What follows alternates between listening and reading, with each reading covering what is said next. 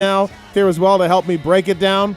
The gentleman was all over the stadium for most of the day. And then, lots to talk about, man, when it comes to Anaheim 1 and getting into that race, what we see in the future, what's happening, and everything else. I can't believe it, but we've managed to get both winners on tonight's show.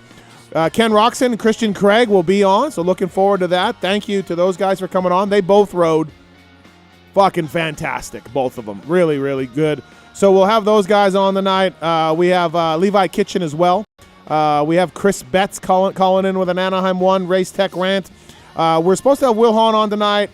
Something came up for Wilbur, and he had to cancel. And this isn't the typical, fuck Will Hahn thing. He told me what happened. It's no problem. He's got something going on, and I really understand that. So we'll catch up with Wilbur another week here on the show. 702-586-7857. 702-586-PULP. Give us a call and let us know what you think of the races and what's happening and everything else. We got a really, really big packed show and lots to talk about. Again, sponsored deals on PulpMXShow.com. So go to sponsored deals on PulpMXShow.com. All the codes, all the information is all there for our partners, and you can save some money by using those codes. And Amazon as well. If you order from Amazon, and who doesn't, go through the widget on PulpMX.com or PulpMXShow.com, and it takes you to Amazon, make an order, and we get a small little bit of that. That helps. That all helps. Patreon account as well. I've got a Patreon, PulpMX, Steve Mathis on there. Early access to this podcast is what you get on there. I'll help you with some other deals if I can. Supercross tickets, that kind of stuff on Patreon. So please check that out as well. And thank you to all the people who are on there now, man. It's awesome. You people are great. I wish I could do more for you. I try to do more for you. And all of that. So Patreon as well. Codes for Karcher, codes for grillyourassoff.com, codes for intense bicycles, etc., etc. The PulpMX app, the new one, should be here anytime. Friday is what I'm hearing, so stay tuned for that. The new PulpMX app, it'll work for Androids, it'll work for iPhones, and it is coming, man. It is really, really coming down fast.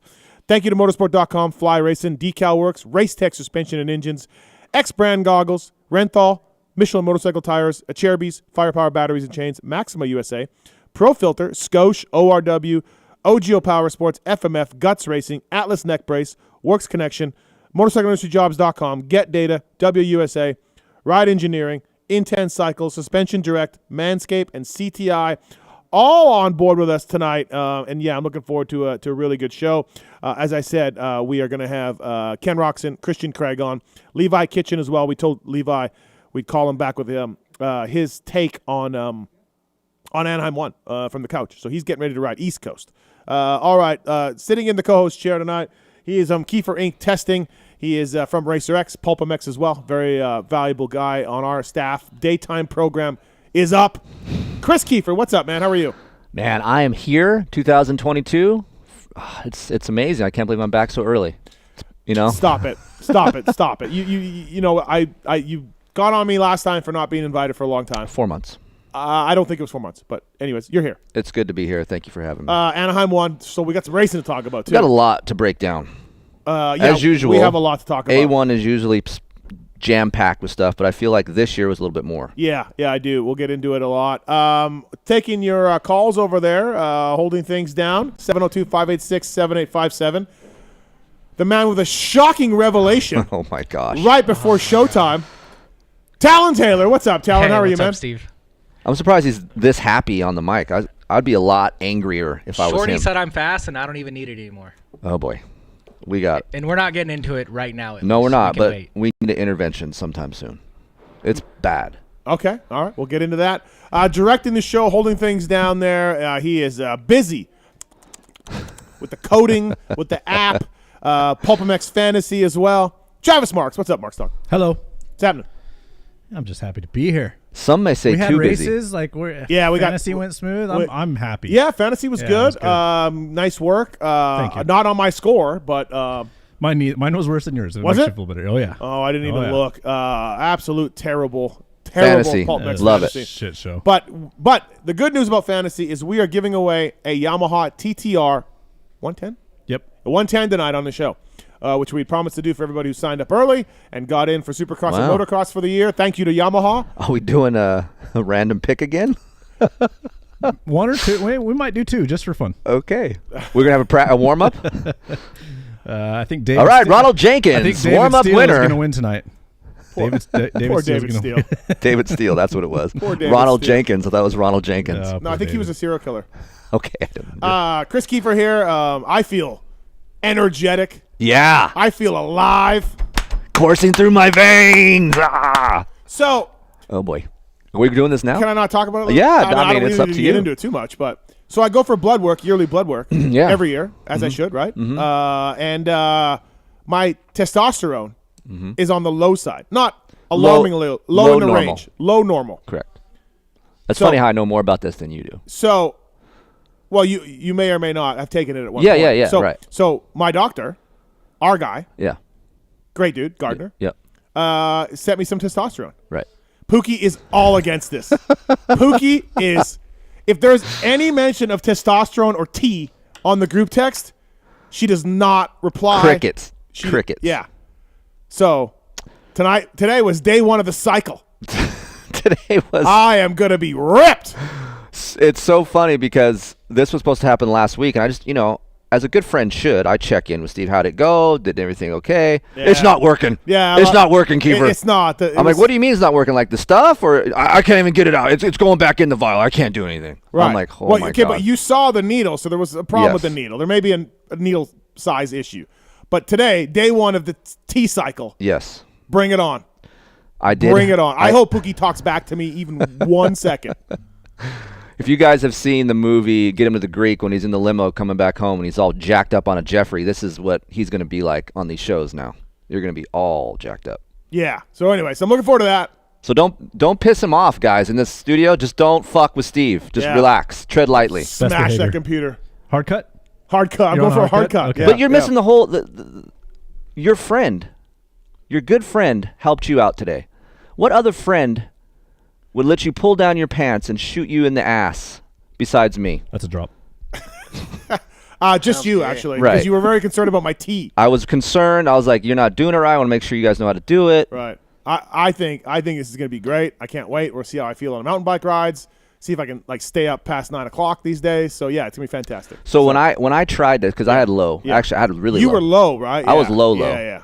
And I tried some, and for me, it worked great if I wasn't riding. It made my arms pump up. Well, I'm gonna worry about that. I don't So ride long I'm enough out. for I that. was out. Right. I don't ride long enough to worry about that. Right. I'm 15-minute motos anyway. So we got the Moto Limited guys here from Australia. They're Cool. sitting in on a show. They'll be in later. Lots of C words. Yeah, those Aussies, they drop that no problem. No with the problem. C word. So lots to get into tonight. And again, we have the motorsport.com tweet at Tallon segment, X-Brand Goggle tear-offs as well, and then the Race Tech rant. I have a rant. I may save it for next week because it's sort of ever long. But Chris Betts, our buddy Betts, he has a rant that he'd like to get into. So we may let him have the Race Tech rant tonight as well. So Kris Keefer brought to you by the folks at Decal Works. They're back with us for another year. They came on last year, and the code was really good, and the sales were good, and they were stoked about all the presents that we were able to give them on across our platform. And so the Decal Works guys are back, and not only are they back with us, Keefer, they are back with Kris Keefer as well, or they are in with Kris Keefer as well. Yeah, I was looking So- for a graphic company, and they were like, and I've used their stuff in the past, and they were around a long time, so they were kind enough to jump on the show. So stoked. thanks to those guys for Decal Works. Marvin Muscan had Decal Works on his bike when he slammed into Mookie. So that's great to see. Cooper Webb as well, of course. Red Bull, KTM factory guys using Decal Works for their graphics. Their expert staff will go above and beyond to make sure your questions are answered. They got real fast turnaround over there. They got a whole custom segment as well. I know they'll reach out to you if you order some graphics and make sure that they're exactly the way you want them. The best part of this whole deal is the code PulpMX gets 20% off. PulpMX gets 20% off at Decal Works. They're bringing you Kris Keefer as well. Maybe some Keefer Rink testing graphics coming down the line from these guys. So thanks to Decal Works as well for coming on the show. And also at Cherubies. I love the guys at Cherubies, the industry leader in aftermarket dirt bike plastics and accessories. With over 40 years experience in industry and input from guys like Webb and AC and Barsha. Cherubies has fine-tuned its products to offer the highest level of performance and protection. They got the hand guards, they got the disc guards, frame guards, chain blocks, slider kits, replica plastic, and much more at CherubiesUSA.com or at CherubiesUSA on social media. And again, I love Cherubies because I've used so many plastics over the years, and the Cherbys just bolts right up. The holes Fork are lug perfect. protectors. Fork lug protectors. I got them on Blue Crew. I just got me some mats from a Cherbys to go in the Mats? shop. Yeah, mats to put on the garage floor. I didn't know they made mats. Yeah, really nice. Oh, I need some mats. Yeah, they're good. Hit up Lone Wolf. Yep. Cherbys is great stuff, great plastic, and so please, thanks for those guys as well. We got a deal for one of our listeners on some Cherbys. They may not want me talking about that, but if you want a deal from Cherbys, maybe we can help out. Oh, really? Maybe we can help out. Okay. Not saying for sure. Yep. Otherwise, go to motorsport.com. All right. Thank you to those guys. All right, Anaheim won. Come and gone. Ken Roczen will be on tonight. Road Awesome. great. I don't think I'm going to say that this time. Not this time. He did have a rough December. He's going to get into it a little bit. Yeah. So he did have a little bit of rough December. Look, I thought Sexton was probably a little faster than him. Mm-hmm. Sexton caught him a couple points, but made mistakes, and that's what Sexton has done in the past. And I said this on a review show. Not much has changed. Tomac got bad starts, but was fast. Anderson was up and down. Kenny was terrific. Sexton was terrific, but made mistakes. Right? Like there wasn't. Cooper Webb didn't have a great day all day. Looked okay. Right. Not a great day. Ends up second. Barsha, Anaheim won. Always good. 3-time winner in a row. Got third. So like, the more As things, much shit changes, it stays the same, right? Yeah. I feel like that. Kenny rode smart. Kenny rode really smart. And I wonder. I'm going to ask him about this. If that's not Sexton behind him, do things go a little bit different? Do they both respect the teammate thing, and it allows Kenny to kind of ride a little different because he doesn't worry about – he's like, hey, this dude's not going to slam me. I wonder. Sexton ran him in hard, though, a couple times. Yeah. But not. Right. Not Mookie, not Barsha on Anderson hard, Right, or yeah. Marvin on I don't Mookie think hard. Barsha Anderson was anything to do with Barsha. Yeah. That was Anderson's fault. Right. Okay, so We'll get talk into about that But later. anyway, so Roczen, Sexton, go. Yeah, so to me, I agree with you. Sexton had some better lines. You can tell he was opening up his corners a little bit more. Roczen was protecting him. But what you can see from Sexton, as beautiful as Chase is to watch ride, and he is like a runway model for me. Like, it's sexy. I want to smoke a cigarette after I watch him ride. But he looked like, and he knew he was faster, and he wanted to go. So I think that kind of put some pressure on him to try to pass early so he could take off. And if he would have relaxed a little bit, because they had a 4-second gap. Chill down. Yep, chill down a little bit. Follow Kenny, because you know how good Kenny is at A1. I still feel like we talked about this before the show. Sexton was better in the whoops after the finish than Kenny was. And I think if he would have waited until that time to try to make a move, he could have got it. Yeah. And he almost had it one time there. Yep. So, I mean, look, you can't blame the guy. He wants to win. He know he can win. And when you're racing, we can all sit here and quarterback the shit out of this. But when you're racing, all you see is I want to get past the guy and go. We are quarterbacking the shit out of this. Yes. To be fair, you're absolutely right. But, Chase knows that Kenny didn't have a great December. Chase knows that Kenny was off the bike. He knows he caught him twice. Right. Just chill out. Yep. Kenny may not be able to go that pace the entire 20 minutes. Mm-hmm. Chill. You had a big lead. Yep. Chill down. Yep. Get by him. Right? Yeah. And again, he is not going to make the same mistake again. He's going to find himself in this situation again, and he will be different. Yeah. He was still great. He still looked good. He's getting a win, right? Look, he's getting a win. Crashing twice. Yeah. And finishing fifth. Yeah. I mean, that's the fastest guy there that night. Yeah. Roczen looked good though. Of course. Yeah. Yeah. Besides watching Chase or Christian ride a dirt bike, Kenny is beautiful to watch ride a motorcycle. It doesn't even look like he's trying. Take us through the Barsha Anderson thing. I saw nothing wrong with that. I know Anderson is an aggressive rider. I think he'd probably be fine with that. I think he was in some quotes I saw. Yep. But he made the mistake that other riders made too in the past. When you get by Bam Bam, you got to get by him and sprint like your life depends on it. Yep. For me, when you play this thing back, and you guys at home know this, you've seen enough of these passes within these bull corners. There is a flat piece on the berms where the tough blocks lie. And sometimes these guys ride this berm so high, and when they get pushed up, that front tire just seems to ride just on the crest of that. Yeah. And J.A. could have turned down a little bit more because there was enough room. For a Barsha pass, there was room. Yeah. There wasn't no slam and run, right? So I think Jay just hung up a little bit too much, and then just washed it out. So it's a tough deal for Jay because I think he was podium material Saturday night. Yeah, I probably agree with you. Yeah. But again, Yeah. Bam Bam goes Bam Bam. Mookie was irate after the race at Marvin. He threw his bike down, got in his face, full yelling match, the whole deal. Again, hey, Marvin, I watched it 3 times or 4 times. Mm-hmm. Marvin had 3/4 of his bike past Malcolm already. You know what I mean? It wasn't a T-bone. It wasn't a front wheel to fork lug thing or anything like that. Mm-hmm. Marvin got underneath him, and Mookie probably should have grabbed a break and waited just a sea hair in honor of our Australian guys. Sea hair, yep, got it. And he would have been fine. It was aggressive.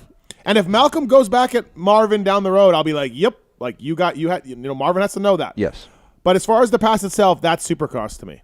I agree to that. What I'm going to add is there's some people you expect that from, which obviously if it was a Barsha Mookie thing, Mookie would be like, it's Barsha. I get it. I don't think he even yells. However, teammates-ish, I'm going to say dash-ish, you don't expect that coming from Marvin. How many incidents has Marvin been in? I can count maybe 2 or 3 in the whole time he's been racing here. It's not. So when you know Marvin's behind you, and trust me, the riders know who's behind them, you don't expect that dive bomb from Marvin. So I think that was what mostly he was pissed off about. It's like, hey, dude, we're both moving forward. I wasn't holding you up that much. Right. And Marvin did come in fast, and he did ride up at the end of the berm. You watch it. He rides up to make sure he wasn't going to get swooped past around the outside. But Marvin kept moving. So I think that's what he's bummed out about. Marvin also went after our buddy Cade. Yeah, but that's for a transfer. No, it wasn't. That's 8th? It was 8th. Oh, okay. I think Marv thought it was for a transfer. Yeah. I think Marv thought it was because, when you do that to a lesser-known guy like Cade, I think he thinks that's 9th place right there. Yeah. So leopard seal. He was all over the He was all over the place. Yeah. So, Malcolm owes him one, for sure. And you know what? Maybe Marv feels a little bit of pressure this year because he's on an SX-only contract. There's some hype coming in within the team. You talk to all the internal guys at KTM, they're like, hey, right now, who's the fastest guy? They're hyped up on Marv. Yep. They weren't hyped up on Coop or AP as much. So I think maybe some internal pressure is there as well. Whoops were gnarly. Track was soft. Soft and ruddy. Guys were like, whoa. And then the whoops got hard, and they cupped out. Yep. And they were the difference maker, man. Guys were struggling. And even, look, Christian was great in them. Kenny was great in them. Sexton, you mentioned. Malcolm, who was the fastest guy in 2 out of 3 practice sessions, by the way, and probably has some podiums coming, if not a win, down the road here. Malcolm was just good in them, not amazing. Right. They were a weird set of whoops. It's funny because on press day I was there, and I walked in with Trey Kennard, and we were talking. He's like, wow. And I'm like, what? And he's like, dude, this looks like East Coaster. He's like, looks like I'm back home. Yeah. And then as we were talking, he pointed out the transitions, and usually in practice, the transitions between the jumps, when it's soft, we'll get a lot of ruts. What will happen is up these faces of the jumps, it'll be soft, and then the face of the jump will be hard. So you get almost like a wall right before the face of the jump, which can make these bikes hook left or right. And you watched a lot of that Saturday night. So those transitions they were always notchy. You'd think they would smooth out. So for me, when you watch these guys, the Saturday night, the track was beat to shit. And we're going to talk about this all year long, how gnarly these tracks get. Yeah. The whoops, I don't think were any bigger than normal. A1, I guess, yes. Yeah. But they weren't abnormally big. No, yeah. I just think some of these guys were caught off guard about how soft the dirt was, and then the whoops, from what I heard from the riders, were actually hard to pack. Yeah. So it's tough. If I can describe to you guys at home, like the feeling, like motorcycling is a feeling. So these guys are riding on soft dirt, then you transition to hard. The bike underneath you feels different.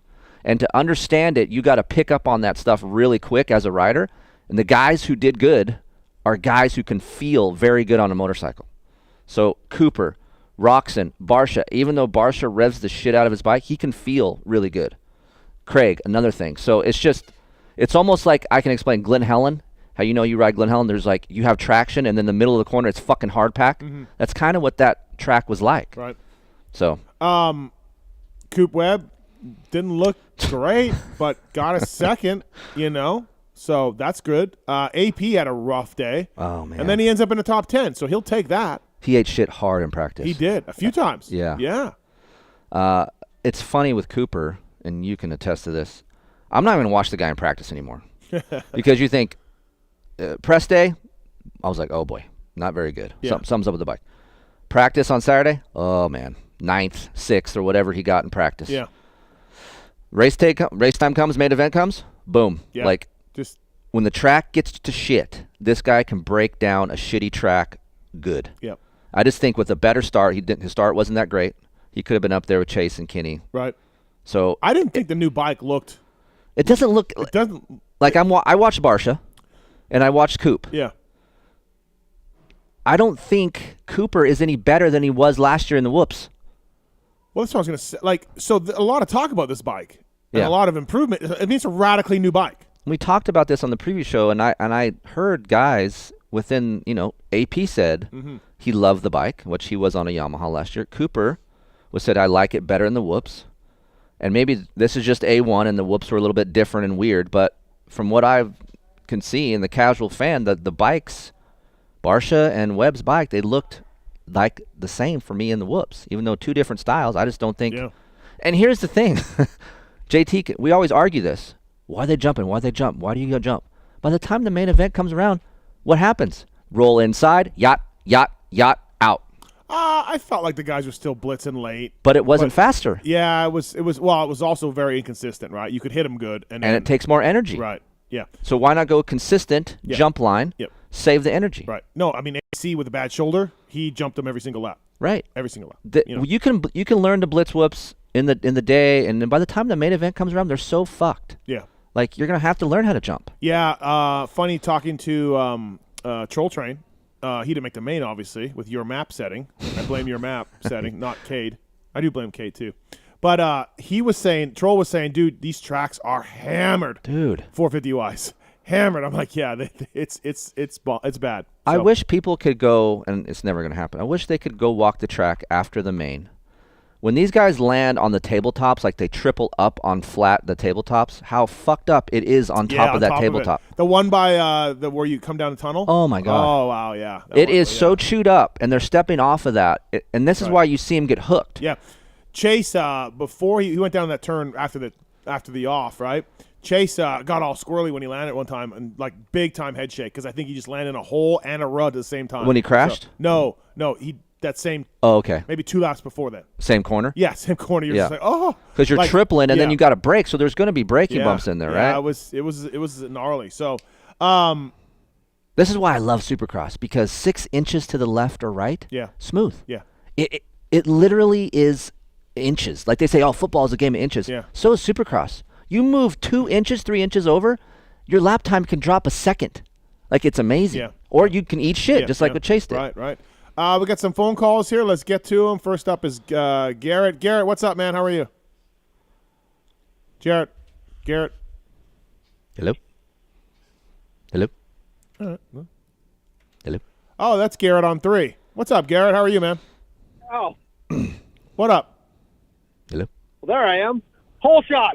Hey, Keefer, great Yes. job on your podcast. I really appreciate it. Thank you. The next time you see a mutual friend of mine and yours, Kelly Yancey, could you tell her hi? I said hi. Yes, sir. Right on. Mathis, you do a hell of a job. I know you've been taking a lot of shit about this audio issues you've had a couple times. Yeah, the review pod was have- rough. Yeah, but yeah, we'll get through it. Man, how many podcasts have you done? Barely any. Yeah, barely any. Yeah, exactly. I've listened to every single Pulp show, so I you. was there from the beginning. The other question I have is, Yeah. Boy. Oh boy, your phone's breaking up. Audio issues, Garrett. Come on. that you can go buy this new house that you have, the barely Basically, same square footage. footage. Yep. Right. So, but you can't reach the lights, correct? Yeah, it's tall ceilings. Yeah. Kind of. So the cubic footage of your house went off the charts. Is that Yeah, but who does cubic footage? guys like me? I'm an HVAC guy, man. You got to keep that stuff heated and cooled. He's banking. He's HVAC. He's banking. Yeah. Okay. Well, we go square footage with me. So, but Hey, Garrett, real quick. So there's a pantry in Steve's house. There's like 2 levels of the pantry that no one's ever going to get to. You got to be a 10-foot tall human being to put anything up there. Oh my goodness. Yeah. You know what? That's badass for coming from where he's come from to where he's at now. I can't make fun of it, man. My house ain't that big. No more talk of the house. That's $100 in the swear jar for both of you. No more talk. That's it. Yeah. Thanks, man. Thanks for the call. Appreciate it. Thank buddy, you. thanks. Brandon, what's going on? You want to talk to Keefer? So I had a couple questions for you guys. One of them, how's it going, Keefer? How's it going, buddy? Good. So I actually messaged you on your email a little bit ago about bringing down the 86 CR250. Yeah. But what I'm trying to do is I'm trying to find some vintage JT boots like that Bailey wore in 86 to really go along with it. And I was wondering, between you and Steve, is there any connections you guys have to maybe find a pair of those? They're on eBay every once in a while. Keep checking eBay. Yeah. Yeah. Okay, I'll keep looking. That's about it. I've seen them on there, but there's no connections. There's a guy, so real quick, there's a guy on Instagram called Dirt Studios. And he has all this old gear, and he for some, I don't know how he does it, but he has a lot of bitch and shit. So if you look on Instagram, Dirt Studios, maybe try messaging him, because he does come across a lot of old school stuff. Yeah. Okay. Yeah, no, I'll definitely give it a try. I appreciate it. All right, man. Thanks for the call. Thank you. Thank you. David is on too. What's up, David? How are you, man?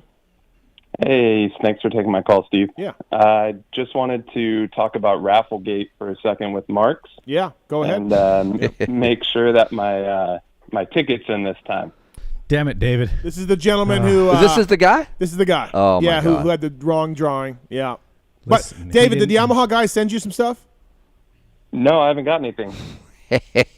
Oh, 0 for 2. 0 for 2 for David. Let me double check. Welcome to PulpMX.com. Yamaha guys were going to send you some stuff to make up for this egregious error. It. So I'll double check with the guys there at Yamaha and make sure that that happens for you. We were going to do something for you, though. Yeah. David, you want a PulpMX hoodie? We'll send you out one of those. Yeah. Okay. I love it. I don't have a PulpMX hoodie, Keefer, so don't be an asshole.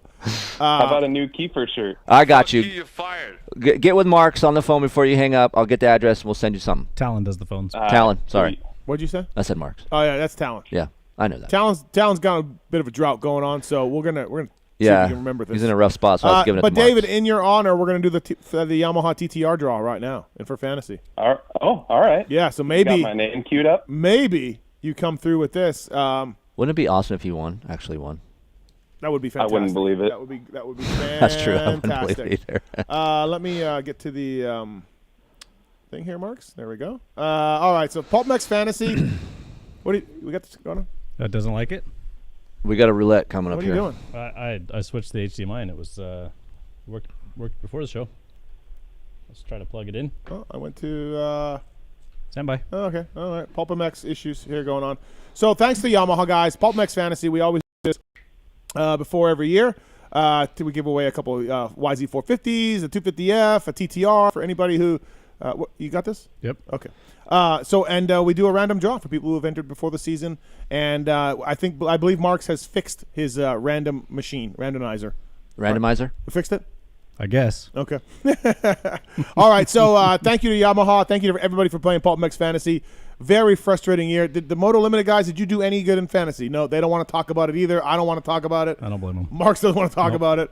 So here we go. So Keefer, you can be the guy. You tell Marks when to start, and then you tell him when to stop. Okay. So when you see the red button that says stop, you can wait as long as you want. And I'll hit stop, and we'll flash a name up there for you. Here we go. So this is for the Yamaha 2022 Yamaha TTR 110 random drawing PulpMX Fantasy. Here we go, Marks. All right.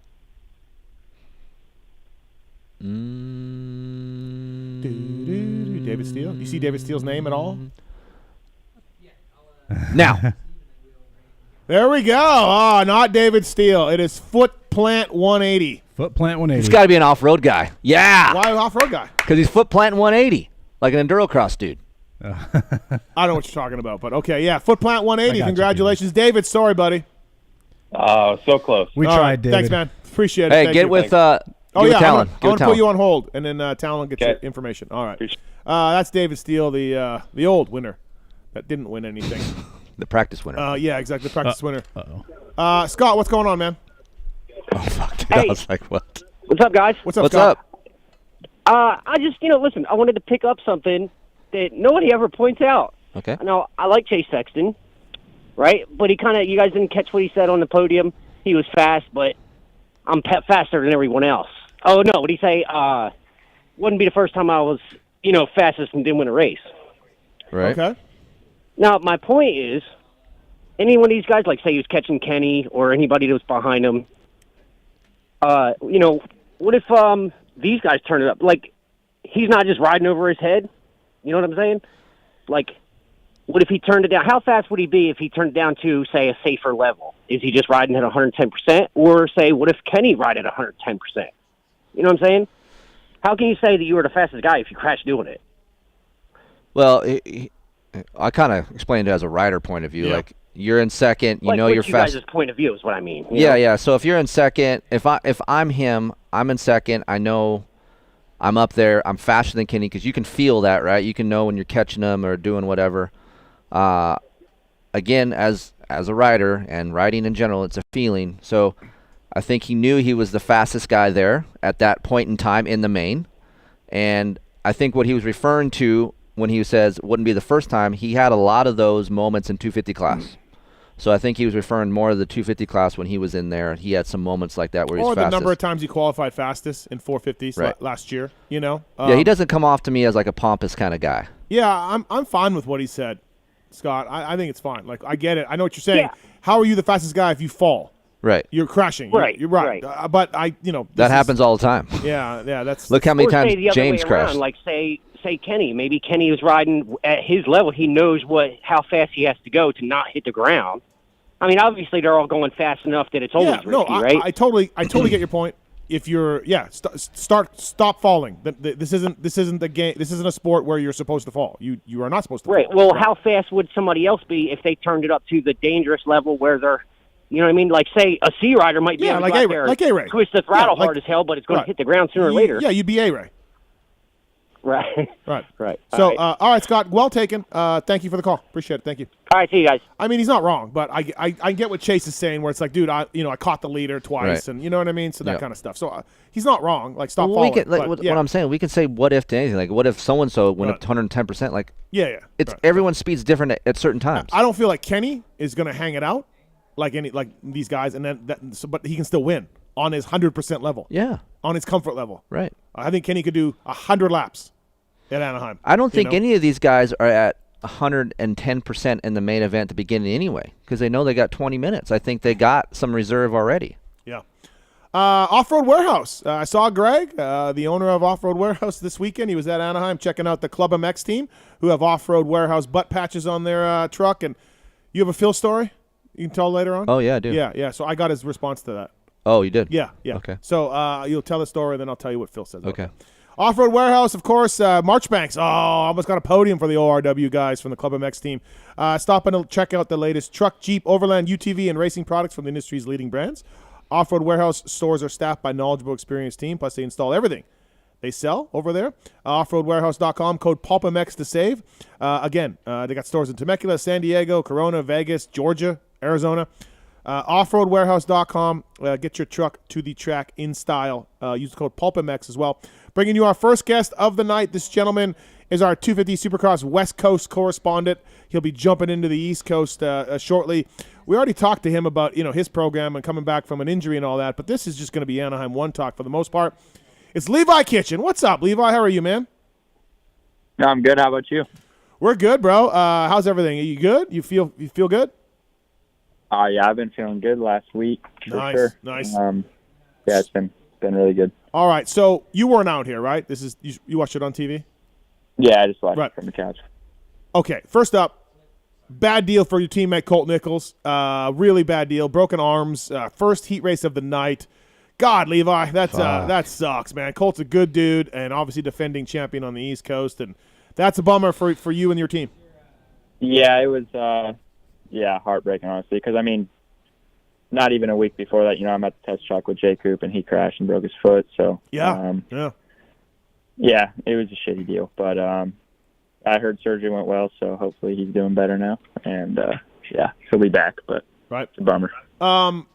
Christian Craig, like, do you just want to retire, Levi, when you watch him ride? Do you just want to, like, you're early in your career, but just be like, fuck it, I can't do that. I quit. I mean, this guy, Levi, he's such a great rider. Yeah. He's flawless, to be honest, and he did exactly what I thought he would do. I mean, after he got that start, I knew he was up there, and I was like, he rode really smart. So I wasn't surprised at all. By the way, as soon as I saw there was 2 whoop sections, I go, it's game. Yeah, that's another thing, and he's so dialed in the whoops, and actually, from what I saw, that track as far as rhythms go, it was pretty lame. I mean, there wasn't much separation. Like, I didn't see anything crazy done. So the whoops were a big factor, I thought.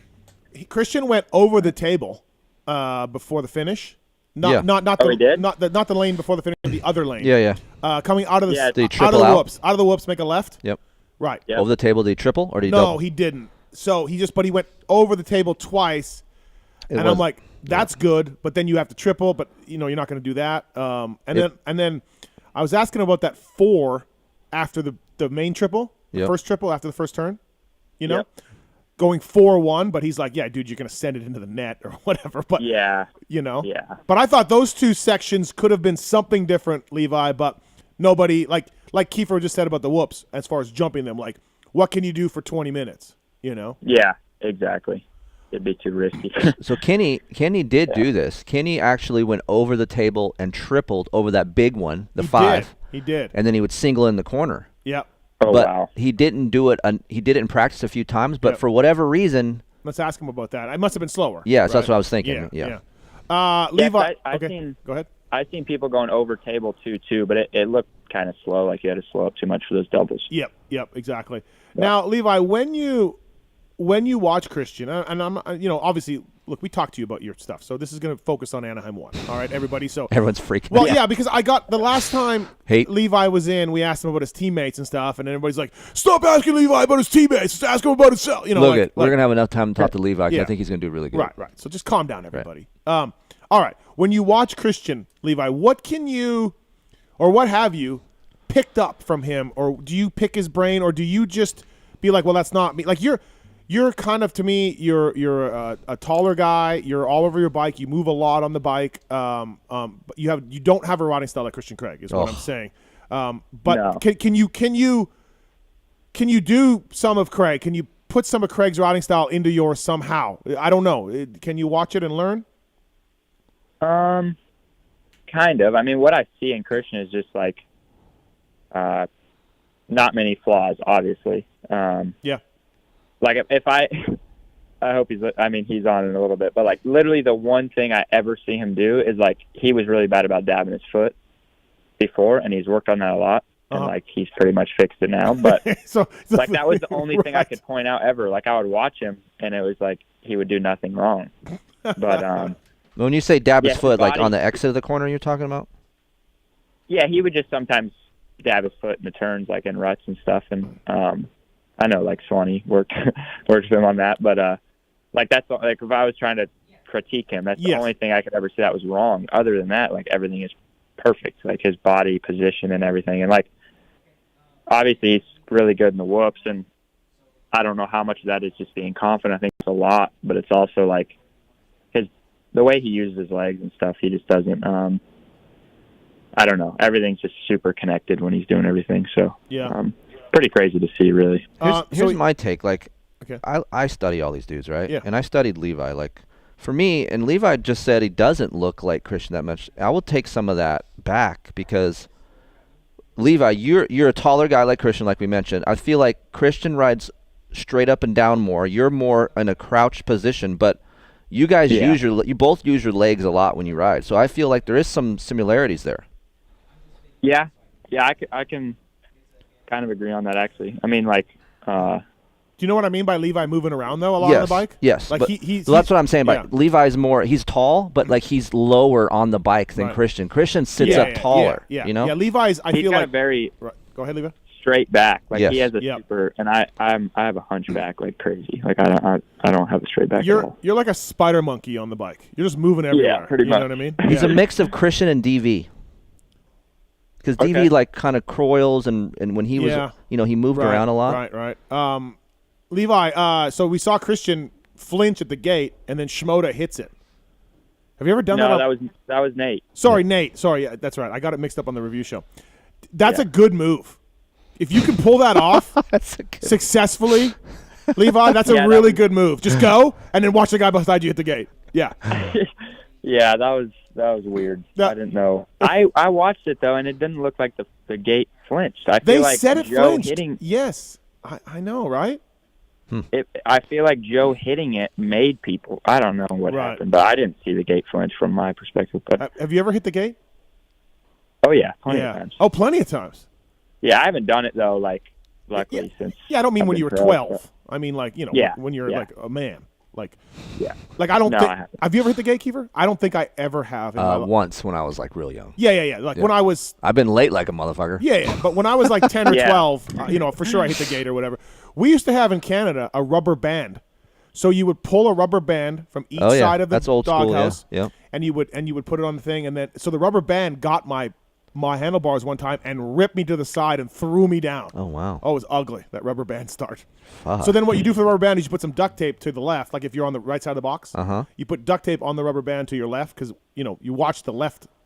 As soon as that goes, you're good to go, Oh. So put it like, say, You could actually put duct tape on it. It wouldn't say anything. no, they wouldn't say anything. You just put a little piece of duct tape there. I'll be damned. Yeah. So anyways, so Levi, yeah, you haven't hit the gate for a while then. No, it's been a while. Yeah. Hey, soft track too, man. East Coast-ish a little bit. Yeah, I think that's what the separator was really, because all those guys were training in California before the race, and then it ended up being a lot like a Florida track. That's a good point. But yeah, I mean, the guys majority were jumping the whoops by the main event. Yeah. Yep. Yeah, it looked pretty rutted. When's the first shootout? Do we know? Off top? Does anybody know? I don't. I should know, but Okay. I don't. All right. Well, the point is, Levi, is you're going to run into a gentleman that's in the 250 class now named Vincent Freeze. and he is a good starter. Let's start with he's this. a good starter. Let's start there. He's a good starter. He he's really tough to pass, and he also makes some riders angry with some cross jumping side to side. So, Levi, you're going to be racing supercars for the first time. I'm just going to point out this first shootout this year. You're going to have to deal with this gentleman at some point, I predict. So Yeah, I seen that, and he actually, I mean, I'm not the one out there racing him, so I don't care. But like, he impressed me, to be honest. Yeah. Whether he was being, blocking or whatever, I mean, his speed was pretty damn good in my opinion. But No, for sure. Similar to Barsha, if you see 62 when you're in these East-West showdowns, Levi, you fucking get in there and you get away as fast as you can go Yeah. because you can guarantee Yeah. he's coming right back. Yeah. yeah, First showdown's in Atlanta. So, yeah, coming up. Atlanta, okay. So, Atlanta's a bigger track, too. We're back at the Speedway, so maybe you got some room to move, Kitchen. I don't Yeah. know. But this gentleman will be a factor out there. There's no doubt about it. Hey, did you have much – and, again, I don't follow stupid amateur racing, so forgive me if this question's dumb, all right?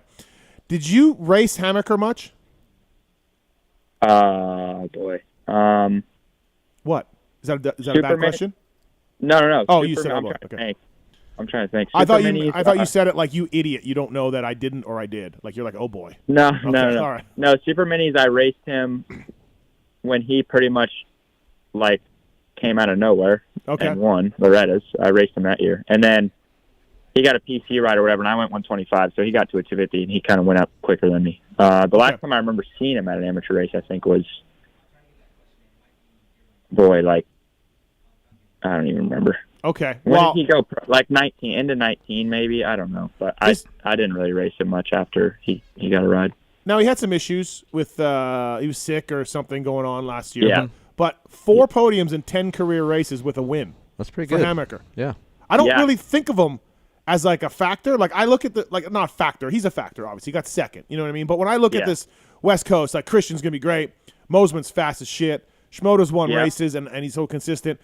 and Marchbanks is good. Hunter Lawrence has led the points for a while last year.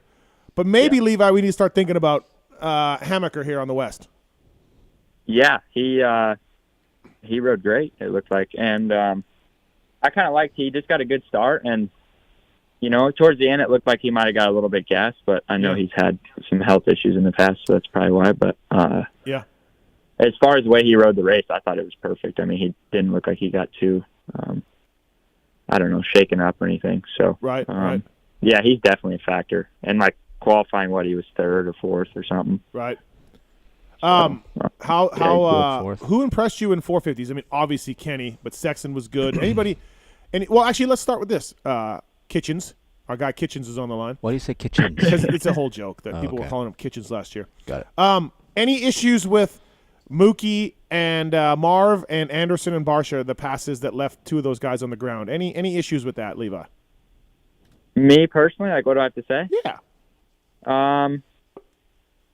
No, I mean, I think,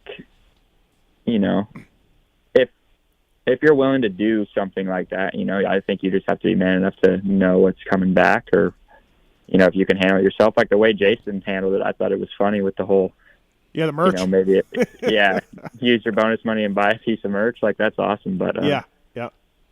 I don't know. It's racing. I mean, I know if I get taken out like that, I'm going to be pissed off, but. You're going to be pissed, but you're going to at least watch the video and be like, well, okay.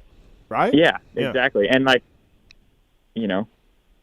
you can't – for example, Barsha and Anderson, what do you expect? I mean – Well, let me ask you this. Right. Let's say you're leading main event. J-Mark comes and swoops in on you and you fall.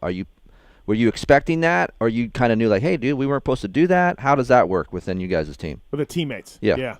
Teammate-wise, I mean, I don't know. I've been riding with them every day the last, couple of weeks, and we do, no contact passing right now, but when we're racing, I mean, I think that's different. So I wouldn't blame the guy. I'm not going to be afraid to run in on him. Yep. How's he looking, by the way, J-Mark? How's he? Because he's getting a late start, too. How's he looking? He's ripping. Yeah, he looks good. All right. He was telling me that he's got to win this thing. He's got to get out of this class. Well, he's telling me. He's like, I got to get out of here. Tell me something I don't know. The sky's blue. Okay, cool. Right.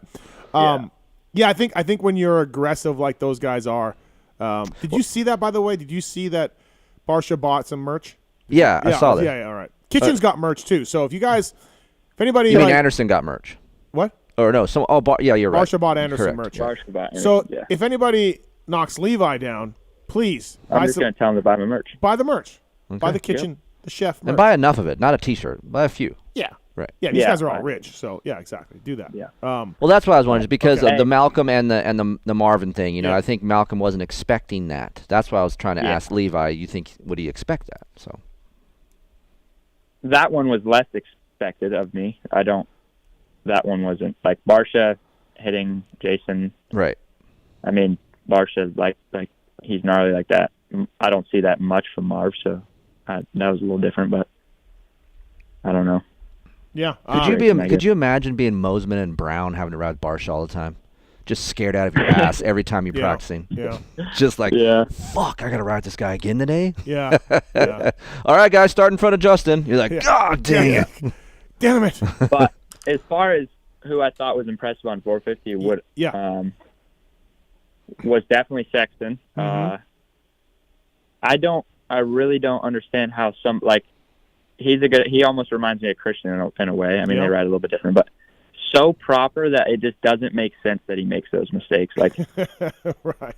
He's so perfect on a bike, mm-hmm. but it's just a matter of time for that guy. He looks really good, and I was obviously bummed that Barsha and Anderson got into it. I thought Anderson rode incredible. Right. Right. I think he's kind of, I wouldn't say a sleeper, but he definitely is going to be up front. Coop just did Coop things. That's just how he wins championships, just rode his race and got a second and he's set. So, do you think, so I want to talk to JT about this too coming up here, but okay, so we went into the year with Sexton can win, Eli can win. Oh, boy. Webb can win. Roczen can win. Not DV says no. Yeah, we'll get into that too. Malcolm was the fastest guy in 2 sessions, Levi, the 2 qualifying ones, and he looked great out there, and he didn't look amazing in the whoops. He just looked good, and normally he's amazing in them. So there'll be a set of whoops here shortly in one of these races where he is the guy. But do you think, Levi, that he can win? Can he win a 450 Supercross? He's only got 1 podium, I think, in his career. So Yeah. I don't know. It's okay to say you don't know. Yeah. Like, I think he's capable, and we don't obviously, like, he was on the team when I got on Star. Mm-hmm. So, I don't know how he's doing over there at Baker's and everything, but I think if he's, working hard and whatever, I think he could do it. Mm-hmm. Yeah, be interesting to see. It's funny what he says about Chase. Like, I said that in daytime. Chase is like Giselle Bundchen, the runway model that's perfect, right? And then you go home with Giselle and she farts. And you're like, that's not supposed to Did you write this happen. in your column? Yeah. Oh, boy. It's so good. Okay. It's like, that's not supposed to come out of a beautiful woman. Right. Same thing. Like, Chase is so pretty on the bike. Like, Right. how does he fuck up? Like, it's amazing. Yeah. Yeah. He was good. So Yeah, it's good. I felt like if that wasn't his teammate, he forces the issue a little bit on Kenny. Right? Yeah, Like a little more. Yeah. Yeah, a little more. Yeah. It was just a matter of time before, like, I thought he was going to get him for sure, obviously. But, he looked good. And Hey, do you expect more out of Thrasher? I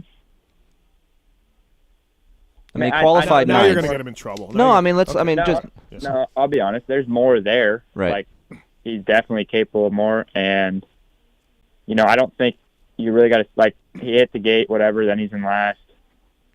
And then he ended up hitting somebody. Him and Kelly got together, and he crashed again. Yep. So, I mean, I don't know. He's the type of kid, like, if he hole shots next round, he'll be good. Like, that's kind of what. And I gathered that how important the start is, like, for me personally going into racing. Yeah.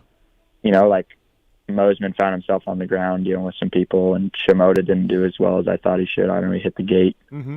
But, like, a start is so important. And that's what I saw Seth do. He just got a good start and just kind of rode his race, and he got second. So Yeah, and Hunter, what came from the pretty far back, too, he rode great, but he was one of the only guys that really made something happen because, as you said, Levi, the rhythms weren't anything special. It was hard. And that's one thing I learned, actually, was I wasn't sure about Hunter as far as speed, but I think he has the speed to, because Christian's obviously, like, I don't want to say he's the guy just after one round, but he is. No, he's it's the okay. guy. So you can say it. He's the guy. He is. Yeah. I believe that, yeah. I think Hunter can run with him. And I think there's a few others that can, but I brought this question up about Thrasher. So he got 2 wins, both at the Speedway, at the Atlanta Speedway, which was a long track, wider, faster, all of that stuff. Until the Speedway, though, Thrasher and Fry, who was on the Star team last year, were both disappointing. They really were on that team, on those bikes. Levi, you know the excellence that everyone wants out of you over there. Those guys weren't that good. So Thrasher wins a couple races, and full props to him. That's awesome. He won them from the LCQ, so he had a bad start. I just wonder if Thrasher's normal quote-unquote Supercross races this is what we're going to see. Now, we'll see, if he gets a good start and all that, but take away his Atlanta 2 wins, and we don't have a whole lot of great results. It's weird, So that's all. Yeah. That was, and that's a question I've even got asked, and I think a lot of people wonder, but, I'm around him, when I go ride every day. So from what I see, like, he's a couple clicks off, and even I am, like, to Christian. It's hard to beat Christian. I mean, Christian and Colt's speed at the track. I mean, those guys are insane. Yeah. But, I think he's definitely capable of more. And I don't think him just winning Atlanta was like, okay. Yeah. I mean, it might be tough for him to win. You don't win 2 on a normal stadium. Right. But he's definitely better than what he get, 9th or something. I don't know what he got. No, 12th. 12. Yeah. Okay. Yeah. Qualified 9th, got 12th. Yeah, he should be top 5 podium guy for sure. Yeah, for sure. No, absolutely. Levi Kitchen on the show brought to you by ORW. Code is PulpMX. Check it out. ORW Off-Road Warehouse, staffed by a knowledgeable, experienced team. Plus, they install everything they sell. So, you want to get suspension direct, or you want to get Max's tires? A couple of our guys go to ORW. and they sponsor the PulpMX team as well. Marchbanks looked good. Levi just lost the podium on the last lap there. I bet you he's so pissed too. Oh, he looked good as well. I kind of forgot about that. Yeah. I didn't really see much of him, but are you at all worried about Mr. Nicoletti on the East Coast, and not so much beating him? I mean, he's had a rough start to Supercross. He's an older gentleman, but have you heard about his reputation at all? God, Steve, I haven't thought about a single person that I'm racing. Okay, Yeah. that's good then. Yeah. That's good. Right. Yeah. You like that, Keefer? I do like that. Yeah. Yeah, I haven't even. I don't even want to talk about Levi right now because I feel like if I say stuff, I'm just blowing him on because he's on the. So Right. I'm going to wait to talk about him when he's not on the show. Okay, that's fair enough. Yeah. But I do have one story. Okay, go ahead. I don't know if you remember this, and then you're going to laugh at this. So last year, maybe State Fair, he was just starting on the team. Yeah. And it was early morning. Did you yell at him? No. Okay. Just wait for it. Yeah. And he goes in the he passes me. I go in he falls in the corner and gets trapped underneath his bike. Soon as I get to that point, I'm like, normally I would just keep fucking riding. Right. But I think about the music he listens to, because all these amateur kids would listen to fuck music, right? Yeah. And I know including your son. Yes, he's including fucked. your son. It's horrible. Yeah. So as soon as I see that, I go, oh, dude, that kid listens to good music. Yeah. I've talked to his mom. His mom's nice. So the only reason I picked the fucking bike up off of him is because of those two reasons. Oh, wow. Okay. Do you remember that happening? No. I Okay. don't. Well, anyway, he was trapped. I wish I did. His but- legs were flaying a little bit, Yeah, and I was like, this poor Right, guy. He right. listens to good music. His mom's Yeah, cool. yeah. I'll pick Right. the bike off him. But Okay. he did say thank you. He said thank you. so that Okay, was that's good. All right, yeah. I like that. What have you and we've been seeing you on Instagram getting into music, Levi. What have you really liked though, for reals? Like, I mean, you're listening to this stuff. We're trying to all help you, Rarick included. What have you liked though? What's caught your ear? I guess. Well, just like Seth the other day sent me Mad Season, which is like Yep. I like Lane from Alice in Chains, and it's like a group I guess from Yep. Seattle that Yep. came about. And they only had one album, but like that, I've been listening to that lately. It's good. Okay. Mad Season, strong. Yeah, it's good. Well, their best, most popular song was like a real slow one, real sappy one. That was Yeah, that was a one good really, song. Yeah, but that's the one that. But they had other stuff that was good. Yeah. Yeah. So. Did Seth get you on Zeppelin yet? No. Oh, well, I'm surprised he hasn't done that yet. What about Van Halen? We gotta get you on Van Halen. Yeah, I mean, I'll listen to anything. Right. You should Yeah. listen to that 7 Mary 3 that I sent to you on Instagram last week or whatever. What about Creed? Sounds good. What? Creed. No. Oh, damn. I mean, I've heard their music, but I Yeah, can't, like, he's young enough where he'd heard that. But all right, Kitchens, thanks for coming on, man. Appreciate it. Good stuff. Good breakdown. I like it. Are you coming west at all, or you're just there until your series starts? No, I'll just be here. Okay. Just till first round. Have you been to many Supercrosses just to watch? I've been to A1 several times. Yeah, I've been. Okay. All right. So to some Supercross. right. Daytona. Okay. All right. Well, thanks for coming on, man. Good stuff. Yeah, good luck coming up. Just stick with Is that. he coming on every week? Is he doing this? I think we're gonna get. Yeah, we're gonna get him on every. We'll see how it works out with guests, but we're gonna try to get his breakdown. Yeah, we did this with Adam Cianciarillo one year. Right. AC was riding the East. He came on the West. He broke down the races. So Levi can be our new guy. There you go. All right, buddy. Thanks for coming on, man. Yeah. Have a good night. All right, see you later. That's Levi Kitchen, everybody. Brought to you by the folks at ORW. I like Levi. Good dude. Hopefully he does well. Yeah. You know. Really cool fuck style Steve too. Madden. Like he's a good style. Yeah, he does. Yeah, no, for sure. We got a whole shitload of phone calls here. You want to get to them? Yeah, let's go. Sam, what's up, man? Hey, what's going on? This is my first call in. I just had a comment about our boy Vince Freezy and fantasy for FFL. Mm-hmm. Is there a surer bet to pick than Vince Freezy for first to finish? Dude, I know. We talked about that. I mean, I'd still think it's – if I had to put a FFL pie, I think I'm putting Craig. I think I'm putting Craig and Vince in the same amount. You got to turn your radio down, bro. Yeah, you got to turn your radio down, Sam. Oh, sorry. So I think I'm going Craig and Vince with the same percent. Kiefer? I don't know what the fuck FFL is, so I'm out. All right, we got to go. You're the noise, Sam. What is FFL? First to the finish line. Okay. In PulpMX Fantasy. Something Not the like whole that. shot. Not the whole shot. Wherever the finish is, it could be 2 turns after the start. It Okay. could be 8 turns. Oh, wow. First man to cross the finish line gets 15 bonus points. And, generally that's a star rider. The great point by the guy. Too bad it was a shitty call, but yeah. like Vince is a really good bet for that.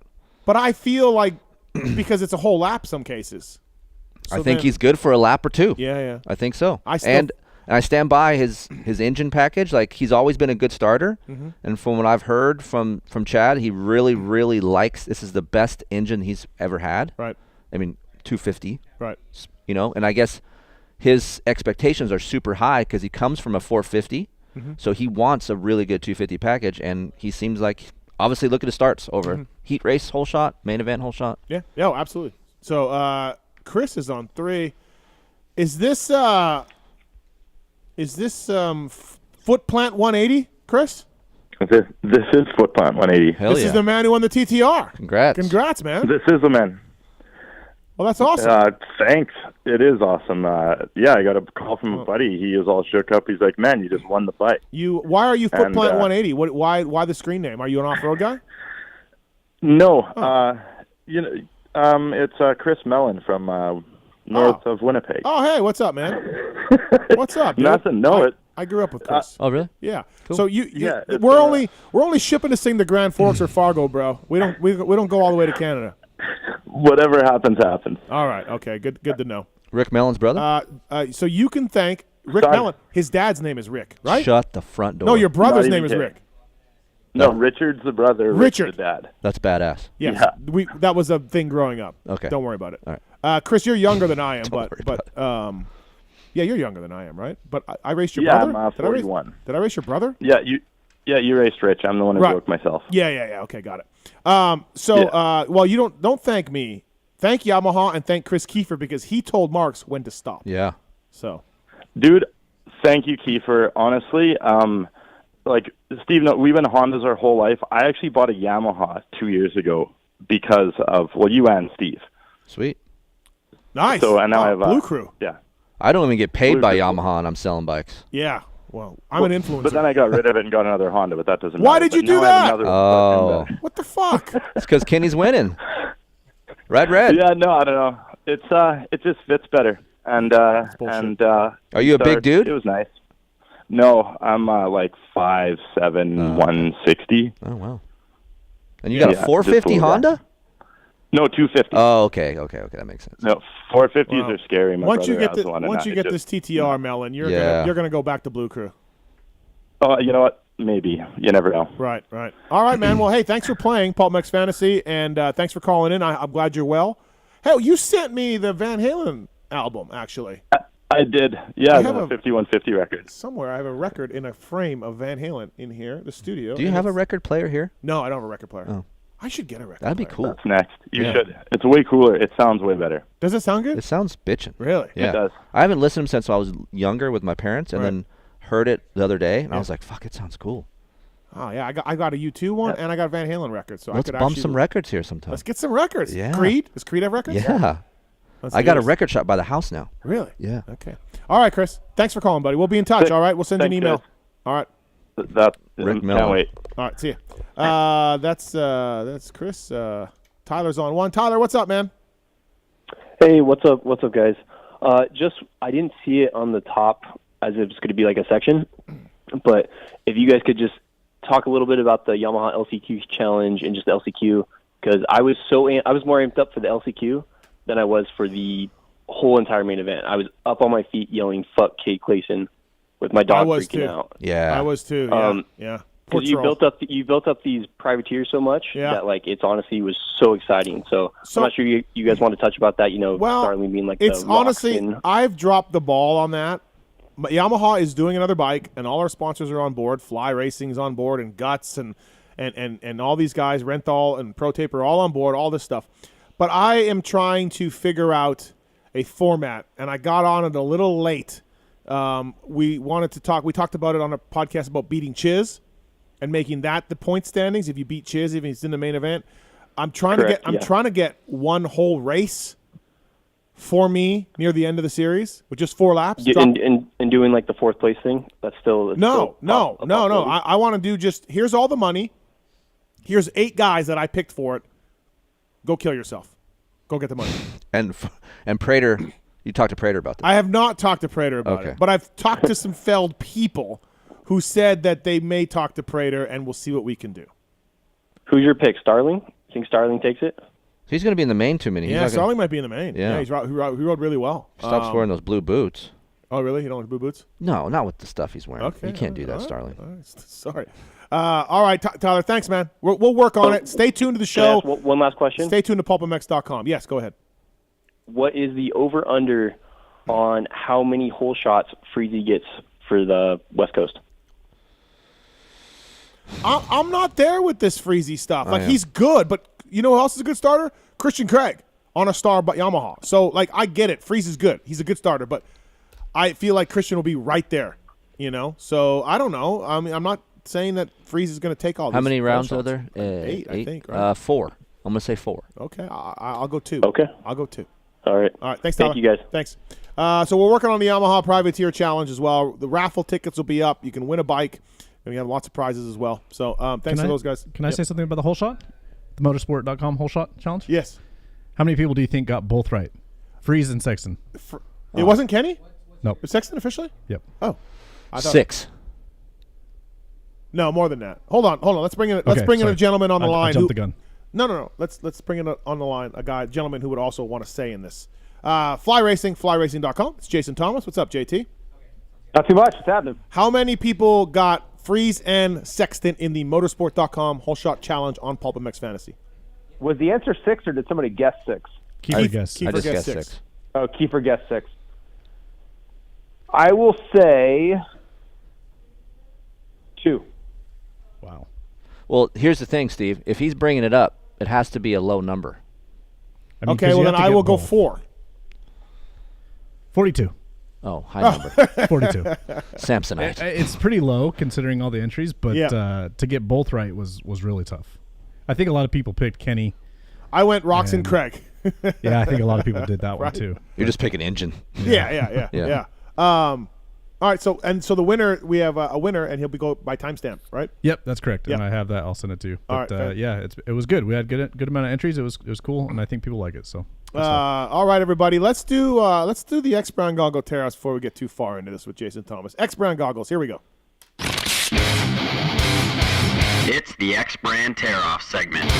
15-second rapid-fire Q&A. Rapid fire X Brown Goggles. Choice of guys like Chiz, Fast Freddie Noren, Richard Taylor, among others. X Brown Goggles. I think was Brees wearing X Brand? I think Brees. We got to talk about him too, please. What do you want to talk about? We got to give him props. Yeah, he rode well. He missed all of last year, didn't he? He did not race last year. Supercross. On my map, Brees. On your Keefer map. Yep. Well, what happened to Troll's map? That's Kate's fault. All right, X Brown Goggles. Pulp Show 2022 is the code to save with X Brown Goggles.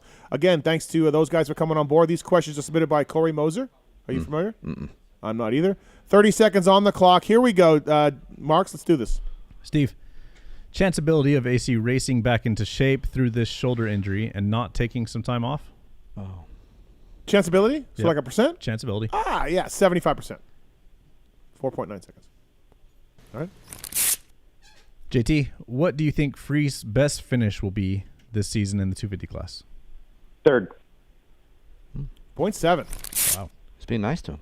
JT is starting off rough this year, Kiefer. Mike Genova, the team owner, not happy with JT's take on Freeze on Really? the preview shows. Oh, Yep. did Mike come up to him? If that's the definition of starting off rough, I have a serious problem with starting off rough.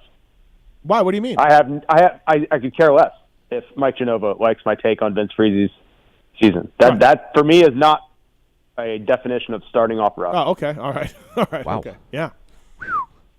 Mike Genova thinks, Freeze is going to be really good. Yeah. And I think Freeze will get a podium or so, or 2, and then finish, between 5 and 10. He's expected to podium. That's what's I expected. just said he would get 3rd. Yeah, that's great. Yeah. All right. Kiefer, which obstacle has the biggest impact on good racing? I could go either way. Whoops, as always.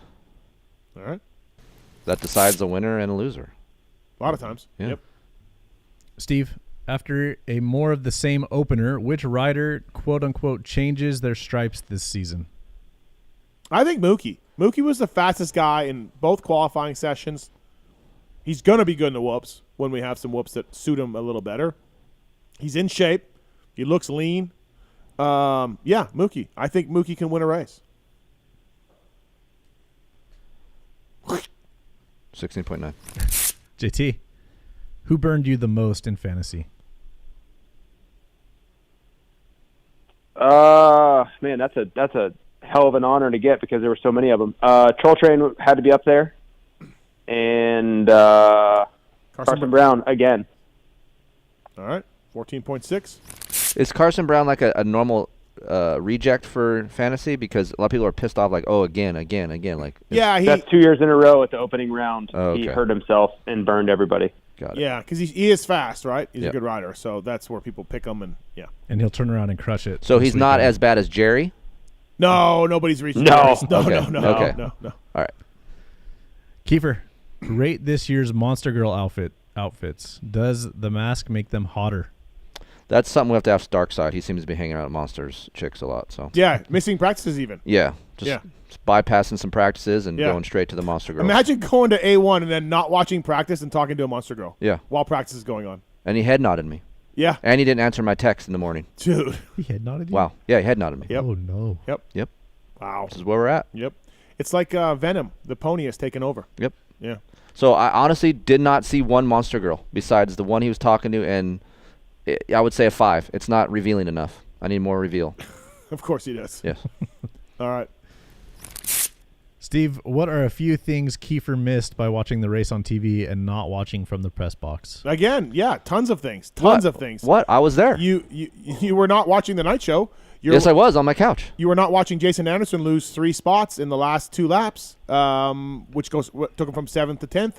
You were not watching the Marvin Musquin taking down Cade Clayson for the qualifying spot. Yes, I did. I saw that. It wasn't on. Yes, they did. Replayed it. They replayed it. They Yep. replayed that. I Mhm. missed it on my review. Yep. You were not watching Joan Cross somehow deciding to not race forward and to try to take out Brees or get by Brees and allow and see Now, how these far things back. that you're mentioning, did you bring these things up in anything that you've had in your shows? No, you haven't. Yes, I did. I brought them up in a review show, and I will be writing about them in observations column on Racer X. Okay. Yeah. There's numerous things. Being at the races is a benefit too, and Hence the word daytime program. Yep. Thank you. So, Reporting from YouTube, Darkside MX says that is not what happened. Bullshit. All right. JT, out of the riders who switched brands, who looked the best on their new bike? That's a good question. I could make a case for Tomac or Malcolm. Flip a coin. To me. I'm going to say Mookie. Qualifying best 2 out of 3 times is going to get it done for me. Okay. And I'll go a little bit further just to say he had been missing that flash the last couple of years. He had been consistent, and I think that helped him stay healthy. But I hadn't seen the Mookie fever in a couple of years, and we got it back. All right, last one. Kiefer, who's going to be Craig's biggest threat this year, himself or another rider? Himself. 1.4. We had a group message with him, me and Steve, and Steve thinks there's another guy he should worry about, and I said, nope, himself. Yeah, I mean, JT, you agree, right? Yeah, that was my take on the review pod. Is the only person that can beat him in the series is himself. Yeah, he's looking pretty good, for sure. Other than Mike Genova thinking Vince Friese can, I think Christian's the only one that can beat himself. That's the X-Brand Goggle Terrace, everybody. Great goggle, great company. Did you get some? No. Come on. By this time, it's just like, Come on, fuck Rich. it. Fuck Kiefer. He's not getting any. I'm trying to do a review on it. Like, I'm seriously trying to feel the damn goggle. I can't get it. Got an upgrade in foam? I even saw Rich. Yeah. And every time I see him, we do not talk goggles. It doesn't even come up. What's the problem? I do not know. What did you do? I don't know. We got a helmet question for JT and Kiefer. Logan's on one. Logan, what's your helmet question for Kiefer and JT? What's going on? So, just to give you a little backstory, I had a crash back in May. I broke my back, my arm, so pretty severe crash. Messed my helmet all up. I was wearing a 60 helmet at the time, and I hear Keefer and JT blow the formula all the time. I just want to know how it compares to a 60 helmet. JT? I honestly, my 100% most transparent answer would be I think you're in great hands in either helmet. Both helmets are trying to accomplish the same thing. They're trying to absorb and dissipate both linear and rotational impact. Obviously, I'm very biased towards the formula. I know much more about it and the science behind it, but I do very much believe in the 60 as well. So that's about as transparent as I can be in my position. I think you're getting a great helmet with both directions. Just to piggyback off that real quick, just from feeling, I've crashed in both, and I agree with JT. If I have to pay for helmets and I have to pay for Aiden to be safe, like one of two would be the 60 or the Fly. I've always been that. I say that on my show. I'm very transparent about that, and those are the safest helmets that I have had on my head, and those are the things that I trust the most.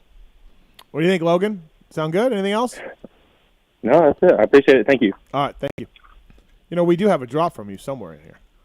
Yeah. About the formula. I still talk highly of it. All right. And I'm being as fair as I can possibly be. I mean, that's hard for me to do. I'm an employee of a company. It's very hard for JT to do. Hard. When it comes to safety, stuff like that, like I have to be real. Like I'm never going to steer someone the wrong direction when it comes to something as important as safety, like as far as a helmet goes. There are more important things in this world than, selling something. And I think safety is one. All right. So anyways, get in Fly Racing, flyracing.com to learn more about that formula helmet.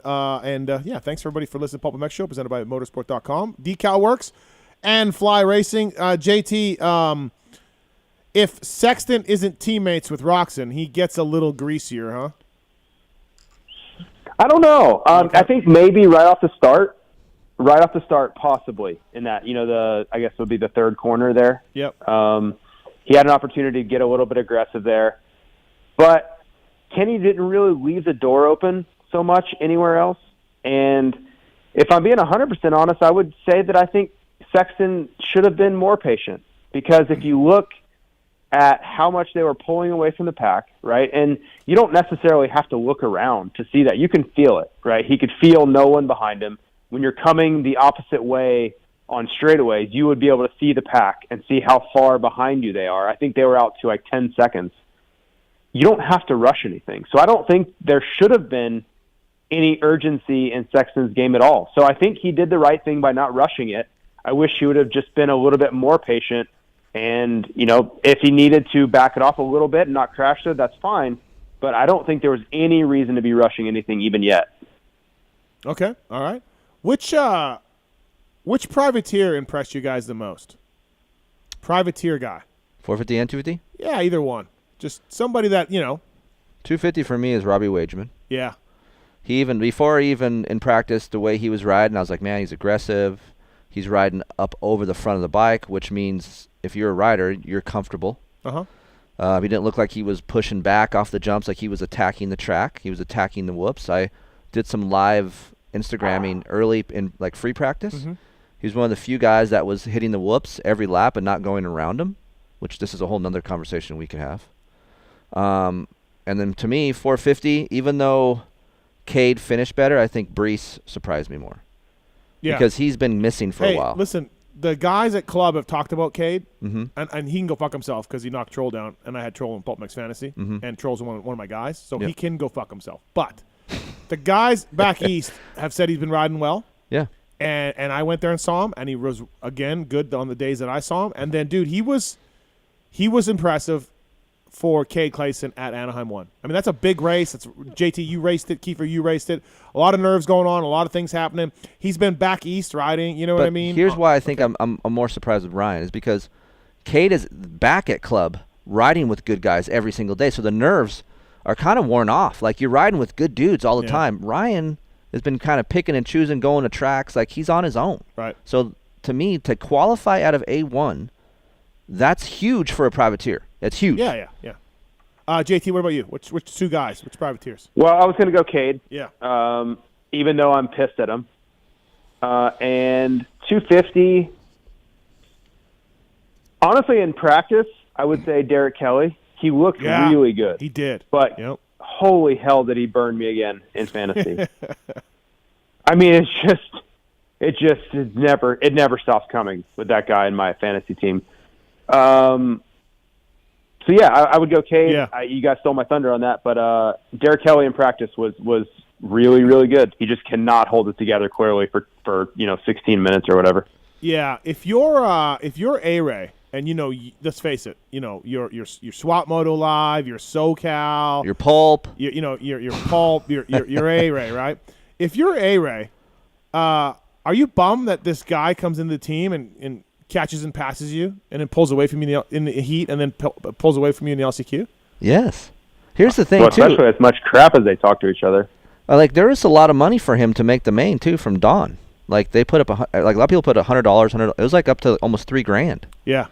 And as much and I love A-Ray, but as much play as he gets, he needs to make the mains. And he's training with Davey. Mm-hmm. The dude puts in the work. We can talk shit on A-Ray, but A-Ray works. He puts in the work. So I he had it in the heat. He was in. Yeah. And he fucked himself. Yeah. Yeah. Fuck my ass. Yeah. All right. Yeah. Yeah.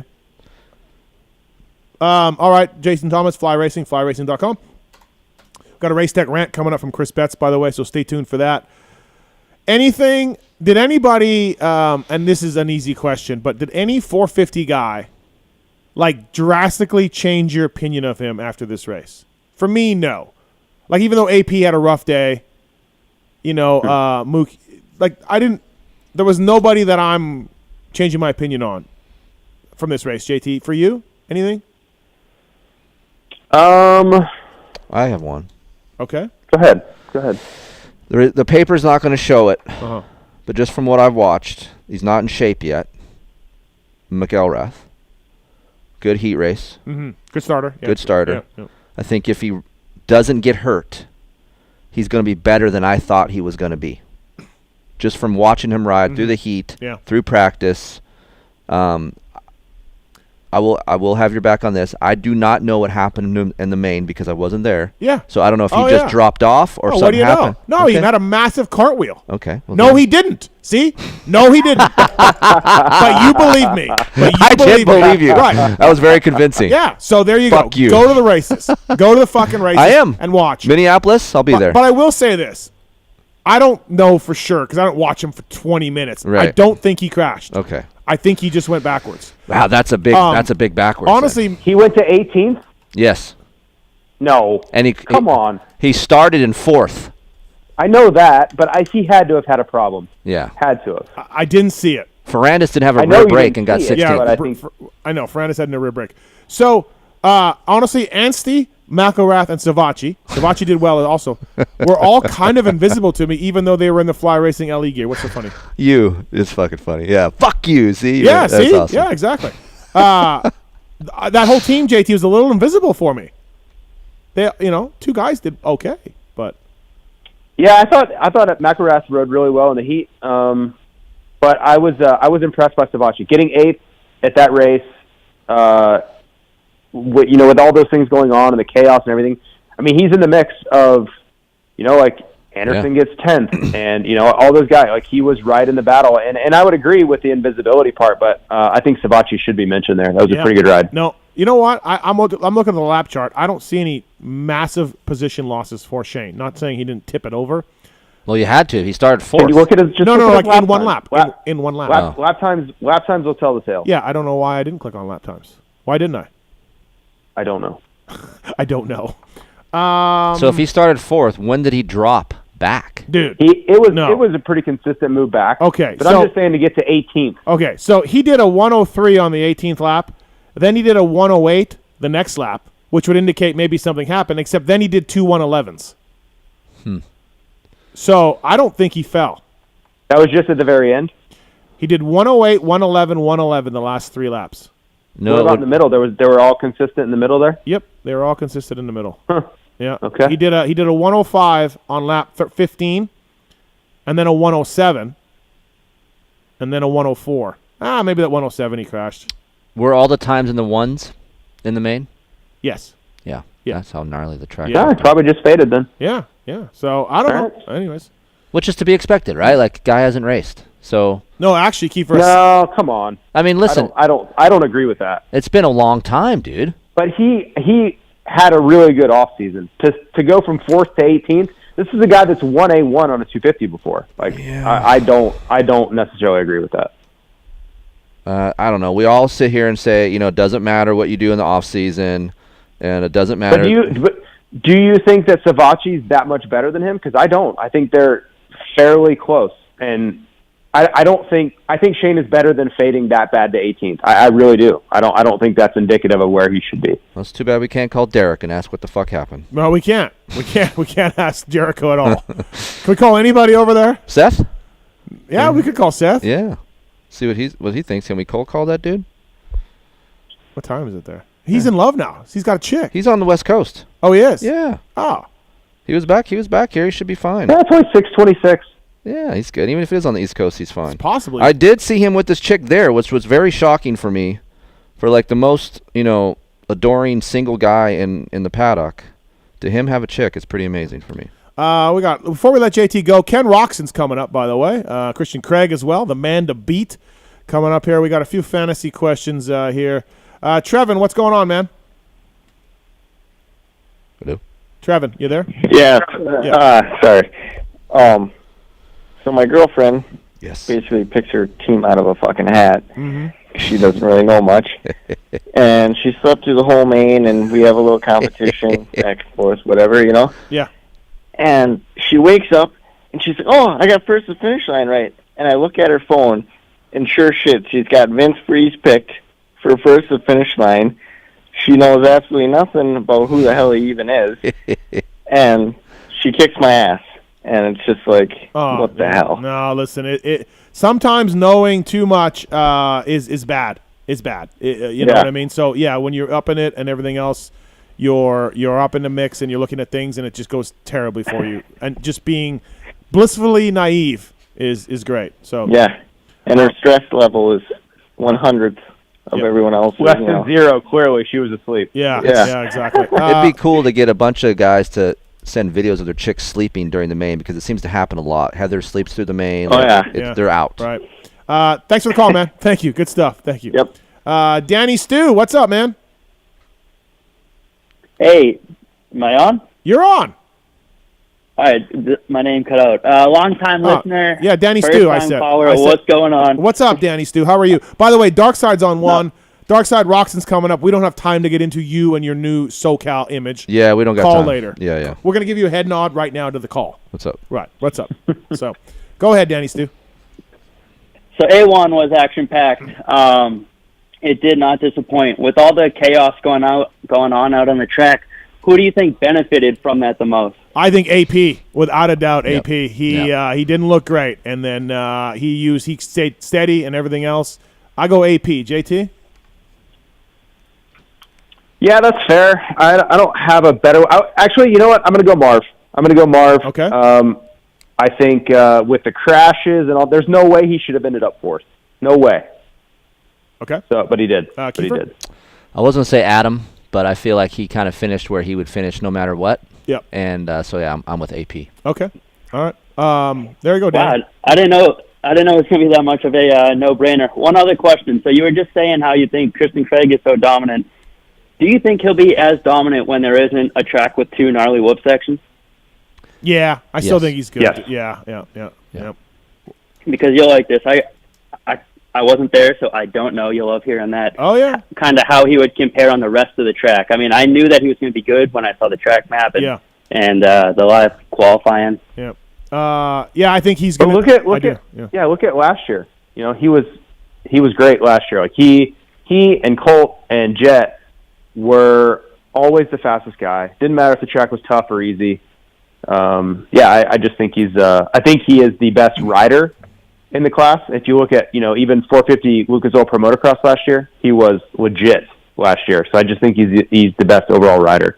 All right, Danny Stu, thanks for calling, buddy. Thank you. Yes, sir. Thank you, guys. All right, the gentleman said he would come on the PulpMX show, but he does not want to talk about After Dark. No. It's Seth Rarick. What's up, Oh, Seth okay. How are you? What's going on, boys? Good to hear from you. I feel like you forgot about me. No, we didn't. We got to get you up here at some point, right? You want to do that. We're on the West Coast now. So you're the team trainer for the Rocky Mountain KTM guys. Hey, Savachi, good job. Real quiet, but if you're Joey and yourself, you'll take it, Rarick. That was a good job.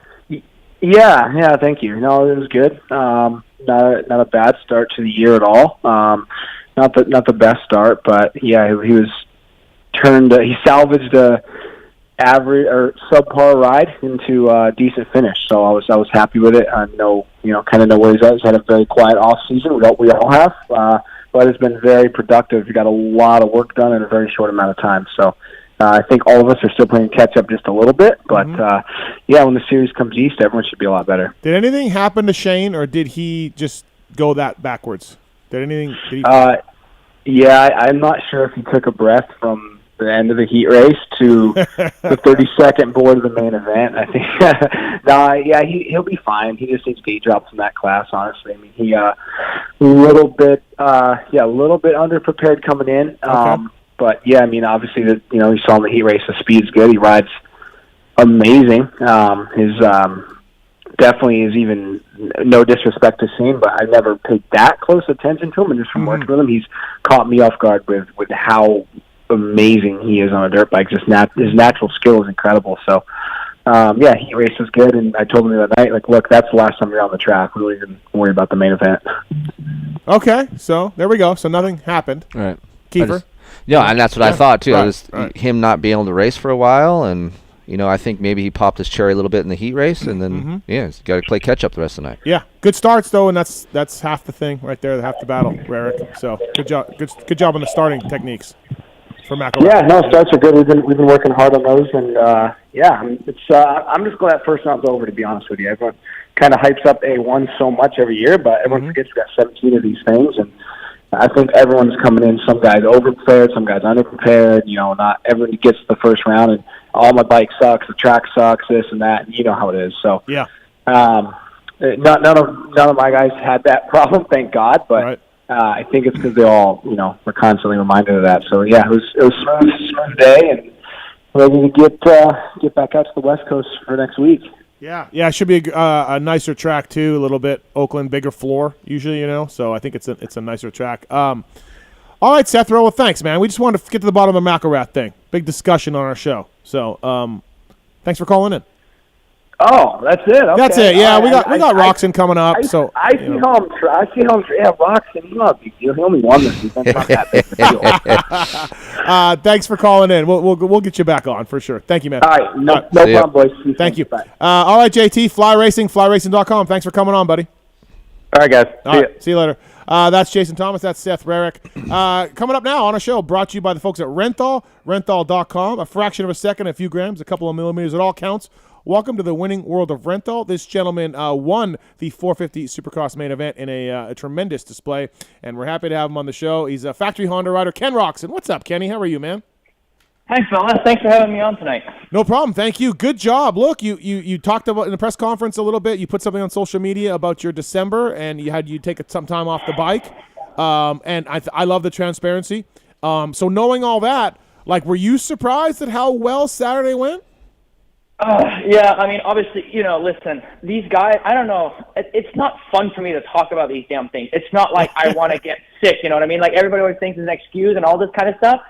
And I just put out the video. I actually forgot about it, right? And then I was scrolling through something, and I remembered. I'm like, hold on, I think I have a video, because I sent that to my parents just because they're asking me how I was, and because they knew I was getting sick. So I sent them that video, and I'm like, I feel like a demon's coming out of me right now. So, yeah, it wasn't fun, and that threw me for a loop. I don't really know what it was, and it took me, I was literally laying on the couch, not lifting a finger for 2 weeks straight. I was not starting to stress, but I'm like, dude, it's December. I'm about to go race here in a week and a half kind of thing. And I'm literally laying on my ass, not doing anything. And it's not like after something like that, it's not like you go from feeling like shit to feeling 100%, right? So I just don't quite feel right yet, you know what I mean? And then so this weekend was a huge surprise. I mean, I didn't expect that at all, but I told the team, it's actually funny, one of the team members, I'm not going to name any names, but came up to me and one said, dude, you're a weird individual. And I'm like, yeah, I don't know. I agree, because they said they wouldn't have put $1 on me after like being at the test track last week. Right, and I agree with them. I agree with them. I'm like, dude, I can't do a start to save my life. I freaking can't even string any laps together. I am absolutely useless out there, right? But then coming race time, I told them, I said, I'll figure it out one way or another. Yeah. And then we did. So I don't know. I guess I just stayed relaxed. Yeah, I mean, it was quite a performance. And I know you get tired. You said this in the press conference. Like, they ask you what happened or how things are going, and you come on and you explain something, and then you can't win with fans. You either gonna have the people that are say, "Oh, it's all excuses." Yeah. You can't win either way. So you're just saying in the press conference, you're just like, I don't know, man. This is what happened. I don't know what to tell you guys, and you're tired of it. But I like it. Please. I totally am. Like, because it seems like there's always a story, and it's been the story for me the past 3 years. But it's not like I can do anything about it. Like, it is what it is. You know what I mean? I can tell you guys that I'm freaking feeling awesome. I'm great, man. Everything's 100%, and then I'm getting 15. Yeah. And obviously, I know that there's something wrong. Like, I can just feel that there's something isn't right, especially when you get hammered with a sickness like that. Because it wasn't just your average cold. I wouldn't have mentioned a cold or something that's kind of easy. That thing sat me on my ass. I haven't gotten that sick in at least 2 years, especially due to COVID lately. Mm-hmm. We haven't, nobody goes anywhere. I haven't been actual sick with a flu or anything like that for a while. Of course, I had my body struggles, which is just an immune system thing. Those are things are just out of my control. It's not like I want to get sick, you know what I mean? Yeah. But I can't help it. And then when something is that bad, it'd be stupid for me not to mention it, because I'm just trying to explain what's happened. I could have easily said that, my December's been great, October's been great, and then obviously it hasn't been, you know what I mean? So I just don't really care to hide shit, you know what I mean? I like it. I like it. Everybody is so weird about it, and I'm just not. I don't feel like it benefited. Give the other people, if they think they get a mental edge, so be it. Guess what? Whether I'm 100% or not, I'm going to go out there and I'm going to give it 100%. And, whether I feel like complete ass, I would much rather fall over out there and not be able to move anymore just because I'm so freaking tired. But I want to freaking give it a good shot for as long as I freaking can. You know what I mean? Right. With your immune system being compromised, is when you get sick like that, do you take antibiotics or you steer clear from that? Well, that's the thing, actually. Yes, I did take antibiotics for that, and I haven't taken antibiotics since, when was that? 2019. Remember, we went to San Diego. It was a big shit show, rain, everything, and they put way too much lime on the track. Yep. So that is where shit went south for me big time, because I was on back-to-back antibiotic cycles, and I have this, ringing in my ear, you know what I mean? It's just, I feel just weird, you know what I mean? And so I haven't taken antibiotics since then. I had to take antibiotics for this, and I swear to you, they messed me up in the worst way possible. And it just I don't know. I probably won't ever, unless, I absolutely have to, but I need to stay clear of freaking antibiotics. I can tell you that much. 702-586-PULP. You want to talk to Ken Roczen? Give us a call here on the line, the Anaheim 1 winner. Hey, so when you're out front and it's Sexton, your teammate, behind you, and you have to you have them on you, and you have to ride your lines to go fast, but on the other hand, you also have to protect some corners and everything. If that's not Sexton, Kenny, do you ride differently than what you did on Saturday, or do you know that, look, this dude is not going to clean me out, and I wouldn't do it to him, and so you're trying to hold a dude off? And is it a little helpful that it's a guy you know? Of course, Chase is first off a friend, and he's good, he's fit, he's a great rider, but I want him to ride me hard, just like how I would, do it to him. Mm-hmm. And that sounded wrong, kind of. That sounded terrible. I'm sorry. But you know what I mean? And obviously we were, at that point we were quite a bit faster. And honestly, it wasn't even I wasn't freaking going ballistic up there. I literally was just riding, but in an efficient, fast way, if that makes any sense. So I wasn't trying to go ballistic, but I knew we kind of had to put in some harder laps, but it wasn't like I was freaking scrubbing this and oh my God, I'm going 110% and we got to stay, give it the berries. Yeah. I was super relaxed mentally, physically. I didn't even really care. I'm like, okay, this is going to be a long main event. So I knew he was right behind me. The whoops were tricky. It was kind of stupid to dive bomb it in there somewhere, So I'm like, let's move together to kind of at least separate ourselves a little bit. Now, I think he's had a great off season. He's strong, and he's been super fast. And, for me, it's been kind of like the opposite. So my mental strategy just had to kind of change in a way a little bit.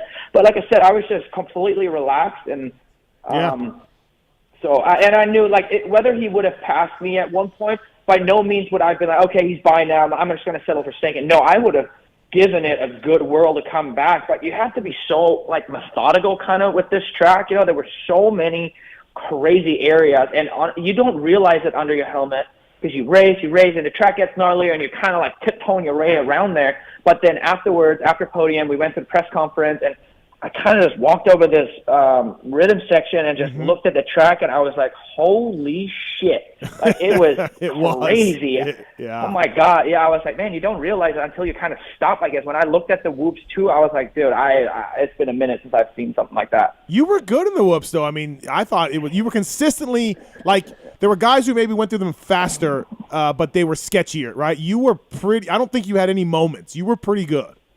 Yeah. Oh, okay. I mean, Maybe you did. I guess it looked like it from the outside, but it's been a story for me the last 2 years. Like, it's actually one spot I struggle. Yeah. I'm just not. I don't know. I need to get the bike better, but I've been trying at the same time. So I don't know. It's a very sensitive subject, I guess. Okay. All I've been trying to get better and better, but I don't know. I just freaking clamped down so hard. I'm about to bend the frame on that thing, dude. Dude, I somehow make it through. There was a lot of shit going on behind you, by the way. I know. I was very glad to steer clear of that. You're 11 seconds in front, and there's just fucking chaos behind you. Just dudes cleaning each other out. A very weird situation. Like, we had, I don't know, Peyton, we were laughing about it because sometimes when we're at the practice track, right, like, if he doesn't give me halfway or sometimes the motos feel so long, I tell him, me and Adam have this thing, like I said, next time I'm going to freaking ghost ride the bike. I get mad at the mechanic, right? Like, I'm doing a moto, and, like, halfway doesn't come around. The moto feels long. It makes me so mad towards the mechanic, you know what I mean? Yeah, So he was like, shit, I forgot to show you halfway. I'm like, don't worry about it. I was so focused, and he showed me 8 minutes plus 1 to go or something. I'm like, oh, that's not bad. But you have 12 seconds, and I'm like, shit, this is kind of a weird situation to be into because the last thing you want to do is anything wrong, you know what I mean? So the track's all gnarly. You're kind of, like, trying to pick your battles a little bit. And it was like, I haven't been in this situation with a lead like that in forever. But I do have to say it was nice for the way the track was. It just allowed me to, you know, kind of stumble my way across the whoops to go, like, extra slow. I mean, I was going so slow through the whoops after the finish line. It was crazy, but I don't know. That's really all I had to do, so I just didn't want to do anything wrong. Yeah. So you guys are on the same bike as last year. Any changes that you guys updated to, or is it still the same? Yeah, I mean, like, chassis-wise and stuff is the same, but we just try to improve settings, right? Like, I had some stuff from last year, and I wrote it, and then we went a direction, and then I went to Florida with that direction and realized that was definitely not it. So, you know, then I got sick on top of it in the beginning of December, so I wasn't riding, you know, the entire, like, pretty much all the way up until Christmas or just before Christmas. And I wasn't so I was in Florida. I didn't have anything to test. I wasn't riding. And you kind of get slowly back into it, but it's not like I had the greatest feeling ever with my body and with the bike. So I'm just, like, stumbling my way across some time so I can, like, at least sit on the bike and get some seat time. And then you come back here and you're pretty much running out of time. At that point, we're, like, Hail Marying things at the track to try and, like, get better, figure something out because I was kind of, like, not in a good spot, you know, like, if I would have had the whole December to go about my thing and you come back, I can make up a lot of it from the bike, but when you come here and you just haven't really done motos, you're weak, and, like, things are just not gelling well, right? So I did have a complete different setting, especially on the shock. So that was also one of those things you kind of have to get used to a little bit, you know, during press day. Some things just kind of caught me off guard a little bit, but I did very little minor changes, rode the bike, got used to it, wasn't stressing about it, and it paid off. Ken Roczen on the show, brought to you by the folks at Renthal. Again, Ken Roczen uses Renthal to win Anaheim 1 this weekend, so please check it out. Kenny, so when I worked for Red Dog one year, he was the fastest in practice in Phoenix, both practices, and we were looking really good, and then he got a shitty start in the main event, and, like, whatever. I don't remember how he did. But the point of my being is, the rest of that Supercross year, he had his Phoenix settings in his fork and shock, and he would stray from that here and there and stray away, and we were always trying to test. We were always trying to get the bikes better. But then at some point he would be like, hey, I need the Phoenix stuff. And we would put it on, and we made a joke about it. We have a setting. It's the one he likes. It's called Phoenix Supercross because he was good that day. Do you have that, Kenny? Do you have a setting where you're just like, hey, Jordan, we're going to this, or Lars, we're doing this, and we're going back to my base setting because this is what I want to do? Very much so. The thing is, you know, you can come up with these new settings and you feel kind of decent, but you have to prove it on the track. So we had a very difficult track this weekend, right? Yeah. And did I think the bike could have been better? Yeah, of course, but so could have I probably, right? So at least I proved that there has been something. The whoops are really difficult. I somehow made it through. And before that, for me, it was always like the Indy setup. Like I swept Indy last year, and I wasn't 100% happy with the bike. Like there were some things that were really standing out to me where I'm like, guys, I'm losing time here. Like I can just feel it. You know what I mean? You're trying to improve these areas, but sometimes you take away in other areas. So it's always give and take. So at one point I'm like, hey, I need my Indy stuff. So yes, very much so. I think it's just if you've had good races on something in a couple of different conditions, it's just proven that, hey, that is something that has worked before and it can work again. So yes, I do feel like riders have their kind of like setup that they kind of fall back on every now and then for sure. Yeah, even though Red Dog didn't even do that well in the Phoenix main event, it just was the feeling that he Placebo. liked. Yeah, the feeling that he liked. And you know what I say a lot is that I don't really care what position I am in practice. For me, it's all about the feeling, right? Like there has been so many times that I felt so good, the bike felt plush, like I kind of had fun all around the track, and I'm 8th. Yeah. But I am super comfortable with that because I'm going into night. I'm not worried ever about practice. I go on the night show and something happens in me where I just put all my focus and energy in that heat race and the main event, and you just make it happen. So rather than like, oh man, it doesn't feel that good. I'm getting arm pumps, bike's rigid, crappy, this and that, and I'm freaking winning. But anybody can make a setting work for a lap. You know what I mean? Yeah. So I would much rather have a good feeling on the track and not have the greatest qualifying position and go with that into the night show. I've texted Kenny before, Keefer, like after like a 12th place qualifying or been in a motorhome or saw him and been like, hey man, everything good?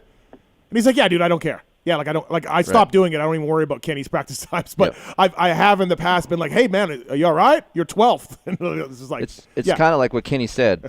And this goes for everyone, even listeners that ride locally every weekend. It's a feeling on your bike. Like when you're a rider, you get on the track and you do a few laps, you immediately know if your bike feels good or not. Like, oh, I have traction here, I don't have traction there, or my bike's I feel like my knobbies are on top of the dirt versus in the dirt. Like there's just certain things, right?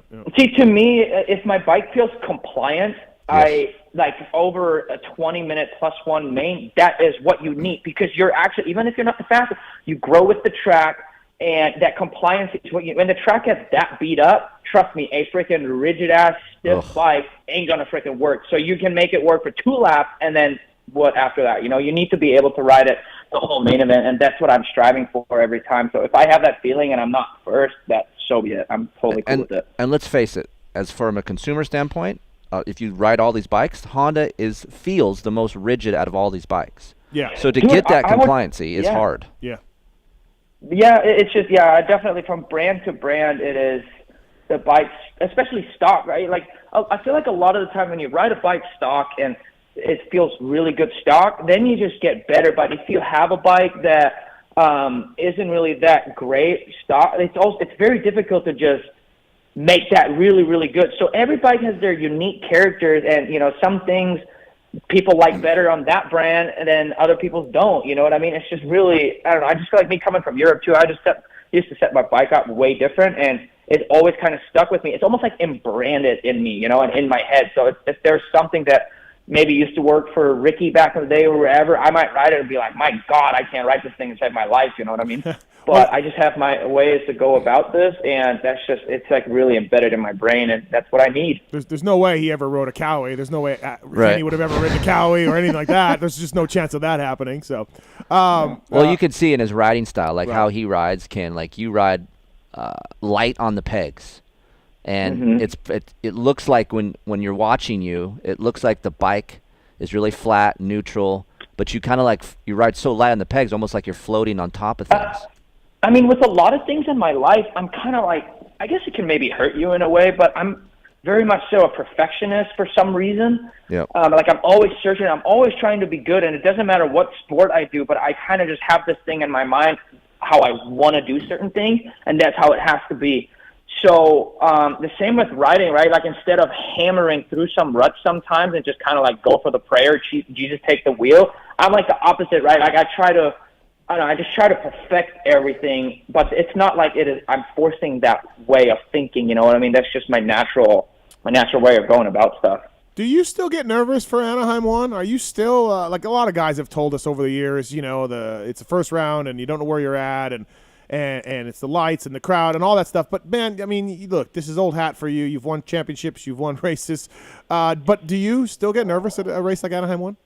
I mean, I would say it's no different than any other race. Like, I always get, the night show or whatever comes around, like the butterflies in the stomach, like the heart rate's elevated, like just kind of like those are good nerves, you know what I mean?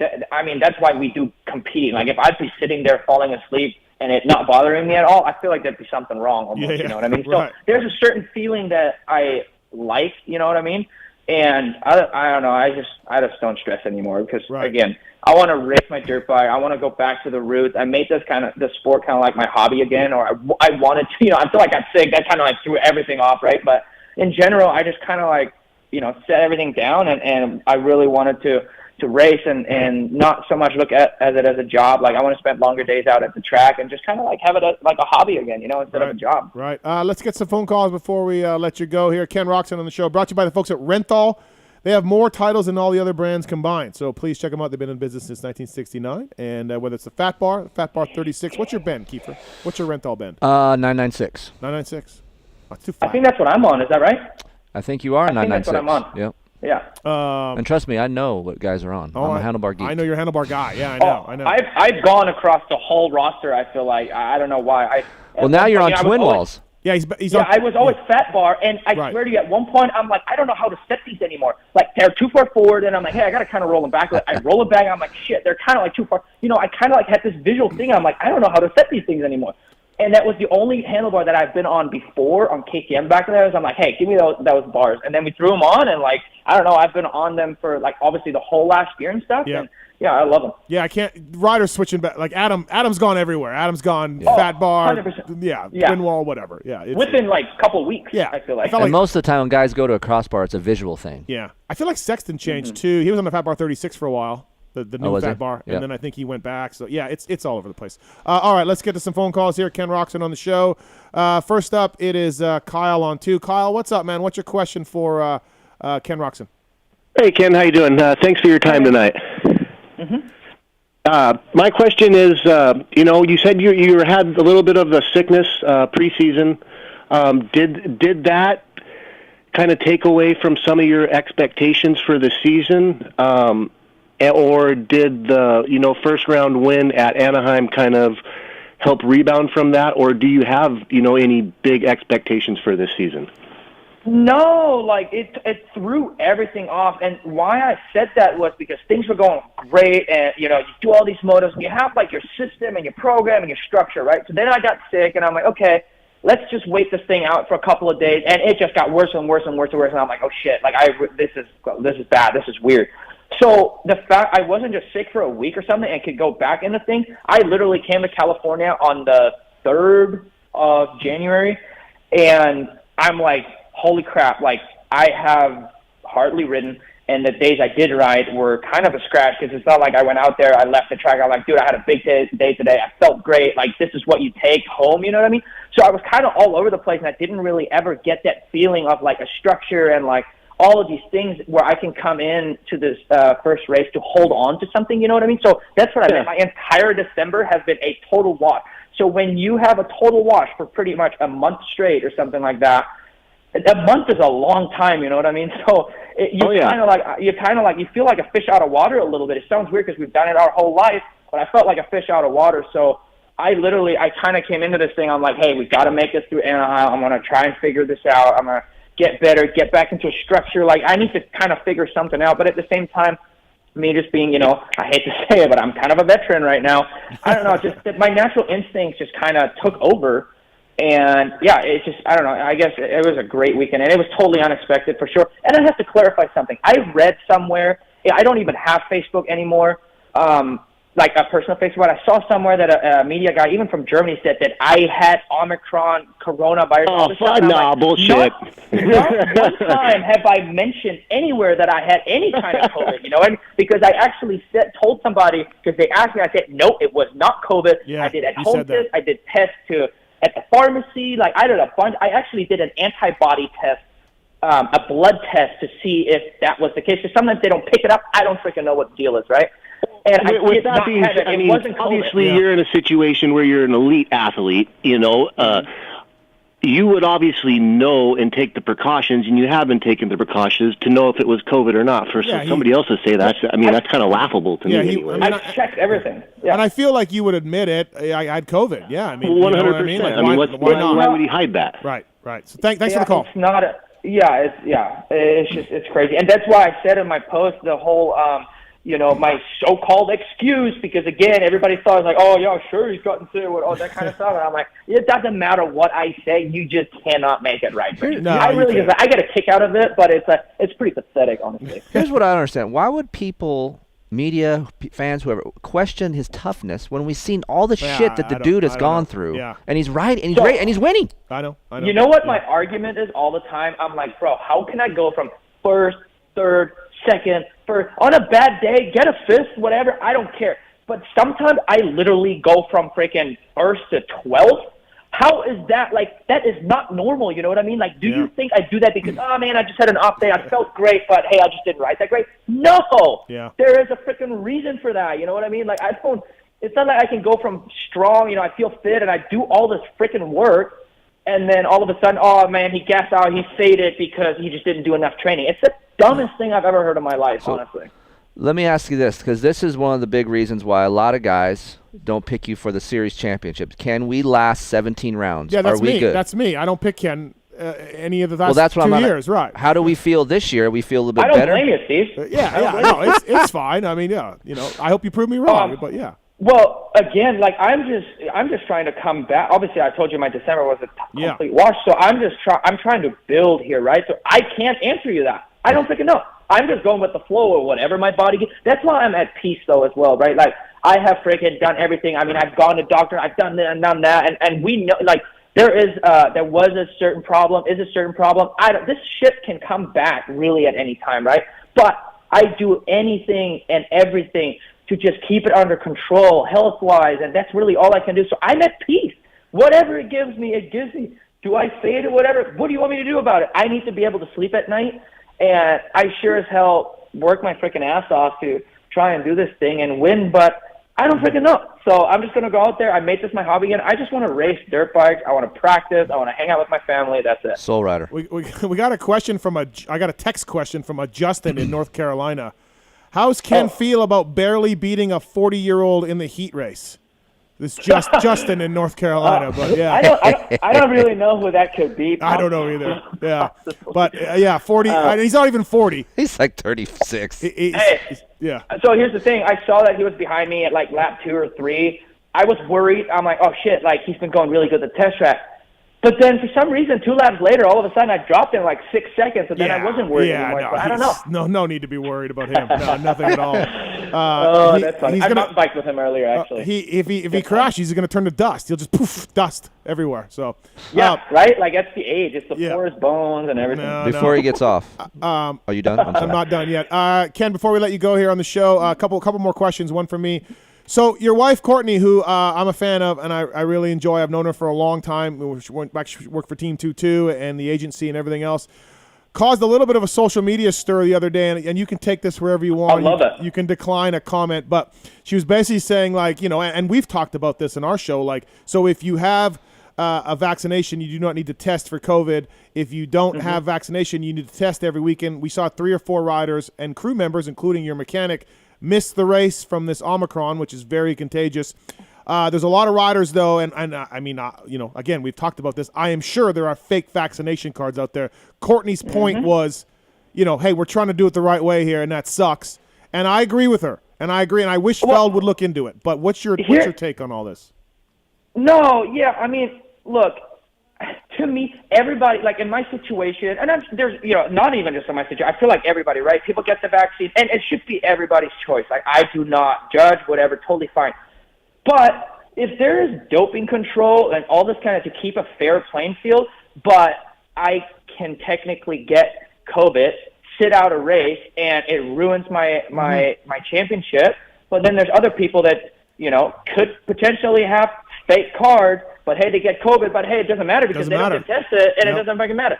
So every single person that I deal with that is about my health, doctors and everybody, says it does nothing for me and exposes me to cardiovascular risk. You know what I mean? And I don't want, that's the last thing that I need. Like, I'm dealing with enough stuff, you know what I mean? And all I want is for an even playing field. Yeah. It is like, nobody should have to hide anything, right? Like, if you have the vaccine, you got the card, and everything's legit, good for you. Like, you're totally cool, you know what I mean? But if there's fake shit going on and people trying to weasel their way through, that's just not okay. Just keep it fair, and there's a simple solution for that. There's an antibody test where you can see if you have antibodies. You can also see if you are vaccinated. Problem solved. Make everybody go through this thing one freaking time, and you will have your answers. We just want a fair and square playing field.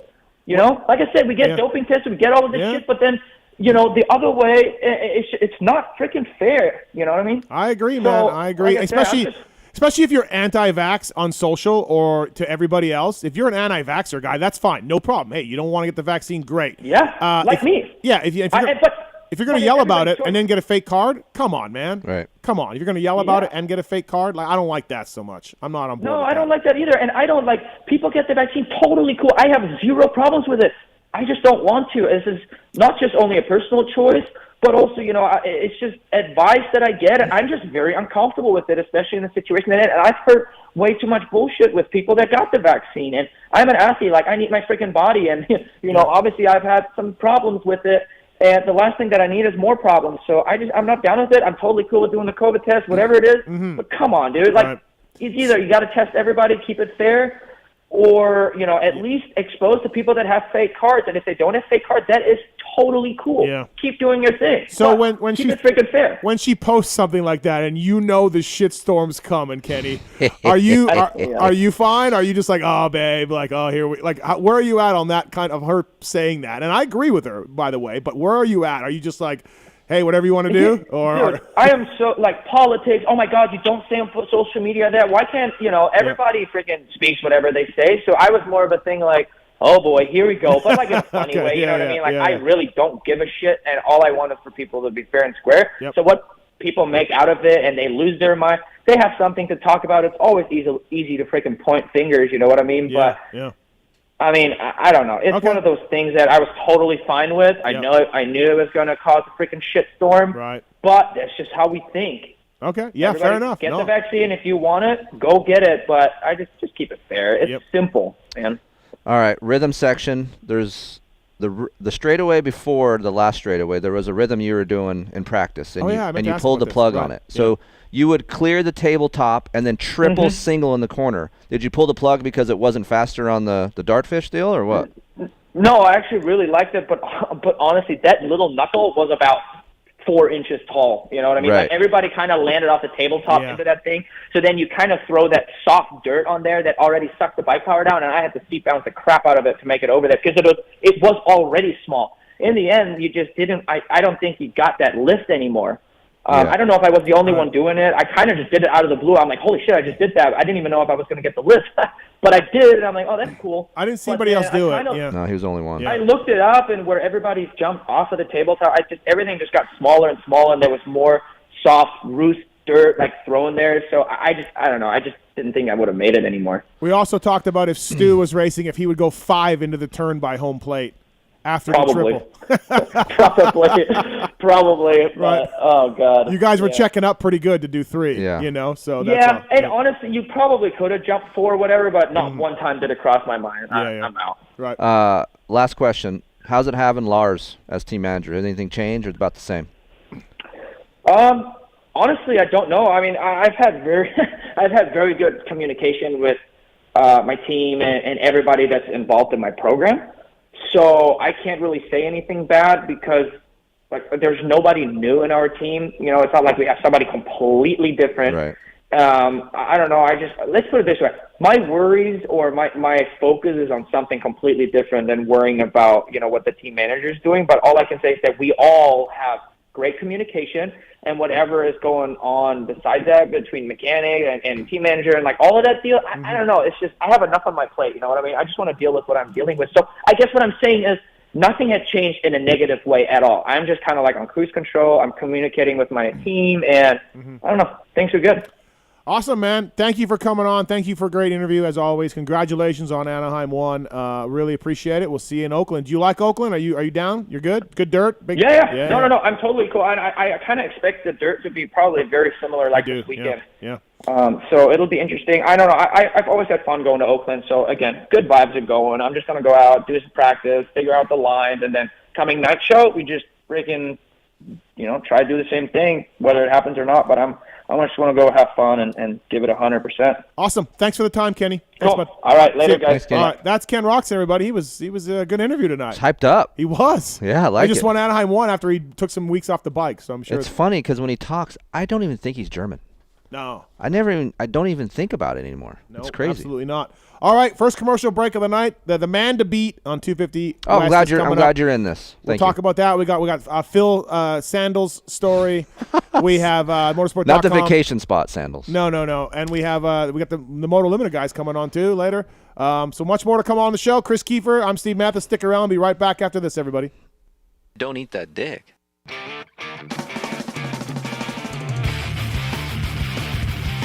Those who love motocross know Motorsport.com has the knowledge and expertise to make your next ride your best ride. Motorsport.com has a broad selection of in-stock parts and gear at competitive prices. We specialize in bringing you OEM and aftermarket parts, riding gear, and accessories for dirt bikes, motorcycles, ATVs, and UTVs. All thanks to the most dedicated and experienced team of gearheads in the industry who use the very parts we sell on Motorsport.com. Motorsport.com always offers fast shipping and free delivery on orders more than $79 to ensure you never miss a ride. Whether you race on the track, ride the trails, or commute on the street, shop Motorsport.com today for the best customer service and experience when buying the parts and gear you need to stay on 2 and 4 wheels. Make your next ride your best ride, only at Motorsport.com. Steve. Keefer. You want to hear about one of the best rides I've ever had? Dude, it's not time for After Dark yet. Chill down, dude. I just want to talk about race tech stuff. Oh, that's it. Okay. Gosh, man. Basically, I've had the chance to do some stuff with race tech recently with the CRF 250R and, of course, the KX 250. And as you know, I've talked about on the show, I wasn't a real hardcore fan of race tech stuff back in the day. But since Rob and Andrew and those guys have assembled at race tech, the stuff has been great. So for you guys out there listening, you guys are looking to get your engine work done or even some suspension work, or as Steven says on the show sometimes, get your seals and your oil rebuilt in your fork and shock. Get it rebuilt. It helps. 15 to 20 hours. Head over to racetech.com. Check out. They even got a cool little simulator. You can look at what size spring rate you might need for your bike. So a lot of cool features over there on the website. But and as you know, Yamaha Blue Crew guy over here, you guys have some of that on your bike? It's fantastic. Zombie Blows uses it. Jerry Robin uses it. Starling, all of those guys over there. Malcolm Stewart won a Supercross with Race Tech stuff a few years ago. Pulp19 is the code to save. Mention PulpMX when you call. You can save on the service. You can save on motor work. You can save on springs if you just want to do that and get it put in yourself or do it yourself. Race Tech is the one-stop shopping for motor and suspension work. You can also mention the code HOMELIFE2020. That's a better code, I think. We'll do either one. Just listen, people. Give your bike some love. Get your suspension modified service. Get your motor modified serviced with the folks at Race Tech. Good people. Want a chain and sprocket kit but aren't sure what you need? Then call Vortex EK at 800-440-3559 and get hooked up with the right sprocket and chain kit for your bike. With more than 30,000 possible gearing combinations, Vortex EK has more gearing than your garage has room for. It's a ridiculous amount of gearing for nearly any bike. Join the ranks of Star Racing Yamaha and Supercross champion Dylan Ferrandis and run a Vortex sprocket. Available in red, blue, black, orange, silver, and Kawasaki green. Yes, green. Call a doctor because things just got sick. Warning may cause extraordinary power, excessive performance, and speed so fast your eyes will bleed. Call Vortex EK at 800-440-3559 and mention promo code PulpMX 2021 and get the best deal on your next order.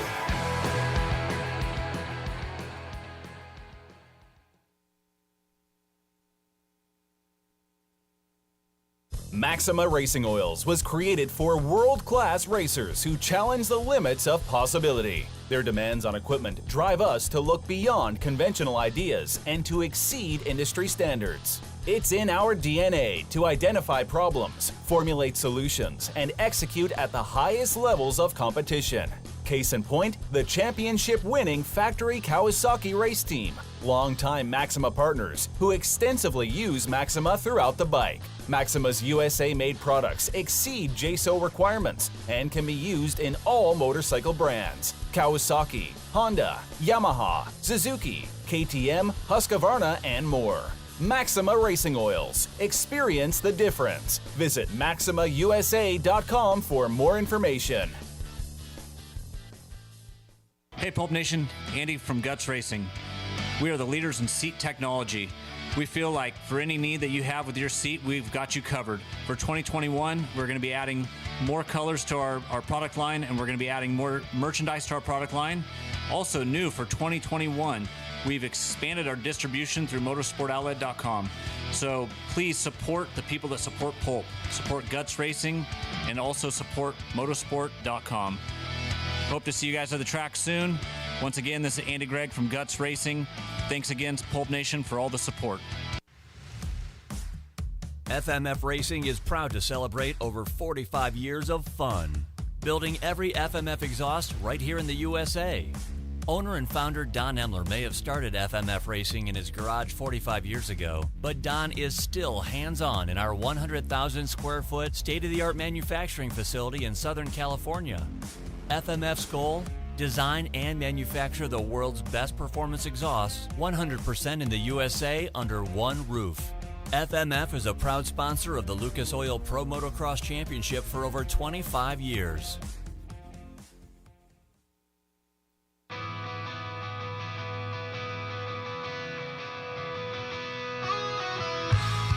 Hi, it's Tomax Superfan Dylan here.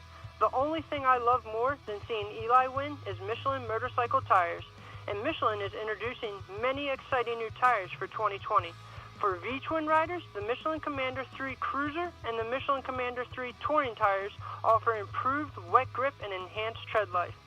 For sport bike and track day riders, the Michelin Power 5 tire and the Michelin Power GP tires feature the same architecture and profile for effortless sport bike setup from street to track.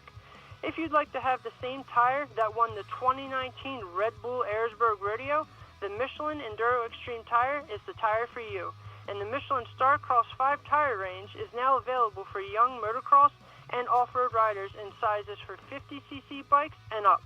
To learn more about these and all other Michelin two-wheel products, check out www.motorcycle.michelinman.com.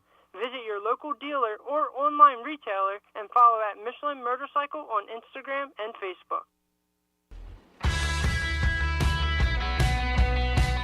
Hey guys, it's Mathis. Look, if you're still not wearing a neck brace in 2020, it's time to go get one or at least think seriously about it. It's been over 15 years since the neck braces first came out. They're not the clunky, oversized devices they used to be. Atlas came in and changed the way all neck braces were designed by introducing flexible technology to the world and proving that neck braces can be something you can actually ride in while performing at the highest level. Look at Jason Anderson winning Supercross championships, or look at Martin Davalos or anybody else. Don't take my word for it just because I have 2 Manitoba championships to my name. Wait, I have 4. Just look at how many other brace designs look like the Atlas one. Atlas pioneered all the modern neck brace features and have been refining them ever since then, while the competition has been trying to catch up. Grab the brace that's been leading the pack. Check out atlasbrace.com. Get yours today. There is a Pulp discount if you check out sponsordeals.com on PulpMXshow.com. So be like Chase Sexton, Martin Davalos, and many other guys and wear the Atlas brace. atlasbrace.com. For over 30 years, DecalWorks has led the industry in quality and customer service by offering the best custom motocross graphics, plastics, seat covers, and rider ID products. DecalWorks is officially licensed with Honda, Kawasaki, Yamaha, Suzuki, KTM, Husqvarna, and Gas. Their expert staff will go above and beyond to make sure your questions are answered. DecalWorks is a proud sponsor of Red Bull KTM Factory Racing and the Rockstar Energy Husqvarna Factory Off-Road Team. Visit decalmx.com and be sure to use promo code PulpMX at checkout. Quality, service, and knowledge is what makes DecalWorks stand out. DecalWorks, #1 for many reasons.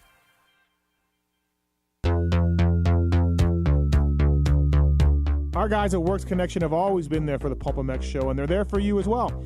They're just as passionate as dedicated to the sport as you are. For over 30 years, Works Connection has been designing and producing innovative products like the Pro Launch Start Device, the 123 Easy Build Elite Perch, Elite Axle Blocks, and much, much more. You'll find Works Connection products on AMA Pro Riders bikes under the canopies of Team Honda, HRC, Star Racing, Smart Top Honda, as well as top teams and privateers alike.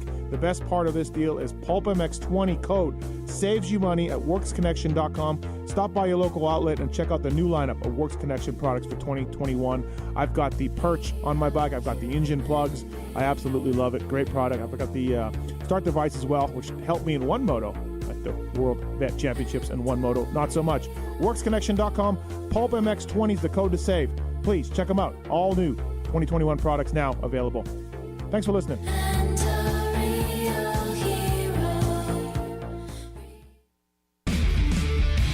Over 65 years ago, Vertex Pistons was born out of a small technical workshop in northern Italy's famous Motor Valley.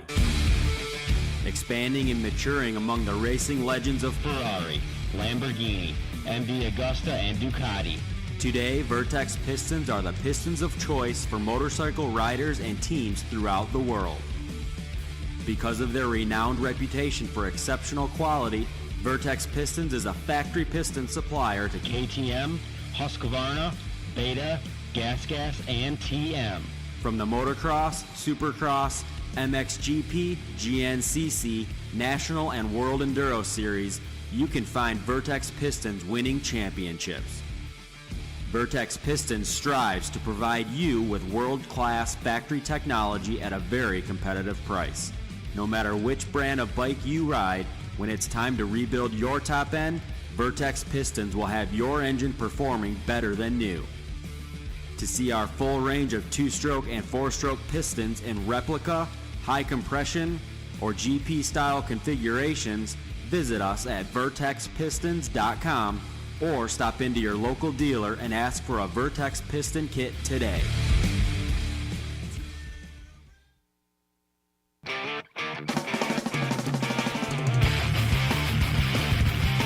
Those who love motocross know Motorsport.com has the knowledge and expertise to make your next ride your best ride. Motorsport.com has a broad selection of in-stock parts and gear at competitive prices. We specialize in bringing you OEM and aftermarket parts, riding gear, and accessories for dirt bikes, motorcycles, ATVs, and UTVs. All thanks to the most dedicated and experienced team of gearheads in the industry who use the very parts we sell on Motorsport.com. Motorsport.com always offers fast shipping and free delivery on orders more than $79 to ensure you never miss a ride. Whether you race on the track, ride the trails, or commute on the street, shop Motorsport.com today for the best customer service and experience when buying the parts and gear you need to stay on 2 and 4 wheels. Make your next ride your best ride, only at Motorsport.com. Steve. Keefer. Do you want to hear about one of the best rides I've ever had? Dude, it's not time for After Dark yet. Chill down, dude. I just want to talk about race tech stuff. Oh, that's it. Okay. Gosh, man. Basically, I've had the chance to do some stuff with race tech recently with the CRF 250R and, of course, the KX 250.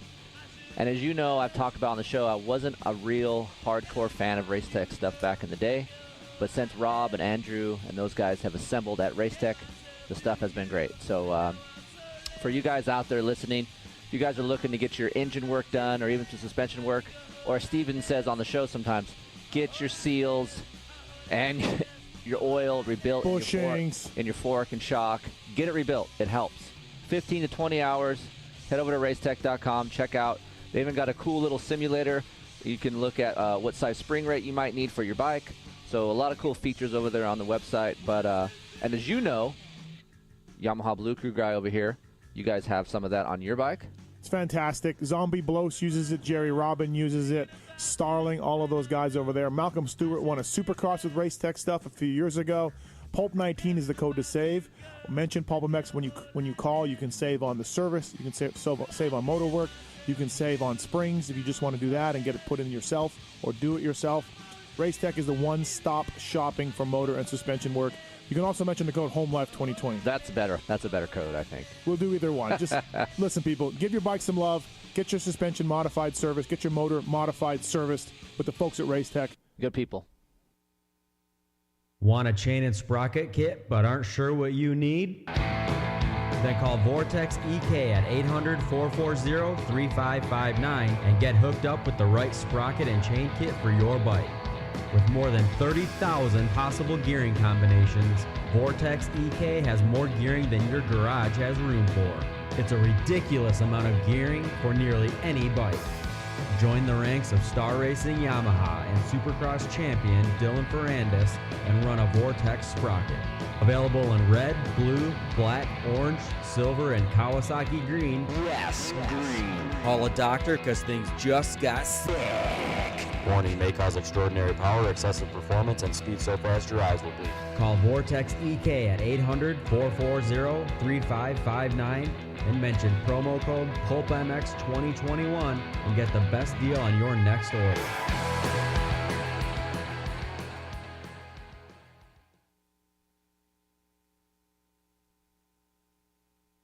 Maxima Racing Oils was created for world-class racers who challenge the limits of possibility. Their demands on equipment drive us to look beyond conventional ideas and to exceed industry standards. It's in our DNA to identify problems, formulate solutions, and execute at the highest levels of competition.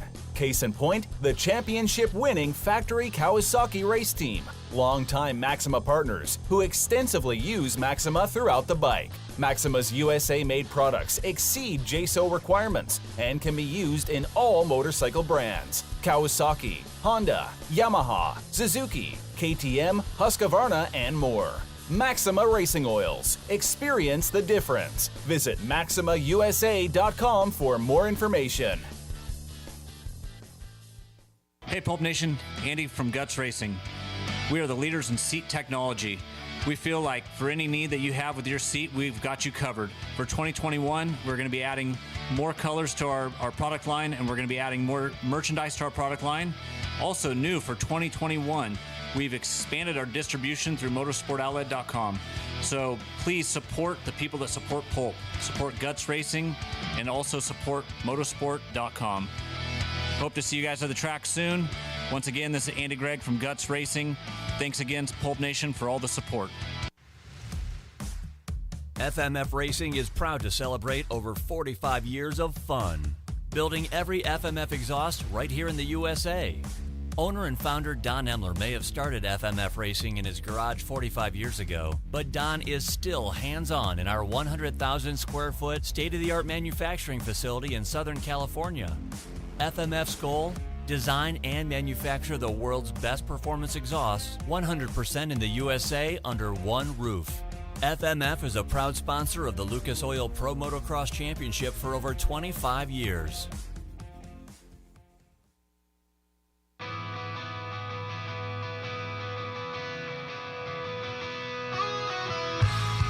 Hi, it's Tomax Superfan Dylan here. The only thing I love more than seeing Eli win is Michelin motorcycle tires.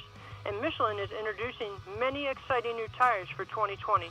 For V-twin riders, the Michelin Commander 3 Cruiser and the Michelin Commander 3 Touring tires offer improved wet grip and enhanced tread life. For sport bike and track day riders, the Michelin Power 5 tire and the Michelin Power GP tires feature the same architecture and profile for effortless sport bike setup from street to track.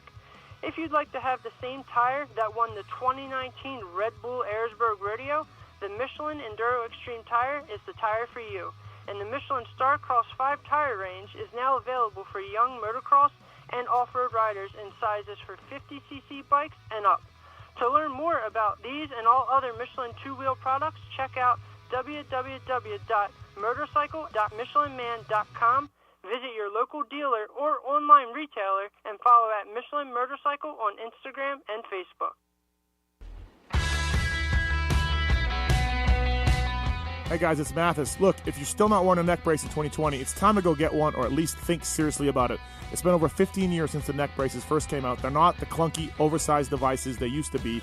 Atlas came in and changed the way all neck braces were designed by introducing flexible technology to the world and proving that neck braces can be something you can actually ride in while performing at the highest level. Look at Jason Anderson winning Supercross championships, or look at Martin Davalos or anybody else. Don't take my word for it just because I have 2 Manitoba championships to my name. Wait, I have 4. Just look at how many other brace designs look like the Atlas one. Atlas pioneered all the modern neck brace features and have been refining them ever since then, while the competition has been trying to catch up.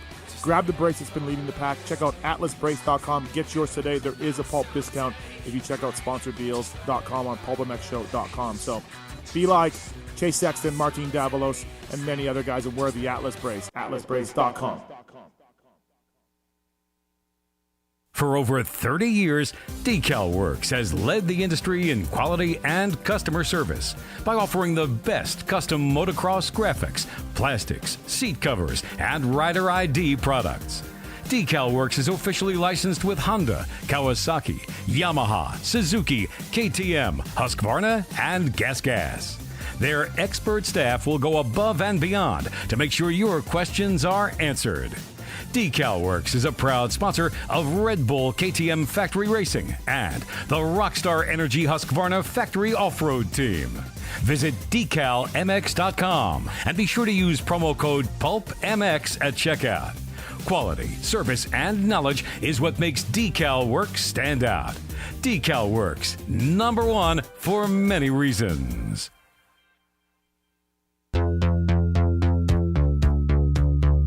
Our guys at Works Connection have always been there for the PulpMX show, and they're there for you as well. They're just as passionate as dedicated to the sport as you are. For over 30 years, Works Connection has been designing and producing innovative products like the Pro Launch Start Device, the 123 Easy Build Elite Perch, Elite Axle Blocks, and much, much more. You'll find Works Connection products on AMA Pro Riders bikes under the canopies of Team Honda, HRC, Star Racing, Smart Top Honda, as well as top teams and privateers alike. The best part of this deal is PulpMX20 code saves you money at WorksConnection.com. Stop by your local outlet and check out the new lineup of Works Connection products for 2021. I've got the Perch on my bike. I've got the engine plugs.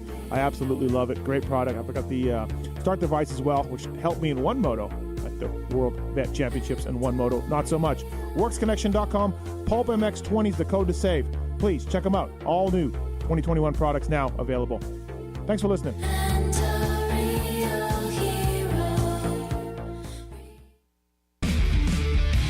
Over 65 years ago, Vertex Pistons was born out of a small technical workshop in northern Italy's famous Motor Valley. Expanding and maturing among the racing legends of Ferrari, Lamborghini, MV Agusta, and Ducati. Today, Vertex Pistons are the pistons of choice for motorcycle riders and teams throughout the world. Because of their renowned reputation for exceptional quality, Vertex Pistons is a factory piston supplier to KTM, Husqvarna, Beta, GasGas, and TM. From the Motocross, Supercross, MXGP, GNCC, National, and World Enduro Series, you can find Vertex Pistons winning championships. Vertex Pistons strives to provide you with world-class factory technology at a very competitive price.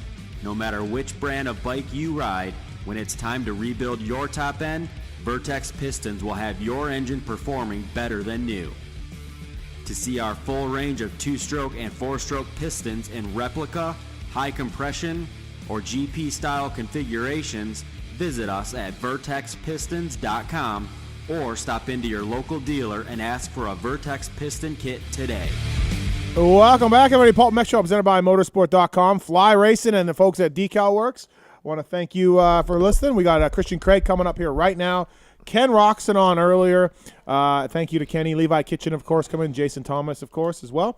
The 7 o'clock hour brought to you by the folks at CTI Knee Braces. Keefer is a CTI athlete, and with their adaptable subshell, CTI provides a custom-like fit that conforms perfectly to your leg, providing excellent balance of comfort and support. Purchase CTI off the shelf now at store.oster.com or contact your physician for CTI Custom. Since 1983, they've been remaining the trusted choice of professional athletes and leading physicians around the world. Great braces. They got some off-the-shelf stuff coming too, and the physician prescribed stuff braces are fantastic. So, thank you, CTI. I learned the hard way. Yeah, you did. You did. You did learn the hard way. Also, Michelin. I want to thank the folks at Michelin. You know who uses the Starcross? I would know because you sent me a picture. Stank Dog. Yep. They love Stank Dog. People loved it. You think? Oh, dude. Yeah? You wouldn't know this because you're up in the cool guy press box, but I'm down with the people. Yeah. Right? Yeah. Going ape shit when he would rev his bike. The whole crowd going Just, ape shit. They never heard of a two-stroke being no, revved before? it didn't matter. He revved it. Yeah. It got everybody going. Nobody knew that two strokes sound like that? Never. Well, Michelin on the back of Stank Dog's 125. Back. Well, front too. Okay. There's no better endorsement for Michelin Starcross 5s than have Stank. And he's just running it by himself. There ain't no one else in the. I think he'll make a main. If the field thins out, I think he can make a main. No? No. Dude, it took him so long to jump the triple before the finish line. Really? It was just like a little triple, but it's going to be tough. You mean the beginning or the end? No, just that corner and that little triple before the finish line. At practice, it took him almost half the practice to get over it. Oh, wow. Yeah. Okay. Well, I'd be running a big bore if I was him. He should be running a big bore. Oh, Stank reeks of big bore. I hope he is. And other things. But, Michelin Starcross 5 on the back of Stank Dog's bike. They got the Enduro Extreme tire. They got the Starcross 5, of course. They got the Michelin Power 5 is a choice for performance in wet and dry conditions for the sport bike guys. Basically, whatever you got, Michelin will make a tire for it. Bicycle. Well, the wrap-up show, yeah. They're on board the wrap-up show. SoCal Darkside? SoCal Darkside's wrap-up show. Do you have the E-Wilds? No. You don't have E-Wilds? Maxis on mine. What happened to the E-Wilds? I gave you one. I used it and burned through it. Oh, that's what happens. Yeah. Oh, okay. I don't ask for anything, so. Thanks to the folks at Michelin, motorcycle.michelinman.com. Visit your local dealer, motorsport.com. Great selection of Michelin stuff as well. And thank you to those guys at Michelin for all they do for us. They make you a tire for your motorcycle that will work. That's bottom line what they do. And if Stank chooses it, then you should choose it. Our next guest on the show, he's brought to you by the folks at OGO Power Sports. Traveling is a pain. There is no doubt about that. But when you have OGO, at least it makes it a little easier. Whether it's the rig bag for the gear, that's what I have, a 9800, which is what I use to carry my podcast equipment with, or the carryover, the layover bag as well for travel. You like the hell's it called? We always forget. I forget. I'll think of it later. Why do we always forget that? I don't know. There's one bag. Because I was so focused on the 9800 and the 90. They had a 9900 that was awesome. It was bigger. Yeah. It was like, and they discontinued that. So the rig is the big one, right? The rig is the square one. Square. Yes, that's the one that has everything in it. Now, thanks to the folks at OGO Power Sports for coming on the show. Trucker. That's what it is. Trucker. Kiefer's bag is the trucker. My bag of choice is the rig bag. If you want to deal on the folks from OGO, email us using the contact form of PulpMX. We'll pass that on, and they can give you a Pulp Show discount on anything OGO. The backpacks are fantastic, by the way. I have too many pockets in mine. I can't find. I love my backpack. So thanks to OGO. Coming on the show now, we had Ken Roczen. He won the 450 class on the weekend. Now we have the 250. That's what we do here, champions. That's what we do. We get winners on. Yes. It is Christian Craig. What's up, man? How are you? I'm good. How are you guys doing? Can you introduce him the proper way, please? Okay, go ahead. The man to beat once again in 2022, Christian Craig, everybody. Hey, Paige was wondering what that meant earlier, and I had to tell her she didn't know what is it? TMTB. TMTB. Oh, yeah. TMTB. Yeah. Yeah. So.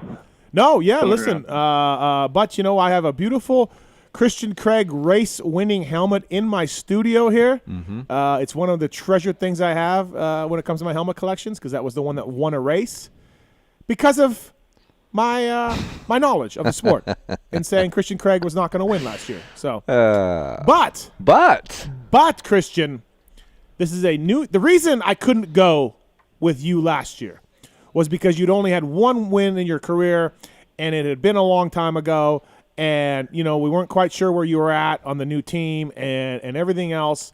But I'm now saying he is the man to beat in this title series. I don't want to put any pressure on him. You've got the experience of last year and everything that went wrong for you and right for you last year to win those races and be the guy. Unfortunately, your teammate who won a title last year, he crashed out, and that sucks for him and for you. But I like Christian Craig to take this thing home. It's only been one round, and it's early, but I like it. Okay. He's the man to beat. There's no bets. I'm not betting. I'm not going to do any haircuts or anything. Okay. So. Yeah, I'm good without betting this year. I think we just stick to just normal. Right. But yeah, I mean. You had to feel good. Yeah, I had to feel great.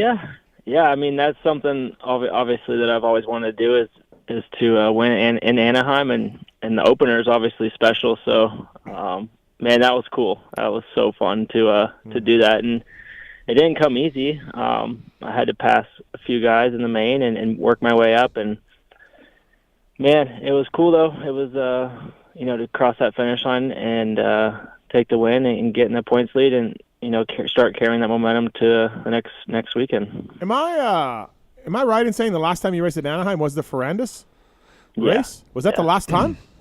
Yep. Yeah. The last time I was riding out of that stadium with my bars bent to my tank. Thank you, Dylan Ferrandis.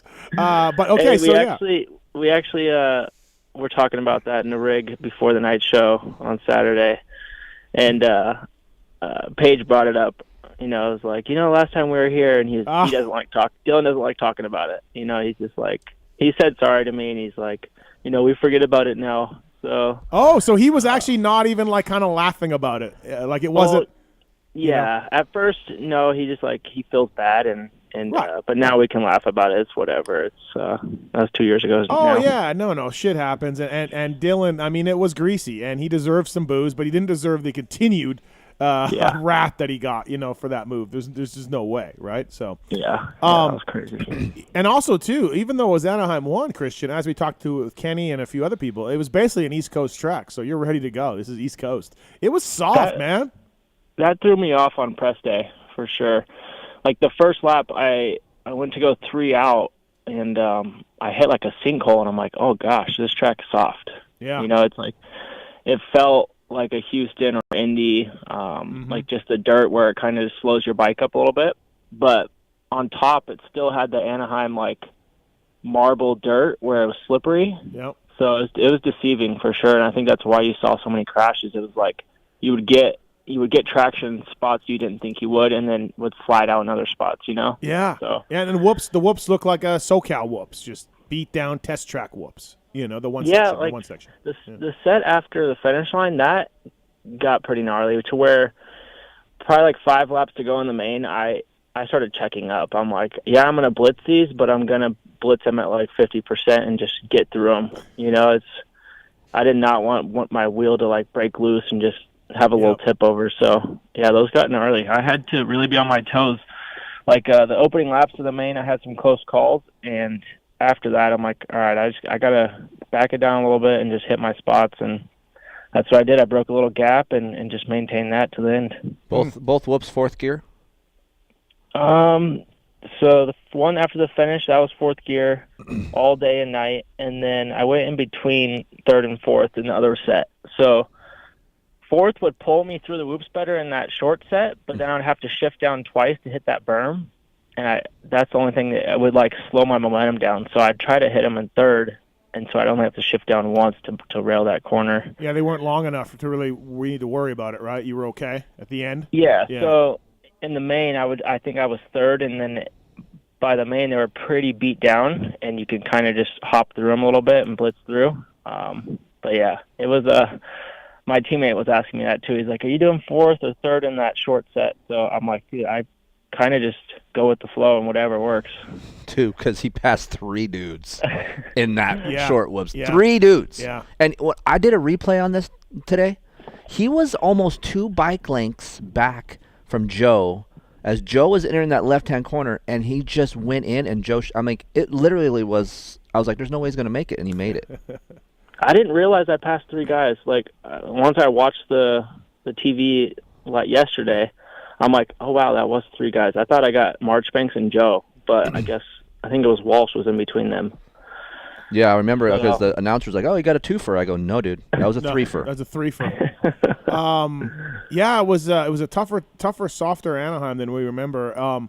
And you managed to stay out of the fray a little bit, although Vince is somebody you're going to have to deal with throughout this West Coast series, Christian. So I like how you told me in the post race that you had a little talk with him, and it's like, hey man, just get behind me. Just get, let's just figure this out. Let's move through the pack together, or find some lines or whatever. You actually had a talk with Vince. That was great.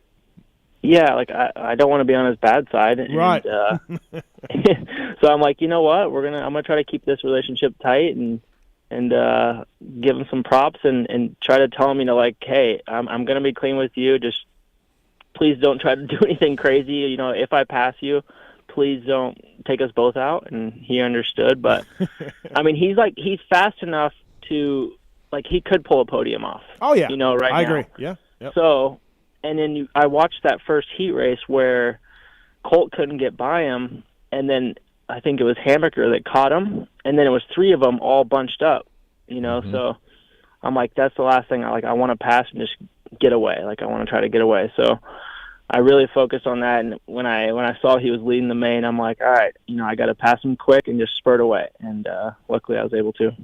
Yeah, he's riding well though, and good for him and everything. So on a race like that, Christian, where you kind of have your lead and everything's going okay, late in the race, those guys are catching you a little bit. Are you just marking that? Are you just like, yeah, I see they're coming, but like, I got this, you know what I mean? You're not tired, you're fine that way. Or do you like, you don't want to, it's hard to pick up your pace 3/4 of the way through the race or late in the race. It's really hard to. But where are you at with those guys when they're slowly catching you? Are you doing any math and figuring it out? So I think like midway through, my mechanic said +3 seconds. And I'm like, all right, let's maintain that. Like, I'm going to stick to my lines where I'm at, and that's working. And then one rider crashed in front of me in a berm, and I almost hit his bike, so that slowed me up. And so I'd have two marks on the track where they were coming the other way in a different lane, and I could see Seth, and I'm like, okay, let's keep it here. And if they got any closer, I could have, I had some in the tank to go down a few laps, but there was nothing to, like, I didn't need to. There's nothing for me to gain. I'm like, let's manage this and just get away with it. So I had spots where I kept it managed, and with a track like that, I felt like I had to ride a little, like, I couldn't ride on the edge. I had to ride in my comfort zone and just do my laps. Keefer was I didn't see this, but Keefer was telling me earlier in the show. So the lane by the first baseline down by the press box there, you went over the table, I think, once, and then that was it. But Keefer said that Kenny went over the table 3-1 one time. I remember we were talking about that after the race. I don't know if we'd said that. So FYI on that. Yeah, they caught it. They caught it on camera in the 450s. Oh, okay. And I saw. Yeah, he did it one time, and then he just didn't do it again. So I'm guessing he didn't think it was fast or something. Right. But yeah, he just mentioned because everybody was stepping on top of the table and then jumping off the back side of where he was lifting to get the 3. It was soft, so it wasn't good. Wasn't good enough for him. Christian Craig on the show, brought to you by the folks at OGO Power Sports. What's your favorite OGO bag, CC? Well, I'm looking at it in the garage. I think it's a 9800. Oh, it's classic. It's a classic. Yeah, it's a classic. It's the comfortable blanket that everyone has used over the years. Yeah, exactly. Hey, so new mechanic for you, Duff Life. Used to work for Brayton for a long time. What was that like? What's he been like to have a new guy wrenching for you?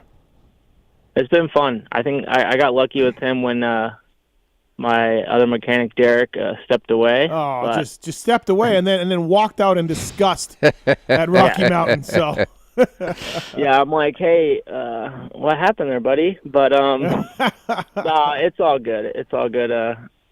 Yeah, I mean, Duff's cool. Yep. It's been awesome. He moved to Tallahassee, and we had a solid off season. And he gets along with Mohead, which is Justin's mechanic now, and I think they live together. So, me and Justin train together, and it's we're with each other all day, every day. So it's a lot of fun, and so far so good with Duff. We got a phone call for you here. Christian Craig on the show. Jesse's on too. Jesse, what's up? What do you want to say to Christian Craig? Oh, I just wanted to call and congratulate him on the awesome race he had, and I'll be cheering him on here in Montana, hoping he gets that championship this year. He deserves it.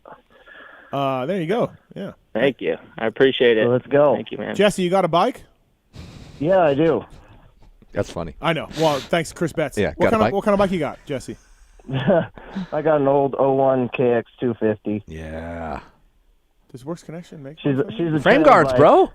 No, but we're giving away a Pro Launch device. Oh, let me swap it out for a frame guard or something. Okay, we'll figure it out. So listen, Christian Craig won the race with a Works Connection Pro Launch start device. Kenny Roczen also won the race with one from the folks at Works Connection, worksconnection.com. PulpMX 20 is the code to save with those guys. Terrific company, terrific guys. We're going to give you one of those, Jesse, just for calling in. Awesome. Yeah, Hell so stay on hold. If they don't make one for your 01 KX 250, which, by the way, is a sweet bike, RC did pretty well on. Yes. Oh, yeah, RC is my favorite. RC's your favorite? Oh, yeah. They make Time them. fan. He'll be good. Dude, is your bike okay? Like, how old is this thing? Yeah. Like, how beat it's- down is this? It's not beat down, but, I mean, I've had some work done to it. So it's just beat down. It's not beat down. Yeah. I just had the motor rebuilt this last winter. Are you the OG owner? No, I'm the third owner. Oh, it's beat, dude. Do you just ride it like in Yeah, Montana fields, or where do you go riding at out there? Montana So Fields. we've got some awesome single track. Oh, okay. So you're single Oh, he's track off-road. guy.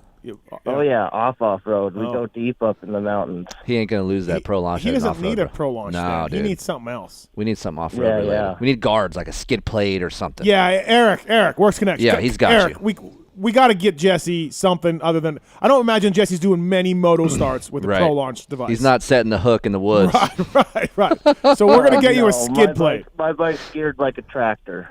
We're gonna get you a skid plate. Something that'll help your off road. If you see Vaj, tell him what's up. All right. All right. Thanks, Jesse. Yeah, hold Thanks. Oh yeah, hold on. All right, there we go. Works Connection. PulpMX 20 is the code to save. It's making dreams happen no matter what year bike. I right? tweeted this out on Saturday. Do you see some of Christian in me when I ride, Kiefer? I mean, if Do you you could put a see- percentage pie on this, I would say 90% you look like You Christian. don't got it. You don't have to go and blow me like that. But like, I mean, 50%, Craig. Man. Okay. Is there a saying called 0.0? Zero. Yeah, there's a drop of that. Chameleon snowboard Samsonite. Fuck it, I'm out. Yeah. The man to be is on the line right now. By the way, what do you think of Oakland, Christian? You're down with Oakland, big floor. Should be similar dirt, right? Yeah, I mean, I think it's going to be pretty much the same. A little bit of soft. I watched 2020 last or 2 nights ago now, and just I wasn't there, but I mean, it looked like soft in some turns, but other than that, it held up, and yeah, I'm looking forward to it. Yeah, it's all good. Look, you're on Blue Crew. You're already a step above everybody. So. So What? Yeah, I might have asked this question before with him. I don't know. If Okay. I have, just tell me. All right. Where do you get your style/form from? Because, okay, so I was younger. I watched your dad ride. I don't feel like you look anything like Mike, like when he rides. No, but Mike was a really good rider. He was a really good He was rider, a but I'm really- saying, like, yeah. you watch Christian. Christian's taller. Here's so- where I come from this, because Okay. when Aiden and I ride, a lot of people say Aiden looks like me when I we disagree ride. with that. Okay. Nah, he doesn't. He doesn't. Okay. Thank you. He does not. That's more on the bad side. I mean, Chris looks like shit. Aiden looks better. Yeah. Yeah. But No. I just don't see the similarities. Like, for me, where did you get your style and your technique from? It's got to be from BMX. Growing up racing BMX, like manualing stuff and pumping through the rhythms. Like I grew up from I think 3 years old till I was like 10, and I went to every BMX race. Like I was on a team, and that's all I did. So then when I transitioned to dirt bike, I think I kind of brought that same style. And then my dad, when I was on like 85s, he always drilled me on just standing up everywhere. Mm-hmm.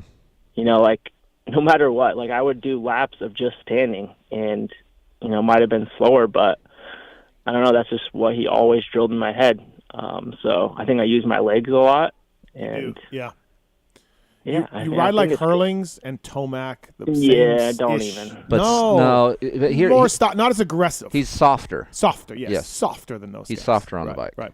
Right. We had a Levi Kitchen on earlier. I'm not sure if you're familiar with Yeah, him. I was gonna ask you what did Levi have to say about Anaheim 1? Well, he said that you are a great rider and that he saw one flaw in you and you already fixed it. He said that you used a foot dab coming out of turns, and you worked with Swanee, and you stopped foot dabbing, so now you're perfect.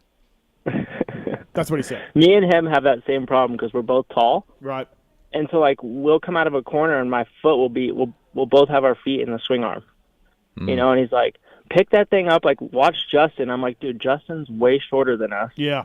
Like, it's so easy for him to put his foot up and not dab it, where we're having to, you know, we're almost 6 feet tall. I think he is 6 feet tall. So it's harder for us to not dab. So that's something I have been working on. Are you a big leave the foot on the peg guy coming around corners now? I used to be, but then I started taking it off just to try to, like, commit and leaning over more in the ruts. But after spending a few weeks with Tomac, I'm pretty sure he didn't take off his foot one time last week at the Yamaha track, like in turns. So I'm like, what should I do? Maybe should I do a little bit of both or mix it up? Yeah. But it's pretty funny, like, having Tomac on the team. We'll sit there and just, like, be in awe, like when he's hammering out motos. You know, it's pretty cool. He has his own style, which is fun to watch. I think him and Hurlings are similar. They use their legs, they absorb the bumps, they're aggressive. Well, it's weird because Tomac has finesse and aggression. It's all wrapped in one, a burrito. Do you have much interaction with those guys on a race day, Christian? Or is it kind of just no? Like, are you in their truck? Do you guys talk? Are you like, hey, what about this line? Or, like, is there much carryover? Well, I'm actually pitting out of the 450 semi because I'm doing outdoors on the 450, and since I had the locker last year, they just kept my stuff in there. I did not know this. Okay, yeah. And it's like nothing bad on the 250 side. Like me, Cole, and Nate are all close. Like, we're fine. It's just they're like, hey, Tomac has his motorhome. You know, there's a full open locker. Like, it's nice in there. Yeah. And so I kept my stuff in there, and so, you know, I'm talking with Dylan all day.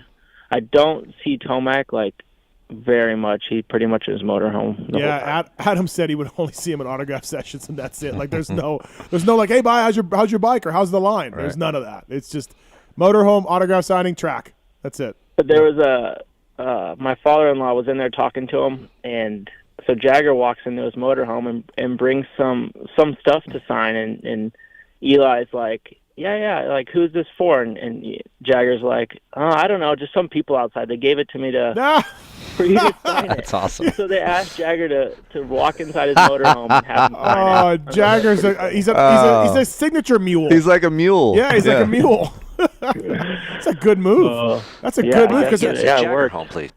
Eli's not going to say no Poor to Pete. Jagger. Jagger's going to get bombarded every round. Hey, Jagger, come here. Yeah. Go to Tomac's rig. Hey, here's a hot dog. Yeah. I like that. That was funny. That's really funny. Yeah, I like that. Cody's on 4. Let's get to him. Cody, what's up? What's your question for Christian Craig? Hey, Christian. First of all, congratulations on the win this weekend. It was a good race for sure. Track looked pretty gnarly. Cody, is he the man to beat, Cody? I don't even think that's a question at this point. I mean, Okay. even this year he showed it. It just didn't work out quite that way. But this year we're definitely taking it. Okay. All right. So my question is, so I'm from up in Washington, and Jensen Hendler worked at JMC for quite a few years, and I worked there for about 3.5 years. And I mean, I got pretty close with the guy, and honestly, I look up to him quite a bit. And so I guess my question is, how has it been with that transition as him as the new team, the 250 team manager? And I guess what has that experience been like on the business side of things with the bike and the team, and then also kind of on the family side of things, as I'm pretty close to his family, and they're great people. So, Yeah, it's been cool. I never knew Jensen before he came to the team. Like, I saw him on JMC, but never talked to him. And then, once he came over to the team, became manager, it's been pretty easy fit. I've met his wife and kids, and his kids have played with Jagger, and my kids quite a bit. So it's been cool. I think if you ask anybody that works at Star, it's a tough job, for the riders and mechanics. But yeah, I'm out. I'm out over there. I'm not. If they want me to go back, I'm not going back. No, yeah, but Jensen, he fits in good, and so far so good. So I think I got him his first win. I'm pretty sure he said. So I gave him my champagne bottle and let him take it home. That's nice. So JMC never got a main event win then? I guess I'm They're saying. close. Cody, did you get one with JMC at all, or no? No, that's a negative. But Carson Brown rode for that team, and yeah, so there was some hope there. And Costello was good. Costello was good. He had some good results. So yeah. Yeah. Costello was, and he's just a solid cat to begin with. So right. Cool. Thanks, Cody. Thanks, man. Thank you. Bye. Appreciate it. Christian Craig on the show, brought to you by OGO Power Sports. Christian, much change? I'll get to this question before Keefer. Much change in your bike this year? You do anything to it? You keep the same setup? Yeah, I mean, I think the only thing I did was move my bar mounts back to the. I don't even know what you say. There's two holes. The rear hole. Thank you. That's where we ride. Yeah. Yes. So I had it on the front one last year. No, Keefer rides on the front. No, I'm a rear guy.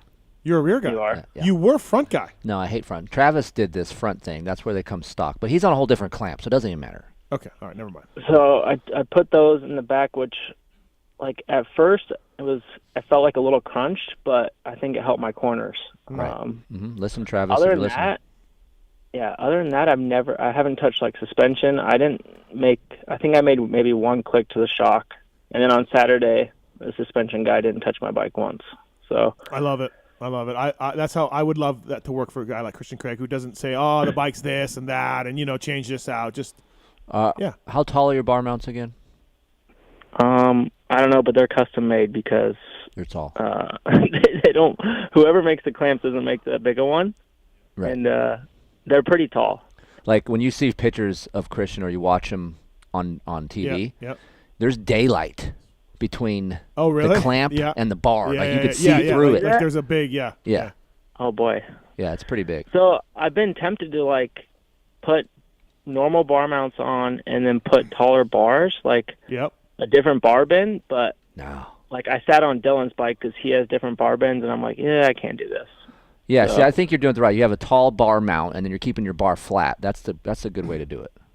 Yeah, and I've been with the same bar mount for since my Geico days, so long time, and I haven't really tried anything else. But I'm trying to think if anything else. But I mean, suspension wise, chassis wise, it's the same bike as last year. I mean, I guess it's fast. From going from 450 back to 250, you got to go back to PSF 1 fork, right? Yes. And is that something to get used to? No, because like I went from outdoor 450 and then I took like 4 or 5 weeks completely off. Oh, okay. And then I went straight to like 2 days of outdoor 250, and like I just felt normal pretty much right away. Right. I think if I did back to back, that's where I'd be like, okay, this is a big change, Right. Yeah, I was talking to Tomac about this, and he's on the hybrid fork. Ferrandis is still on air. Yep. For the 450 guys, yep. which there's no rules for that for those suspension. It can be anything, anything you want. So, is Ferrandis maybe the last guy, a big name guy on all air? I wish I could tell you more. I don't know enough about everybody in the paddock, but I would assume so because there's not a lot, if any, that I know of that are using hybrid fork besides KYB. KYB guys, but, yeah. So right. I don't know. Huh. What did Christian use last year outdoors? I think I used a hybrid. Yeah, he's on LSF. Okay. But they didn't give me an option. They're like, start on this, right. And I didn't complain, so I was like, all right, let's do it. I loved your introduction video last week where I think it's Jagger is like, yes, he's still in the 250 class.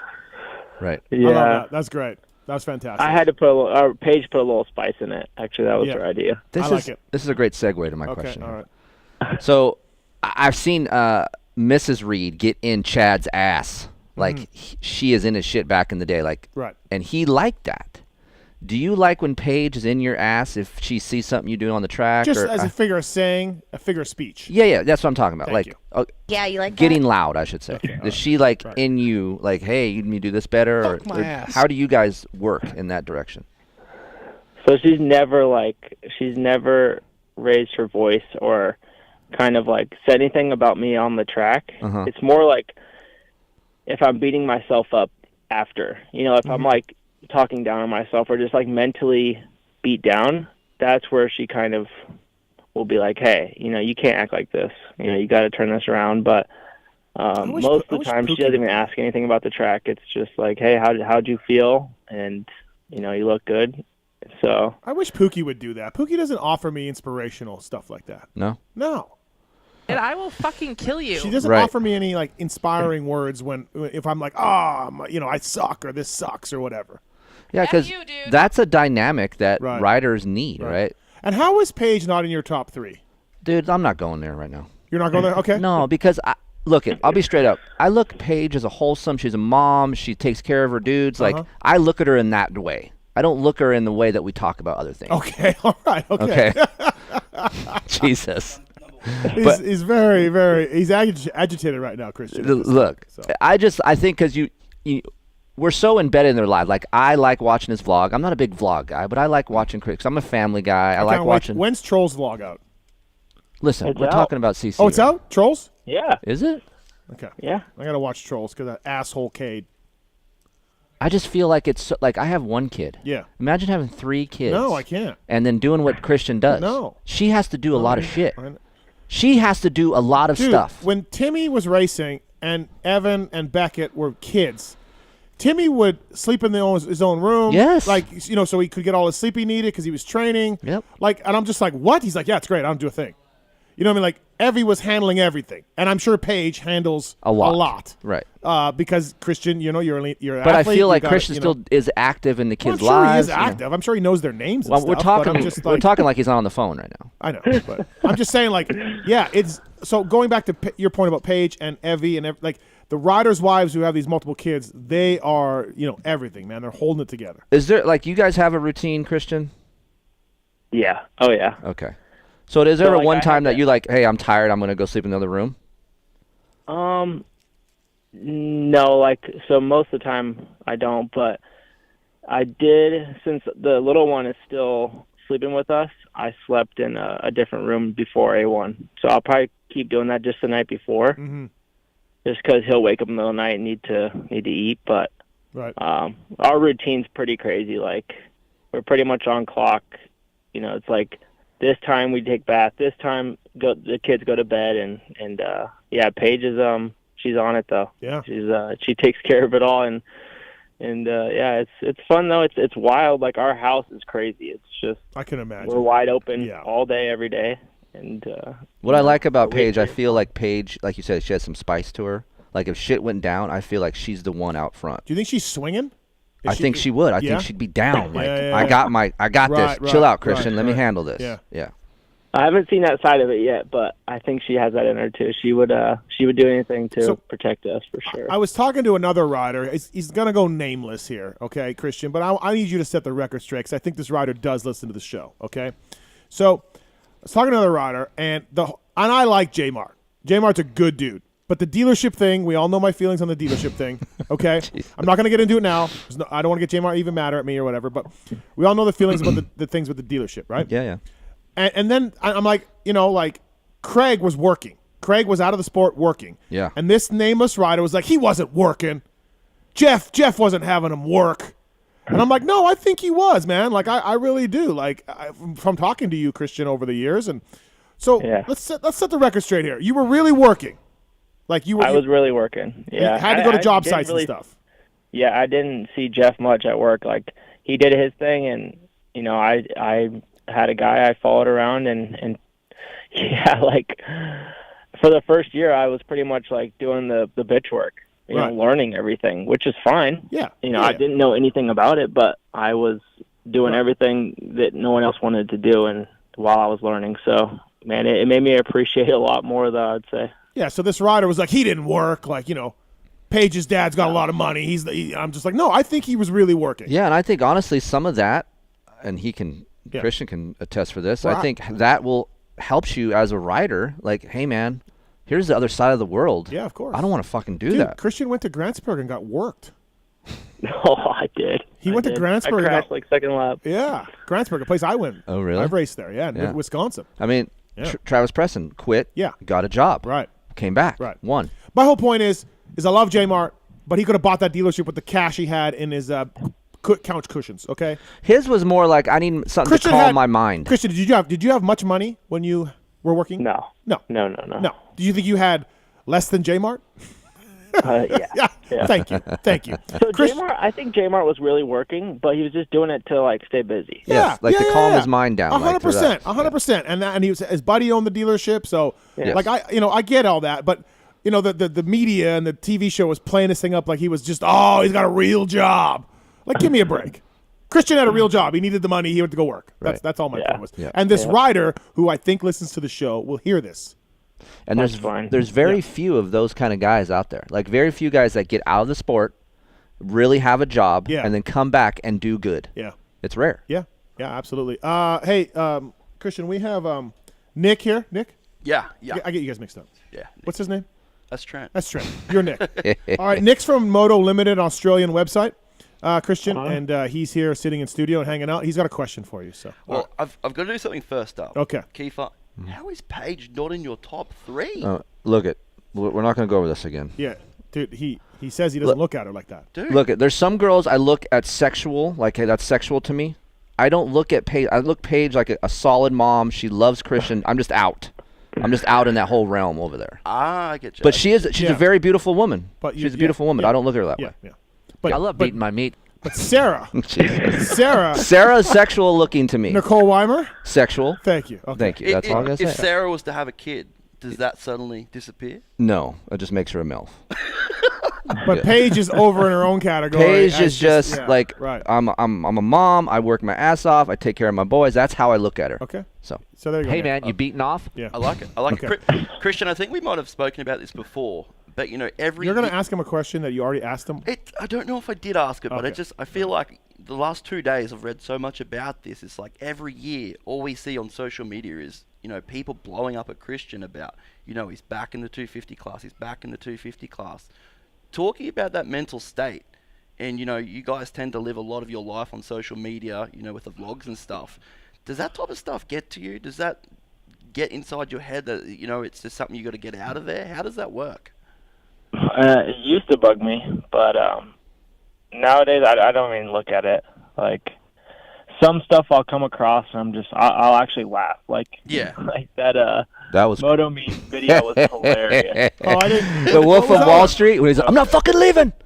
I'm not fucking leaving. Oh, that was for Christian and for the lights class? Yeah, I didn't see that. Okay. The 2030 predictions was pretty funny. Okay. That stuff's funny, and I'll be like, all right, you know what? Just have fun with it. But, I'm still racing. It's like, I don't care. It's after a while, it's whatever. So here's the deal, cash a check. You're making a living riding a dirt bike, no matter who cares what size dirt bike you ride. I got breaking news for you too. He can go back next year. He can? Yeah. Yeah, but I'm not. Don't say that. Oh, don't say that. No. You can put that on record. I'm definitely not. No, you will. If you win this title and you can't get a 450 factory ride, there's not many rides open next year, 450 wise. There really isn't. I know. Right. I'm gonna have to start making some calls here, but I'm going 450. No, you're not. Not for sure. No, you're not. Justin Cooper's moving up. Colt Nichols is moving up. They got to move up. Okay.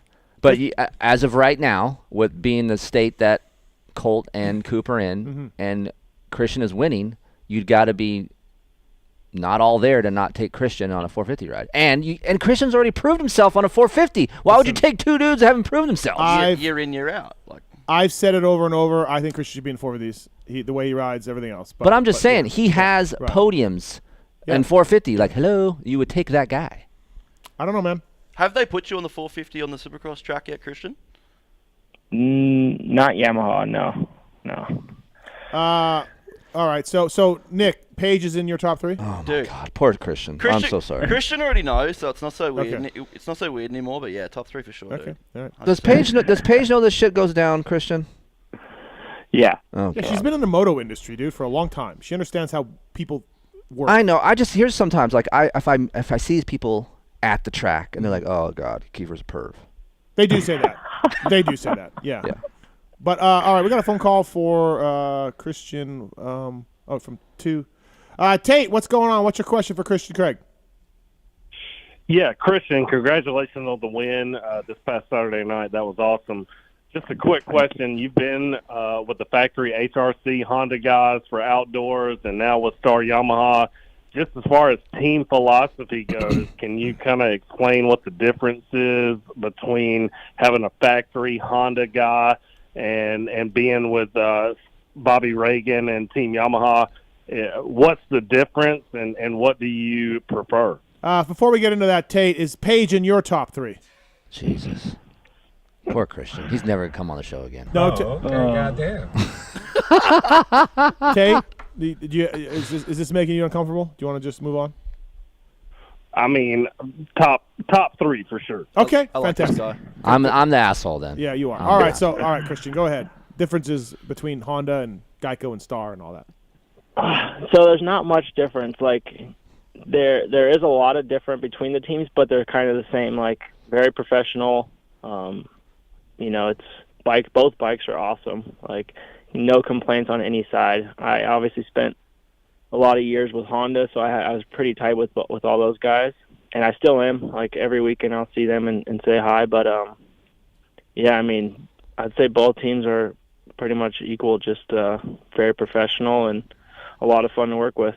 I'm lucky. Like I'm very lucky that I've gotten to ride for like factory Honda.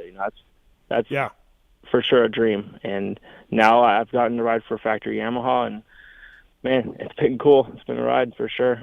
Cool. Thanks, Tate. Appreciate it. Thank you, thanks. man. Good luck with the rest of the year. Thank you. Thanks, man.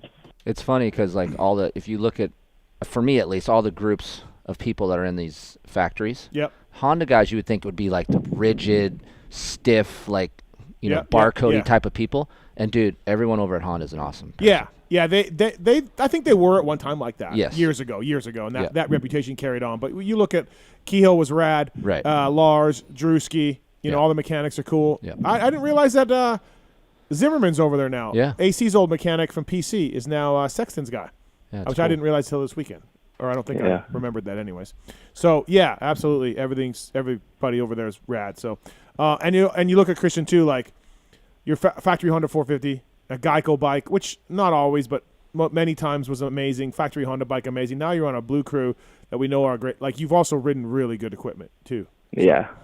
I've been lucky for sure. You come a long way from Freestone, whatever you're in a TLD 450 where you whole shot and was leading 2011, man. Was that 2011? 20 minutes. Time to shine right there. Yeah. Led 20 minutes or something like that? I led like 18 minutes and I couldn't see straight because I was so tired.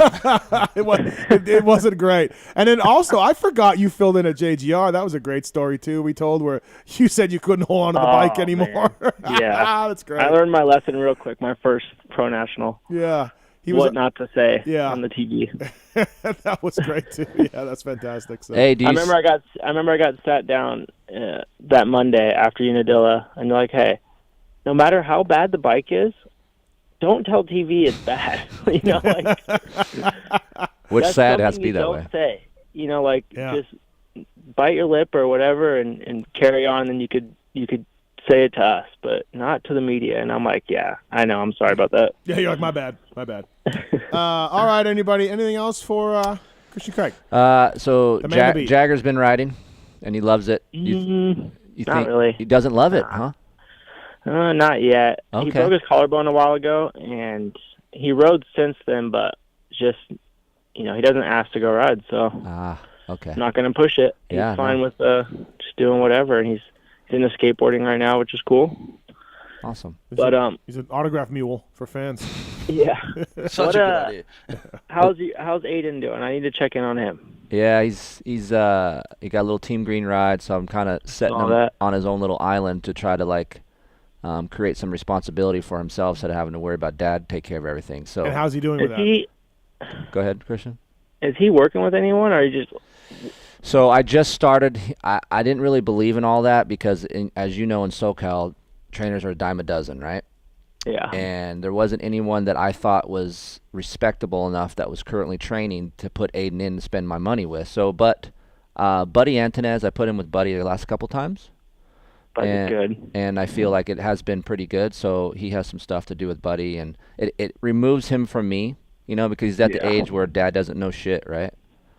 And so I need him to be with someone else. So that's kind of where I'm at with that. I'm trying to put him on his own little island so he can fail and succeed on his own, Yeah, I feel like that's going to help him a lot. Like, I'll see him at Glen Helen, and he's doing his moto, by himself, and he's ripping. Yeah. But I feel like he'll benefit so much more with someone like a buddy watching him, or riding with one of those guys that he works with, like chasing someone down. I Right. feel like that helps so much. Yeah, and riding with Dad, and he's just as fast as me now, so it's like... I can't believe that, by the way. Yeah. Yeah. So, I'm older. He needs to ride with someone faster than him to kind of get him going, I got the scouting report from Red Dog from the Paula amateur race. Oh, yeah? Yeah, I told you that. Yeah.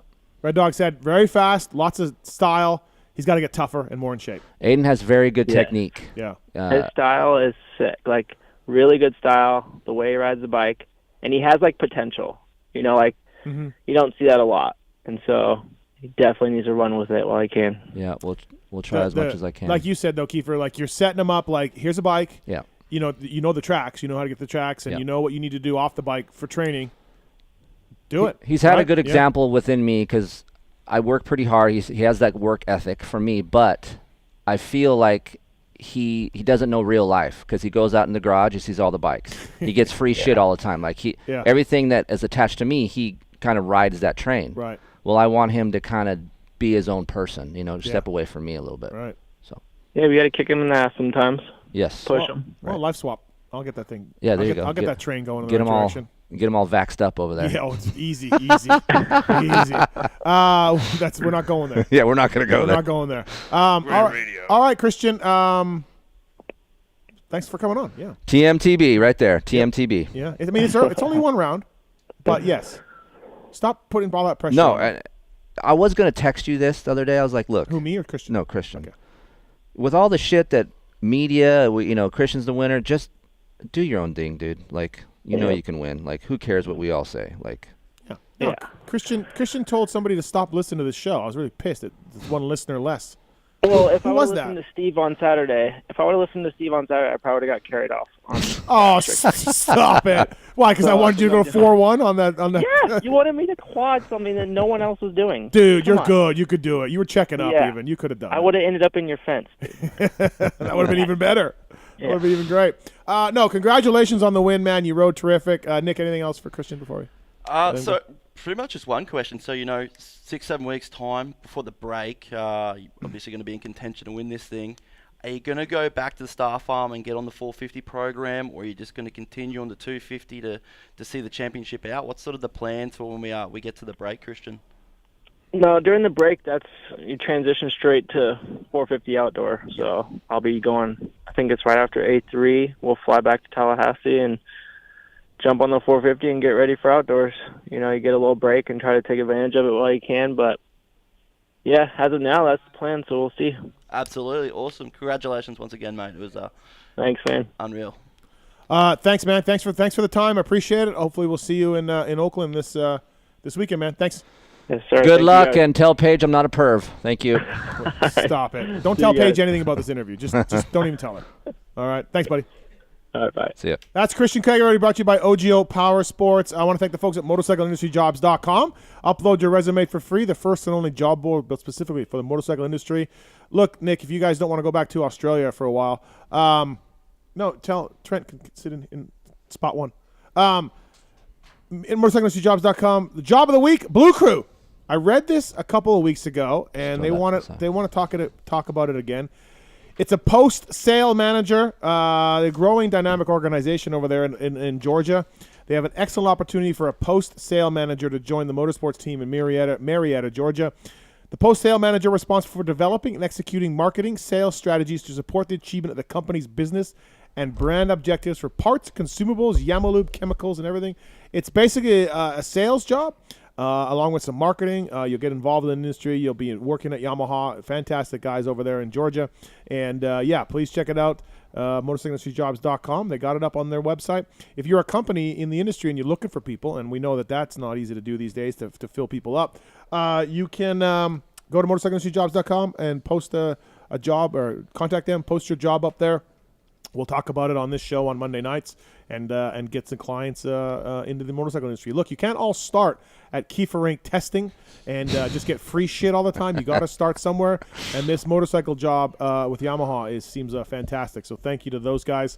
Ride Engineering has made big changes to the triple clamps this year. Keefer, you've tested. These are the split triple clamps from the folks at ride-engineering.com. Yeah, I've been a pain in his ass with these. Have you? Yeah. Okay. Because he's been creating a clamp, and it hasn't been to where I wanted it. Yeah. So he's been remaking it, not happy with me. So he finally hit me with these other ones that is now in production. What I was looking for with these clamps is the stock feeling comfort of the stock clamps. Yeah. I wanted that. Yep. At least that. That was a good baseline, right?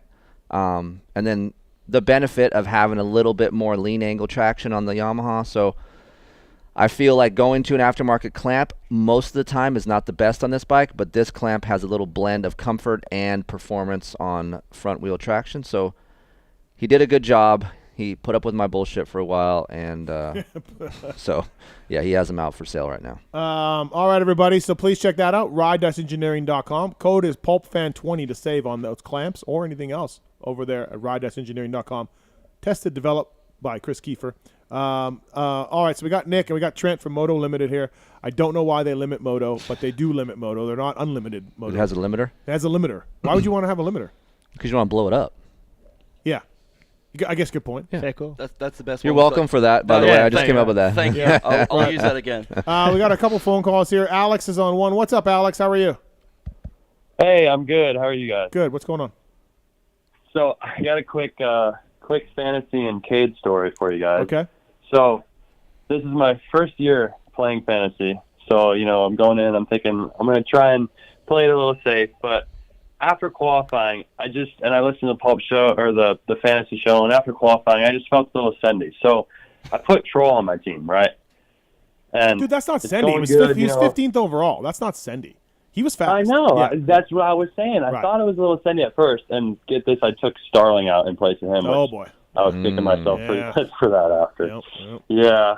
Yeah, I know. So I put Troll in, and it's looking good in the heat. I think he was top 9. I'm pretty sure with the first couple laps, and then I see him dropping down. That was not a great sight to see. And then lines up in the LCQ, and I'm like, okay, you know what? He gets like a 6th place start or so, and he's going. And I'm like, all right, this isn't bad. And then you know what? Cade just had to ruin it for me. Yeah. Yep. Just had to ruin it. Absolutely. And Couldn't just pass him clean. Among other people. How about you just pass him, Cade, Yeah. and move on? Like, how about Christian that? passed the I same know. corner with I no know. not Yeah, hurting no anybody. problems. No problem. No problems. Nope. Absolutely unbelievable. I couldn't believe it. So, I see that. I'm just absolutely losing it. Just blowing a gasket. Just pissed off at the world because I had Brown and Swole on my 250 team. So my night's just rough, right? Like, it's just not going good for me. So, I get through the night, and I see the post on the next day. You guys see Alex Martin's post of Cade ordering his merch. Yeah. Cade ordered some troll training merch. This is what riders Yeah, do nowadays. Yeah. Yeah, I know, right? So he posted that, and in doing so, Troll also posted a screenshot of Cade's receipt, which clear as day, granted, Troll tried to cross it out a little bit, but clear as day you could see Cade's phone number. So I took it upon myself That's awesome. to give Cade a call. Yeah. And lo and behold, he picks up after like 4 rings, and I guess he's driving or something because all I hear is just this wind blowing in the background. Uh-huh. And he picks up, and I couldn't really tell if it was him. I'm like, "Is this Cade?" And he goes, "Yeah." And I said, I just want to let you know that you absolutely fucked over my fantasy last night. That's awesome. And he's just like, he just pauses and he just goes, "Who is this?" And I was like, "Dude, you might want to go on Instagram and take a look at Troll's post because he posted your number." I love it. I love it. Day. He would have got lit up He with just goes, "What the fuck?" and hangs up. Good. And I felt so bad. I was like, man, I was gonna tell him, yeah, I'm just messing with you, dude. Good ride. No, And he just hung up. So I had to shoot him a text after that, and I told him, "Sorry, buddy, nice job last night. I just wanted to bust your balls." I thought at this point he'd blocked me, but he texted me back and said, "I don't blame you. That's kind of funny." So. Well, Yeah, I hope still Troll got left that one up. side I hope of Troll left it up, and everybody calls Cade. Right. Just everybody Oh, call Cade. dude. I couldn't believe I must have been the first one, but that post had already been up for like an hour. I don't know. He seemed He very said that a few surprised, people so. did call him. Oh, yeah? Yeah. Yeah. It's great. Did he take the post down? I don't know. Yeah, Trolls He post, right? edited it. I Oh, think did he he? took out the damn. Yeah, I think he took out the picture that had his number. I love that, Alex. We're gonna give you something. What can we give Alex for Got a fucking bite? harassing Cade? Yeah, I got a couple. I got a YZ250S X at 22. What about a Maxima package? I like it. Maxima That'd be- USA I'd love package. it. We're going to do that. Pulp 20 is the code to save. MaximaUSA.com. Whether it's 927, which Darkside's going to need for his SoCal Darkside. for his SoCal Darkside when he gets big air, or it's the 4-stroke motor with the peak additive in it. Whether it's SC1, you got SC1 in Australia? I haven't found it, but literally we were playing with it last night. The whole Mathis in a can. Yeah, that smells. It's called 1CS back there. It smells good. I got it somewhere around it. Like the toilet water, it's backwards. Yes, toilet water goes thank you. backwards, I and thought that was really funny. Yeah. Okay. It's real. All right, so Alex, stay on the line. Thanks to Maxima USA, we'll get you a little kit going. All right. Awesome. I appreciate it, guys. All right, that's great. I got Thank one you. more quick Thank you for question harassing. Kiefer, if you don't mind. Yeah, go ahead. Kiefer, I Yes. just want to know, how is the Zaxby's on your way to the airport after Florida? That was horrible. Dude, I was there picking up those Husky demo bikes that you guys rode to take them back to the dealership, and all I Yeah. could hear was you yelling at everybody to hurry up so you guys could go get Zaxby's. And one of the guys goes, "What is Zaxby's?" And I'm like, "It's like Chick-fil-A, but way worse." Okay. They were out. So I was on the Baker program, so I was looking for to get the fuck out of there so I could eat some chicken and some bread, right? So I didn't give a shit, Yeah. but when I got there, I was like, it was hyped up and it was just overplayed. It was no good. Zaxby's sucks, yeah. So overplayed. I could have told you that. Now I feel bad I didn't mention anything. I thought you'd had it before or something, at least. Thanks, Alex. Stay on hold. Maxima Yeah, I USA appreciate it, will guys. hook you up. Thank you for fucking blowing out Yep. K-Clays. That's great. Thank you. Oh, you're welcome. Appreciate Have a good night, that. guys. That's great. Yeah, take that, Cade.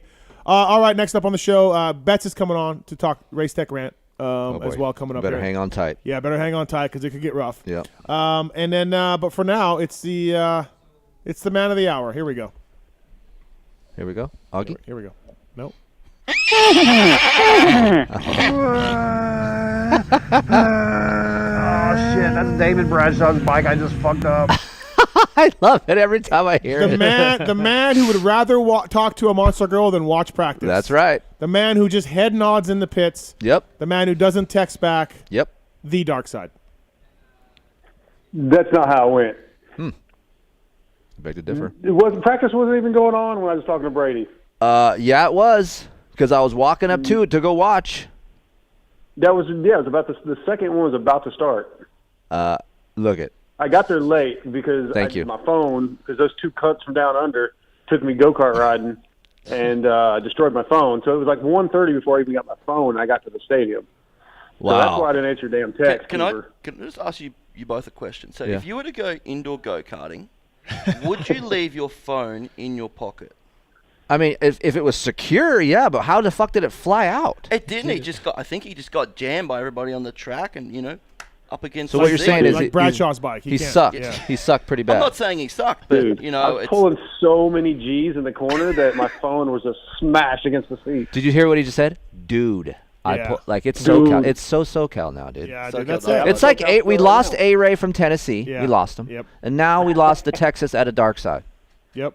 Fuck. Not the case, bro. Yep. Not the He's- case. I He's, haven't seen our he's couch in gone. SoCal still. He's gone. He literally went Head like nod, this. dude. He'd Yeah, head nod. yeah. What's up? Yeah, Monster Girl was, yeah. And I was like, oh my God. And then he didn't text me back and he head nodded me. I I'm did like, text you back, asshole. Dude.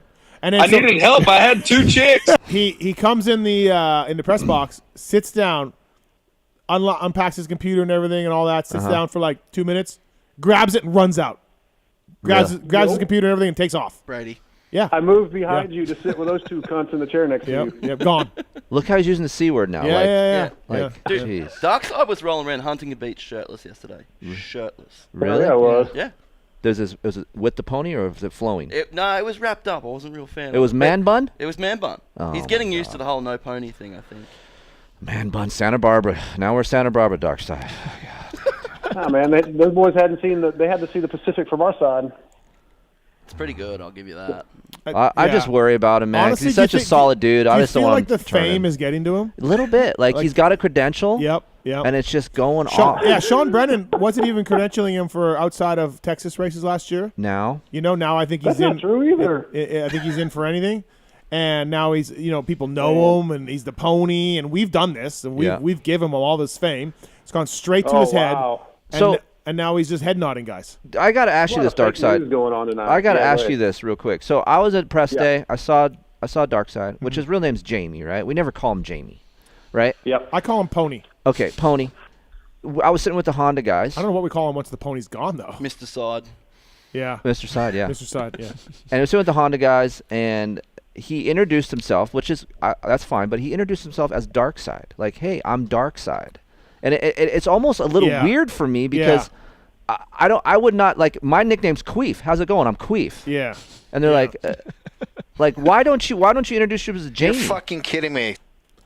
Because everybody knows me as Darkside from all the shows. That's who, like. Why don't you say, hey, I'm okay, Jamie, a.k.a. Darkside from the Moto X Pod Show? Did you know he's got Darkside tattooed across his stomach? No, I didn't. I never see him shirtless. No, neither do we. It's there. It's in all its glory. Darkside. That was long before. On his like where Tupac has Thug Life. Right across. He's straight to Compton, basically. Dude, you have no idea how much this cutting of the pony is going to help his life, dude. You're like, gonna I look feel so like hot, what we're Darkside. doing is going to help him in more ways than we think. I'm worried about this tattoo. So he has Darkside on his stomach. Straight across. Darkside, take a photo of it and send it through.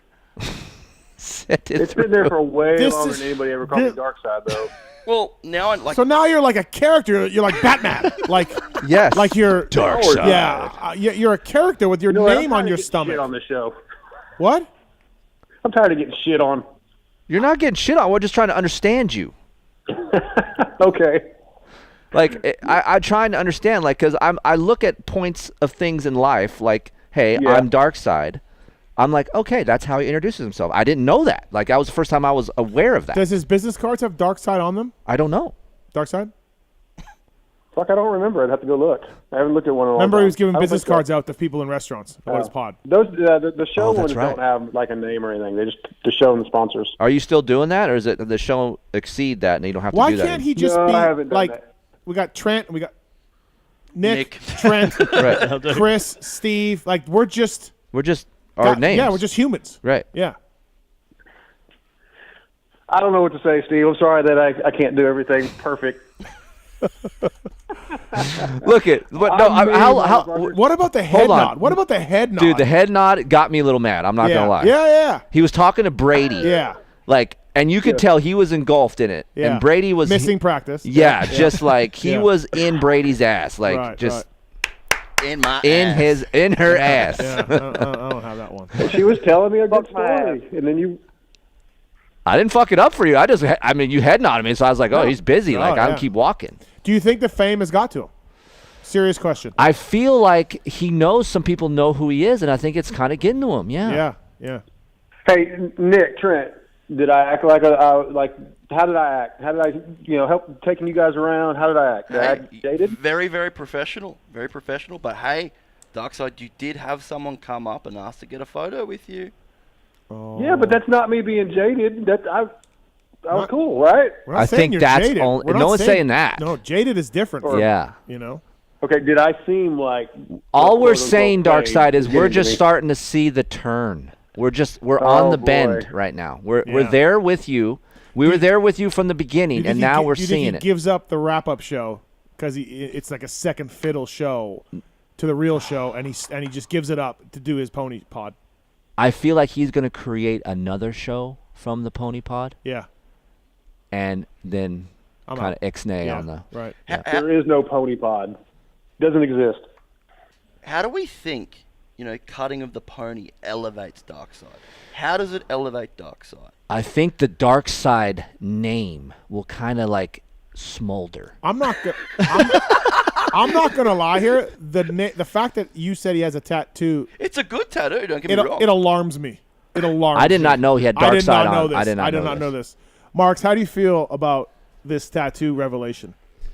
You know, it's funny because I used to want my name tattooed like on my back or something back when I raced. I think everybody did at one point, and I'm really glad I didn't. So I just hope he doesn't feel the same way that I do without having even gotten mine. But so obviously Darkside has been a thing before podcasts and dirt bikes and things. Star Wars. It comes from Star Wars. Yeah, it comes from Star Wars. I have multiple Star Wars tattoos. I'm a dork. I love Star Wars. The bad guys. So are my you have favorite. C-3PO on your body somewhere? No, because he's not Darkside. He's not a bad guy. I got Vader, multiple Vader stuff. I'm just So a dork, dude. You're more of the bad guy kind of vibe. Yeah, I always thought the bad guy. Even like as a kid watching G.I. Joe, Cobra was cooler. They look cooler. So I was always the bad guy stuff. How old is this Darkside tattoo? Darkside, Mr. Side, sorry. Probably 15 years. Wow. Let's bring this other gentleman in here tonight. He's a professional baseball player. Okay, good. Chris Betts. What's up, fellas? How are you guys doing? We're good, man. Thanks for being on hold for a little bit here. Do you have bets anywhere on your body? Batting bets on there? Do you have any sort of tattoo of your name? No, I'm tatless. I don't have the balls to get a tattoo, sadly. Where are you at with Darkside, a.k.a. Jamie, tattooing Darkside on his body? If we're being 100% Yes, honest, we are. That's the first time I have ever heard his real name, and I did not know it up until this moment. So that's a problem. Wow. That's a problem. my ass. But it's marketing. He knows, the people know him now. I mean, who would they know Jamie with the ponytail or Darkside? Well, okay, I didn't know. I'm going to ask you this, Jamie. I haven't been in a post-race conference with you. Do you stand up and you say Darkside from the Moto X Pod Show? Do you say that? Yes. Okay. Oh my God. Here's where this is what I'm trying to fucking figure out. How can someone, aka Prater, Sean, whoever, take Jamie seriously when you're saying I'm fucking Darkside? Building that brand, baby. I can't argue with that. Like I'm literally being serious. Yeah. Like at what point does that get played out and you're going to turn into Jamie? And I feel like that's going to happen after Minneapolis. I think we're going to turn him into Jamie. Yeah. Yeah. I guess so, man. I don't know. I guess I need to follow everything you guys tell me. No. But do you ever think like that? Like, okay, I'm going to do this media listen, thing here's for a how while, really- and I need to maybe go to my real name at some point. Yes. Okay. Like, honestly, here's how it started, right? Just quick. I'll try to make it quick. When I first started listening to Pulp, there was people calling in like Raining Yellow or whatever. They were using their Twitter handle. So the second time I called in, I used my Twitter handle, which is Darkside MX3, and I was like, it's Darkside, and then like I just kept doing that, and people, it became sort of a thing or whatever on Pulp, and then it just the first time I went to a race as quote unquote media, it sort of started being used. I guess I used it, to be honest, and right. It's just stuck, and it's sort of like they said, almost a marketing thing. It's like, I don't know. That's what I use. And that's on the credential, do you put first Dark, last name Side? No. No, it has my real name. Okay. on It the has your real name credential. on there. Yeah. Okay. all right. Okay. Betts, you have been. Daniel. Go ahead. Go ahead. Betts, No, you've you been go in a ton of locker rooms with a ton of baseball players. What's the worst tattoo you've ever seen? Oh my God. So I have two immediately come to mind. One is this guy who just had some demons, went through some shit in his career. We kind of both had surgeries at the same time, went through the whole rehab deal. He had tats everywhere, but he had this one singular one that was a baby with demon horns farting flames onto a Copenhagen can on his calf. What? That's not a bad. That's a good tattoo. That's awesome. And then we got another one who he has a tattoo on the left side of his left pec is a duck call, and on his right pec is just a 5 out of 10 portrait of Elvis Presley. 5 out of 10. There's some wild ones, man. And tattoo, like we got a guy who has a brand of his college logo on his ass. Oh wow. Yeah, you see some crazy shit. Yeah. Uniform hides a lot. Do you have any media members, Betts, in your sport that have them introduce themselves by their nicknames? No, and you know what I was thinking about when you guys were talking, and like I love Darkside. I think you guys rag on him just a hair too hard sometimes. Okay. Is if I'm sitting at the podium and someone asks me, hopefully I'm at in the press conference because I did something good, and this guy's like, "Hey, I'm Darkside from MLB.com." I would have to walk that back and say, What was your name again? And I understand the sport's different, but Yeah. I think we do need. I don't think we need to just bail. I think we just need to start an exit plan. I just think we need to slowly put a plan in motion to maybe go Jamie. Right. I agree. This is where I'm at. I'm not hating because look, I love Jamie. I'm buying the guy a fucking bike for his ponytail. Like I generally like this guy. Yeah. Well, I'm met just Jamie. I generally worry about if he's going to keep doing this. Well, missing practice to talk to a monster chick and Right. head nodding is alarming. Alarming at this early of a stage. Yeah. You know what Yeah. I'm saying? Yep. So I did not miss practice. you late. Other than the ones I You were missed late. because my phone was broke, and then it was locked out when it turned back on for 45 minutes. Who cares? When you walked by, I hadn't got that text yet because my phone was still locked out. I feel like he would tell me the truth. Like Yeah, I did. Did I not text you? Would Jamie tell you the truth, or would Darkside tell you the I don't know truth? who I'm talking to right now. Yeah, either one. Either one. But you're right. But at this point, if I texted somebody and said, "Hey, this is Jamie," they'd be like, "Who?" Well, I think we got to start. But we got to break it in. We got to go through. What do the Moto Limiter guys think? You never know. Like cutting the pony. They barely speak English. Cutting the pony Thank you. could be the start of Jamie. That's what I'm saying. And Yeah. the haircut that I'm going to give him, Are you going to put the pony in a jar? We had this question. fucking A, I'm going to Okay, put it all in a right. jar. Where does this jar live? Okay, the jar lives if you've been to my house. Yeah. They got my fireplace, Yeah. and I've got things helmets across, Yeah. things that mean something to me. You want I'm, Loretta's? I don't know if you heard, but yeah. I'm putting the pony in the And jar. and Heather's okay with this. Heather's fine with this. Yeah. Right next to one of the trophies from Vet Nationals, right there next to the On the jar. mantle. So it's like a trophy. Yes. And I feel like this is a cleansing. Like I'm going to help this guy right now with taking this pony and locking it in this jar and putting it in my house. I'm freeing him of this Darkside character, right? I see. Like let's love Star Wars, but let's love it a little less. Do the people at work? Do the people at work call you Jamie or Darkside? Oh, definitely Jamie. Definitely Jamie. Yeah. Yeah. See, I just feel like out of all seriousness, Jamie, this is what you will need to further your career if this is what you like to do. Jamie's writing articles for Racer X now. Does it say Darkside? Yeah. Okay. Like Why Well, again? but they say they use Jamie and Darkside in quotes, Guida. Okay, I'm fine with that. Like That's you want to the put that in transition. quotes? That's fine. But let's And I didn't make that decision. yeah, exactly, because we just smart. He wants to put the guy's name on there, right? Like Right. Yeah. Bets, have you had any teammates that just want to be called by nicknames?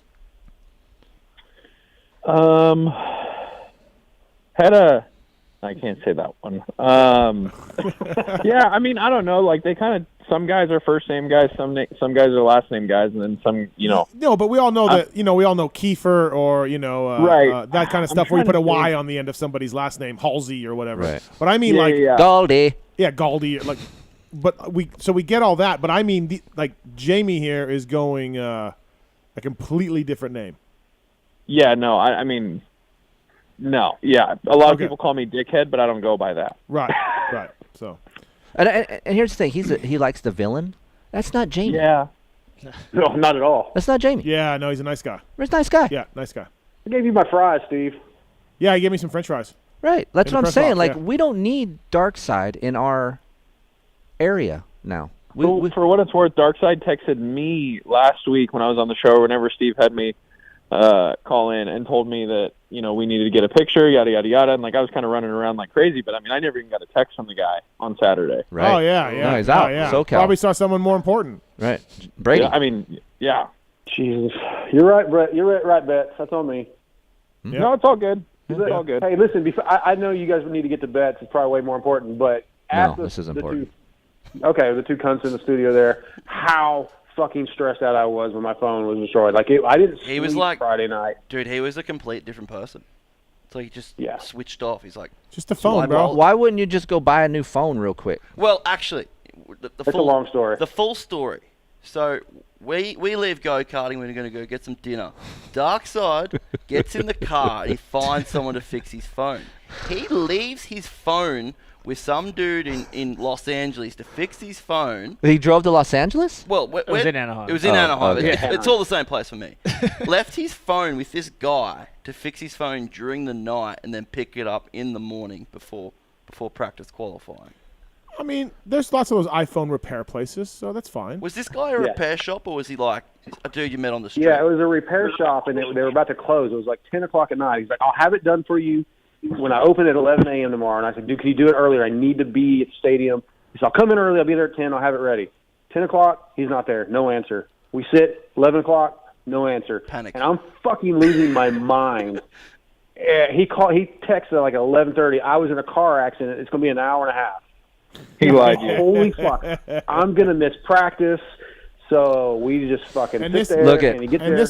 If this was Tony Alessi talking to you, the universe is talking to you, Jamie, to tell you to get rid of the dark side. And the last time he's at a race, San Diego, his chick got into some sort of accident with the cart and scooter. Right. And he missed some of the night show. Someone's trying to tell him something. Yeah. Someone bigger than us, Steve. You think that's what it is? Yes. Well, anyway. It was full panic, but it was all right. I'll take your guys' advice as I usually do, and we'll figure this shit out. And again, we got 30 days or so until the pony gets clipped. Oh my God! I don't know if I'm going to be able to fucking sleep like on Pony Eve. I don't think I can Pony sleep. Eve. Yes. Happy Pony Eve. Pony Eve's going to be a lot of emotions for me, like. And then Betts, did you hear about this? We're getting it cut on stage on a live show. Yeah, I'd cut my dick off for a free dirt bike. Oh, wow, okay. That's aggressive. That's Oh yeah, dude. Kenny Taco Bell pulled me aside. He's like, "What the fuck is this going on?" When I told him what it was, he's like, "Oh, dude, let's make it 2 bikes, and I'll cut mine too." Yeah. You got buddies with ponytails too? You guys got like a little club? The fact that we're going to see a whole new human being when we're done with this live show is going to be amazing. I know you want to keep the pony in the jar, but maybe we should burn it. No. On stage. Sacrifice it. Fudge, no. No? Like maybe the demons will be gone. That's some voodoo shit. Tape it to A-Ray's rear fender. Oh, boy. I can It'll fall off. A-Ray lost his side plate 5 minutes in the first practice of the year. I might even start a fucking Instagram for this pony. Yeah. You could do like Elf on the Shelf. There's already one. Where you put the pony oh, my God. in all sorts of different places. Yeah, like Pony Christmas. Yeah. But like I'll take it on the road with me and I'll go to the Arch in St. Louis. It's kind of like the Stanley Cup.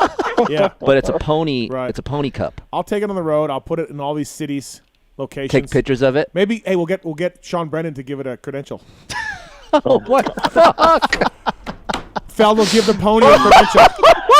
It'll go to the races. He carried and get him in the post-race conference and stand up. Yeah. Okay, I'm Pony. Oh my God. How do we feel the like pony has a question for Chase Sexton? How would the pony talk? What sort of language? I don't know. Oh my Keith God. has got the voices. He's gonna have sound. Yes, I have a question. Yes. Like Yoda. I have a question, yes. Chase Sexton, yes, sir. Yeah. Oh my God. Pony. I like this. Oh. Yeah, this is great. Can't script it. Yep. All right, Darkside, we got to get to Betts because he is the guest here with the Race Tech Rant. But the Guts Racing, Seal Savers, Motorsport.com, the folks at Michelin Bicycle Tire, are you doing a wrap-up show this week? Because you skipped it last week, so I'm just checking. Like I'm just wondering why I'm paying you. Is there one coming? Be cutting audio on the plane ride home and getting it done Wednesday night. Okay, who's the guest? Do you know? Logan Carnell, Travis Delnicki. Oh, wow. Okay. Good lineup. You're not going to get the Moto Limited guys. They're just no good? They'll be traveling. Oh, okay. Well, they think anyways. Yeah. I don't know. It's either I'm going to be traveling home or I'm going to Oakland. Right. Look, he hasn't even took his band off yet. He's ready for round two. I'm ready. We're going. We've actually got a bet of who leaves it on the longest.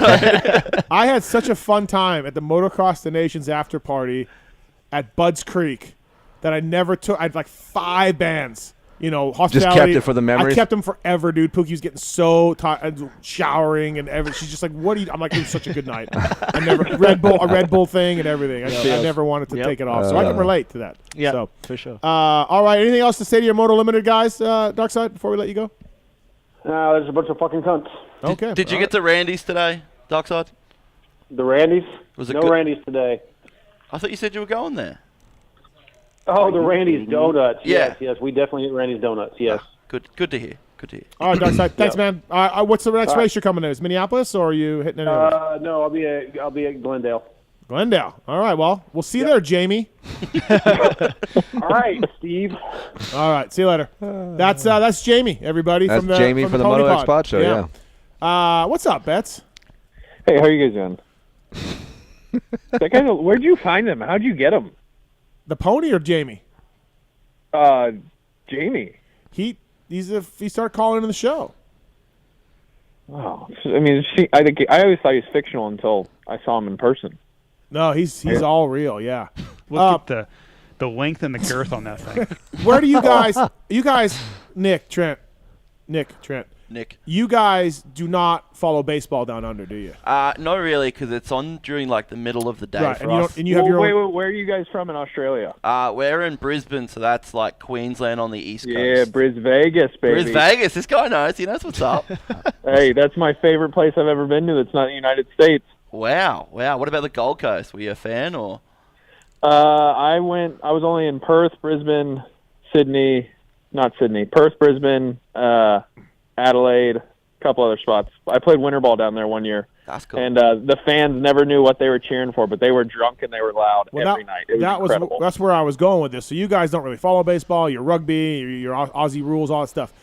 But do you like bets on the show? Like, Oh, yeah. Even though you don't know what the fuck he's talking about. I like bets with White Claw. Like White Claw bets. Two of those together, you get a better bet. Yeah, we were trying to see if we could take on his challenge, but we thought that was probably not a good idea for us. First time on the show to try and take on his White Claw account. Right. Okay, all right, well. Fans of bets. I'll give you one better. I came home today from the gym, and the construction worker across the street was whipping the Holden, opposite side driver and everything. I about shit my pants. A what? It's called a Holden, right? Your guys' station wagon? Yeah. Single person. Yeah. He had one, and it was driving on the opposite. I went and asked him how much he wanted for it. He told me it wasn't for sale. Did he say what type it was? Like, was it a Commodore or was it a Ute or? Fuck if I know. It was the Australian one that I saw over there, and I just lost it. Thought those were the coolest things ever. Wow. We got a call for you. Hey, Betts, did you meet many Pulp fans at the race? You know what? My dad wants to know what the fuck you've done with me. Because, like, 2 different people walked by us when we were walking to Cowie and said, fuck my ass, Betts. And he just looked at me like, what are you doing? And Fuck my ass. That's awesome. There it is. And then someone, we were just eating, hanging out, and someone walked by and said hello.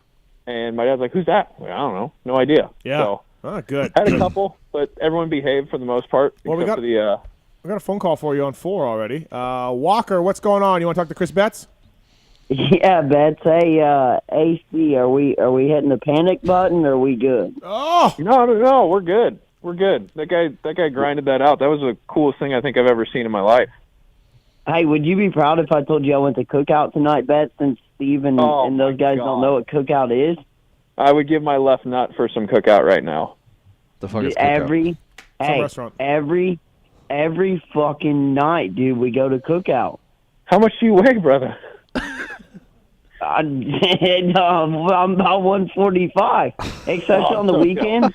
Especially on the weekends when we're drunk. Look, I live in a college town. If you're drunk, you just go to fucking Cookout and you're hacking your guts up in line, and then like you just pull up, you get you some quesadillas, and just skirt. Can you send Betts some Cookout overnight? Like next I think it would disintegrate. Oh, it would? Yeah. What is Cookout? What is it? It's some restaurant back east. I don't know. Yeah, who knows? It's a southern thing, like, and it's cheap, like cookout food, like quesadillas, hot dogs, burgers, and it's just cheap. And like Beth said, if you don't eat it there in the parking lot, the grease will soak through the bag. Hey, Kiefer, it's like Waffle House, but worse. Worse than Waffle House. Wow. Listen, Anaheim 1 just happened. We spent 25 minutes talking with a guy about his name and a pony. Yeah. And now we're talking about cookout. Yeah, Like, we got to get back on track here. Yeah, let's get focused. Hey, I do have one question for you guys though. Okay. Kiefer. Yeah. Kiefer. All right, Paige Craig. All right. Yep. Do you think that the pony would head nod at you if he was talking to Paige Craig? Oh yeah, for sure he would. Yeah. Yeah. Yeah. All right. Thanks. Hey, buddy. Betts, Yep. Lexington Legends next year, dude. Come up here and play.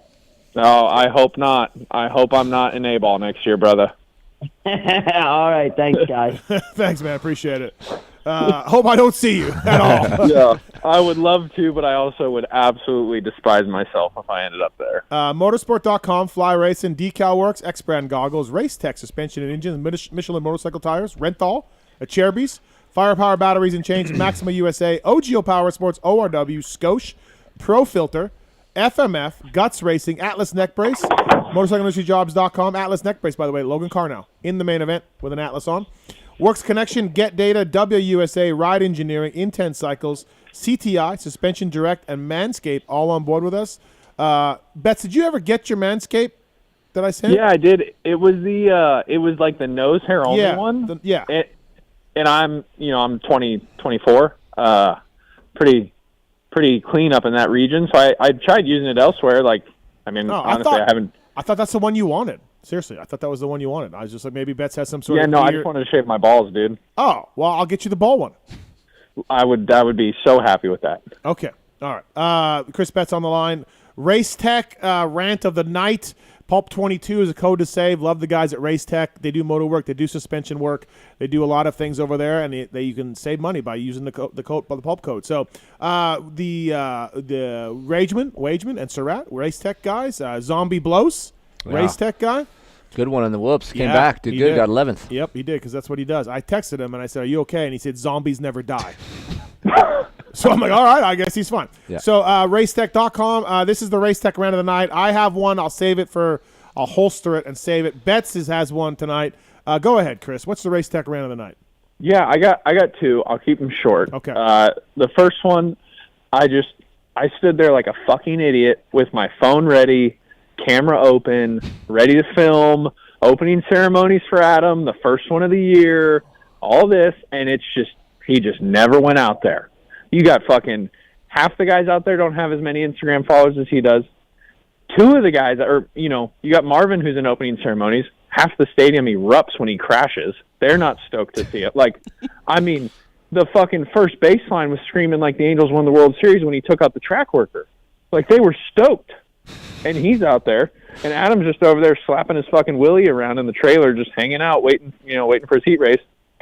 And I just could not believe that he wasn't out there for millions of reasons.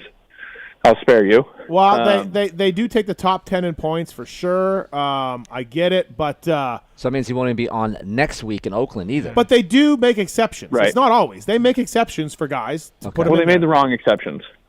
Yeah, I'm surprised he wasn't in either. I would love to shoot you down on your AC stuff, Betts, but he should. He's one of our top guys in he sport. Is, and he's got a big following, and he's a good dude, and he's fast as shit. So yeah. And it's like, don't talk to me about growing the sport when you're not having your top guys out there for the part that if you're there for the first time ever, the only thing that's cooler that you might understand is that, and he's not out there. I just think it's bullshit.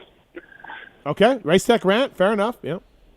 And then the second was just the Dig Dug buying nachos fucking 40 minutes before opening ceremonies. Yeah, so what? We're in a group text.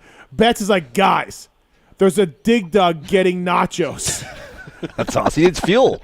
I Dig Dugs go out for fuel. I didn't see a problem with it, but Betts is like, do you think you'd see an umpire in the concession stands before an MLB game? Dude, I mean, like, full helmet and everything. Like, he's going to fucking shove nachos through his fly helmet. I was staying behind him, and my dad even asked, he's like, what is he doing up here? I was like, don't even get me started. I didn't, it was mind-blowing to me. How did he even get up there? The Dig doesn't go anywhere, dude. Really? Yeah, they're magical. He probably dug his way in there. Like Dig Dug. Did he have the helmet on or off? Helmet was on. In the line. Wow. Yeah, they can't take the helmet off. They can't talk shit. He's committed. You can't take the helmet off. It's we see one with one off. Yeah, he was walking in the car park. Yeah. I got a photo of one last year in the tunnel, and he screamed and tried to cover his face. Oh my! Yeah, yeah. I got a photo of one. It was like the ultimate thing. Yeah, They must be some fucking good nachos. Like, oh my god! So, it made me so angry. So I much love angrier than Betts. it should have. Betts is just he's such a stick and ball guy from regular sports, right? Yeah. Grew up that way. There's rules. That's the baseline for him. Yeah, Everything else. Yeah. There's rules. There's regulations. Yeah. There's all these procedures, and then he comes to our sport, and he is just blown away. Day after day in our sport is blown away by us. From it's the industry version of don't meet your heroes. Like if you get involved in baseball, or if I were to share some of the things that you and I talk about that I can't really repeat, that are just kind of the inner workings of what we go through. Yeah, it's oh wow, that's pretty intricate for a sport. And then you get in this one, and it's well, I knew it was chaos from the outside, but on the inside, I can't believe it's actually how it seems. We're transparent. There's no rules. One of the guys who's responsible for protecting, the unconscious rider on the backside of a triple is just greased up with nachos while he's doing it too. Hey, I did see on the broadcast. So I forget who crashed. Oh, Jalik's bike, I think, was stuck wide open. Yeah, and he was gonna pick it up. And I'm yelling at the TV. I'm like, don't pick it up, dude. Yeah. Don't pick it up, dude. Hit the kill switch. Hit the kill switch. And he was getting ready, and I think finally someone yelled at him or something, and he hit the kill switch. Yeah. I'm like, oh. The worst part was everyone was coming down the next lane, too, right as he was about to pick it up. And I'm like, oh, no. It's just like the tough blocks, Betts. There's nothing we could do. They will take out riders. For 40 years, they've been taking – not 40 years because they've only been around since 96. For 25 years, tough blocks have been rolling onto the track, and just guys have been fucking cartwheeling who didn't do anything wrong. Well, tough blocks saved Adam first qualifying, they did. So I'm cool with that. Also, I'm cool with you and Weege tweeted something about him crashing, and I think Weege made it sound pretty bad. And I was walking into the stadium, and so I text you. And you also confirmed, wasn't good. He finished, wasn't good. two crashes in one practice, yeah. But you just the way that I read it was okay, he's banged up. This isn't good. So I fucking text Adam, hey, walking in, heading over to your side. How are you feeling? And he goes, good? ? Why? What happened? I was I just didn't respond. I just walked into the motorhome, didn't say anything about it, just dropped it. Right. Well, listen, he said that first practice, the one crash in the whoops hurt him a little bit. So he did say that. But, yeah, just when you're Adam and you already got the shoulder injury, and then that happens. Do you have any comment at all? Dylan was going off about Adam on Twitter. Yeah, I don't know. I just again, I'm also not certain that that's not you or JT on a burner. I'm still not convinced that he's real because I think to obtain the voice pitch that he has, all Marks would have to do is spin a knob on JT talking, and it would sound like that. That's not real in any capacity. So, when Adam gets healthy and we wrap this thing up, we can talk. Okay. I did have a moment when I watched a movie over the holiday called I Love You, Man. You remember that movie? Yeah. Oh, so good. And there guy's like, everything you got. That squeaky guy, that's what Dylan reminds me of. That guy. Yeah. Yep. Yeah, that's good. All right, Race Tech round of the night. Pulp 22 is a code to save. Dig Dug getting nachos and Dig Dug's running away from Mookie too. That was impressive. Oh yeah, Dig Dug. No, they're elite, dude. Yeah. Homeboy ran his ass off. Yeah. Because you know how fast Mookie is in the whoops. Yeah. And he beat Mookie through the whoops too. He did. And AC not being in opening ceremonies. I can't argue with either point, Betts, for your Race Tech. No, I'm generally a pretty level-headed, down-to-earth guy when it comes to my takes. So, are you coming to A2? Yeah, I should be A2, A3 San Diego, and then Glendale for sure if I'm with an Arizona team, and then if not, I'll try and make it out to Glendale regardless. Oh, okay, fantastic, good. Well, Pookie and my mom are coming down to San Diego, so I'm sure they'll want to meet. God, I just want to see Pookie. Oh, wow. Don't we all? I was really bummed that she wasn't there. So, Adam, after my interview, I go see Adam in the motorhome afterwards to do an interview with him. Shitty interview, by the way. Thank you. And he goes, how's Pookie? I'm like, yeah, she's good. He's like, never mind, I'll FaceTime her. That's awesome. Yeah, no, she's rad. I'm like, no, you won't. Yeah. How you guys were kind of giving Darkside shit of how much is this persona that you've created responsible for your career, I think you could say the same about Pookie. Oh, really? I think that a lot of your ins in the industry might be because she's so cool. All right, fair enough. Yeah, I mean, I'll take it. You know, I've said worse things to you, so yeah. Great radio. All right, buddy. Thanks for calling in. Sorry to put you on hold for a while, but we had to get to that whole Jamie Darkside thing. So yeah, no, that's going to be an interesting thing to see transpire. Again, like, you know, if when you make the major leagues, it's not going to be like, right. Now we have big old balls. Yeah, we got bubblicious. We got big old balls from MLB.com for Chris Betts. You know, I just don't like that he referenced a guy who refers to himself as raining yellow as his defense motivation for calling himself Darkside on the show. It's like, dude, you got to do better than that. Yeah. Yeah. But I respect it. All right, buddy. Thanks for calling in. We'll talk right. soon. Thank you, man. Have a good night, fellas. All right, thank you. That's Chris Betts, everybody, our favorite baseball correspondent. Is he going to make pros or what? I was going to ask him that. Well, he's got to sign up he's a free agent. Oh, so he he needs a team. Yep. And he said he's not worried because his agent said, don't be worried until I'm worried. Okay. And he said his agent's not worried yet. Okay. There's a lockout right now going on. So. Oh, there is? Well, they can sign minor leaguers. It doesn't really apply to him, but it kind of applies to him. All right? Yeah, okay, great. Right. Thank you. I want to thank the folks at Firepower. You've been using Firepower lately? Not lately. Why I need not? to. Oh, wow. I need to get some batteries. I'm out for the new bikes. I saw Kirk at A1. 490-2531 is the YZ250F 450F battery number. Firepowerparts.com, using a lot of Firepower products out there in the pits, and they support a lot of privateers and teams. And, of course, Jordan Smith and Fry and Marty are coming in hot on the East Coast with Firepower Honda, so stay tuned for that. Firepowerparts.com, they offer a wide variety of chains from heavy-duty roller O and X-ring. They also offer featherweight lithium batteries that are backed by a 2-year warranty. Thank you to Firepowerparts.com for coming on board. And also, too, I got an update from Eric at Works Connection. They do not have a skid plate for that 01 KX250. Damn it. We got frame guards or anything? We got to get him something, right? Yeah. We got to get him something. Hey, new guy on our show, Suspension Direct, by the way. Dan Worley, good guy, smart guy. Dan's been around a long time. He has been. They manufacture over there, SDI, distribute suspension components for the power sports and automotive industries. They have a 4x4 Jeep suspension without compromise, and this stuff is really, really good. And they do well with their E-Click line of products, initially launched in 2018. E-Click is more than just electronic shocks. It's a semi-active suspension system that constantly adapts to the road conditions. No more getting out of the vehicle to adjust suspension before getting on a road or trail. So these E-Click suspension shocks work well on-road and off-road. You don't got to worry about that. Marks is going to get some for his Raptor here soon. UTVs, they have them for UTVs. They got them for Jeeps and Ford Raptors and F-150s. Made and developed in the USA. The code to save is PulpMX. PulpMX, save money with those guys. Suspension Direct. You can read more about them on the PulpMX Show website.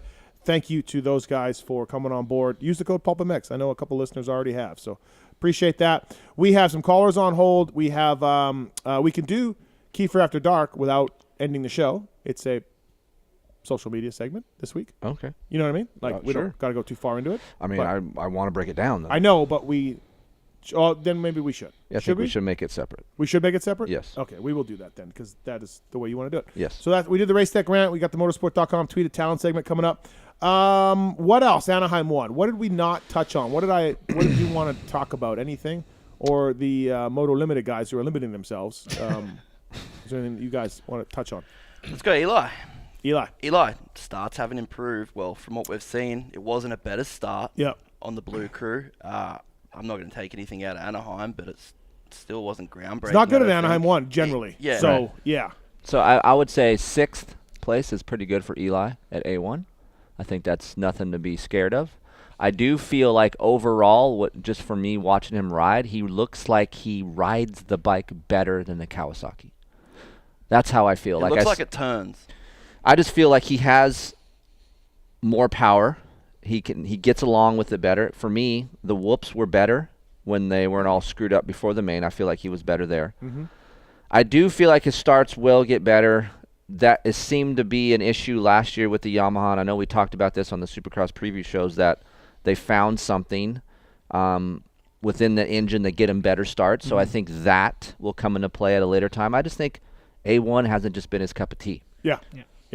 I thought he looked good, but I don't think he looked way better than on Cowie. You know what I mean? I don't say way better, but I could see a difference. You think I think the jury's out, right now on whether that move was better or worse. Right now, one round. Let's back it down. Yeah, because it was a tough track to make up time, and he wasn't really doing it. Right. But I feel like balls out Eli from a few years ago could have made up time on that track. He just didn't. Yeah, well, he got the start, and then he was sort of sitting in behind that group of just chaos that was happening in front of him, and he wasn't making the moves. He was just sitting there watching it, and then the only way he moved really forward was when all that stuff happened, and he just took those positions. Yeah. And well, typical Eli, that was late race. Yeah, and later in the race. So it wasn't like he had that balls out speed that he's just blowing through. So to me, jury's out. I need to watch more. Yeah, but look good. And you say this all the time. Out of all the champions that we had, he's the one that's the most puzzling because he'll get a 6 and then he'll just blow everybody's ass off the next week. You look at the Ryans or Ricky or Chad or those guys didn't do that what Eli did over the time. So, so I'm kind of still a lot of question marks about all these guys. I mean, it's been one race, So let's back it down. I think I have. So I claimed AP for 5. Oh my God, you did. I did. That was such a hot take. But if he's not hurt. I don't think I'm going to get 5. Oh, really? I don't think I'm going to get 5. But I still believe that he will win multiple races. I thought it was funny. Wygant brought this up on the review show and at the race. Mookie switched to Alden's program, fastest guy overall. AP switched to Alden's program. He was the slowest factory guy. And Troll was ahead of him even. Yeah. So, does Baker's factory work or is it a failure? Well, he crashed early. No, right? I know. We were joking around. But it was just funny to see the two guys – one best, one not. You know what I mean? Yeah. So, I mean, Marks, when he said AP was going to get 5, I was like, what? I think a lot of people thought that he was a little out to lunch on that one. I think Cooper as well, leaving Anaheim, not with a big points gap, like he's second in the points. Yeah. That's going to help. Oh, he's fine, because from now it's just going to it's going to keep on going, and there's, he's not having to dig himself out of a hole. That's going to be really, really important, but I agree with you guys. Mookie was the most impressive by far as an improvement. As a new guy. Yeah, for as sure. a change, yeah. What about surprise? Was there any surprises in that 450 club? I mean, mine was Marv. How aggressive he was? Just how aggressive he was and making his way to the front. I was like, where's this guy? But he was good at the end of last year, obviously, but early in the season we don't normally see this from Marvin. No, he already looks better than he did last year. Yeah. Already, you know. So, Is that Supercross only? Is that DV? Yeah, probably a little bit of DV, doing his own program, being happy, or, just changing things up. That's what I've said about a few riders over the years. You just, not even necessarily better. You just change your things up. You're invigorated. You got a new bike, new coach, new trainer, all that DV stuff. wouldn't pick his own guys to be a contender to win. Yeah, why'd you get DV so it's mad? I didn't know. I can't believe you said that. I was just like, oh, no. I didn't say it in the text, in the context that you guys say it. No, but you can't go there with DV. It's like I was saying back in the bear. McGrath days, there was less guys to win than there is now. Yeah, he was just like, it's not a deep field today. And I'm like, we were at press day and looking up. And DV's watching. He's intimidating just even to look at. He's just sitting there, arms crossed, just watching you. He never looks happy. No, he has RDF. Yeah, he does. But he got into it with JT and Parabinos over the credential line. They were yelling at each other. So I heard that third hand. I was driving home from press day, and I got a text saying, "Hey, did you hear DV and JT yelling?" Yeah. I go, "Nah, it's just normal." I go, "That's nothing big. It's fine." But I think Marvin could be something, Yeah. I think Anderson was going to get a podium. Yeah. He was moving forward. He was passing dudes and leaving them behind. And then, he had the incidents. So, Kiefer, you were talking about the blue boots for Starling. Yeah. What about JA's red boots? Yeah, it didn't work. Didn't work? No. I love the red boots. Yeah. I liked it. I thought it was There was a lot of people that were high on it. And I was like... I think the red could have went better with a different gear set. Yeah. Starling's blue boots with the gear he's wearing was just... it's tough to look at. Yeah. When he had a sick-looking set of gear... Yeah. He blew it with the blue boots. And I understand that he doesn't care. He's like, I'm going to wear it just because it's different. But, dude, that's not a good look. I was wondering with the red boots when you But brought that up I want to give this to Justin. That dude rides really, really good. He was busting out rhythms that, I thought at one point he was going to do the over-table triple. That's what he was feeling out. I'm like, wow, this guy he's good. And I know he's always been good and consistent every year, but I just feel like he's a little bit better and has more confidence. His bike looked really good. He has great style on the bike, so, man, it's I think he's going to make a lot of mains this year, and he's a pretty good starter. So I wanna go over the tweet you put out this afternoon about Anderson. There's a lot of tweets he does. Yeah, Careful. he's lapped. I mean, when he says that, it's like work. Right? Yeah, I'm like about what happened, with him hitting a wall in the Yeah. main event. Like, I haven't looked at the lap charts or anything like that. So, did he just gas himself and it just went to shit in the last few laps? Or hard to say. That's why I said he went up and down, and some people on Twitter were getting after me a little bit. But I mean, his last 3 laps were not good. They were like 111 and 107 and 107 or so. To me, you can't relate that if they're after someone crashes. Yeah, you can't. But do that. this was many laps after he picked his bike up. It This doesn't wasn't- matter. Okay, all right. So, Like I just feel like once you crash, cancel out everything unless you're going balls while and you can actually see the lap times like improve. Don't even count them. So, well, I'm going to count them because AMA counts them. I understand that. But I'm not going to make a judgment Correct. on them. But, last year, opening round, he went backwards bad. Yeah. Arm pump, he said. Yep. And then you're like, okay, well, arm pump is also oftentimes a key word for tired, right? Yeah. But he didn't. He improved from there. He didn't go backwards anymore. So it was just a literally arm pump opening round. he looks better on that than the Husky, right? I don't know. Yeah, I think so. Right? He looks Yeah. aggressive. I'm with it, like, even he's always press day. aggressive and all that. But, Yep.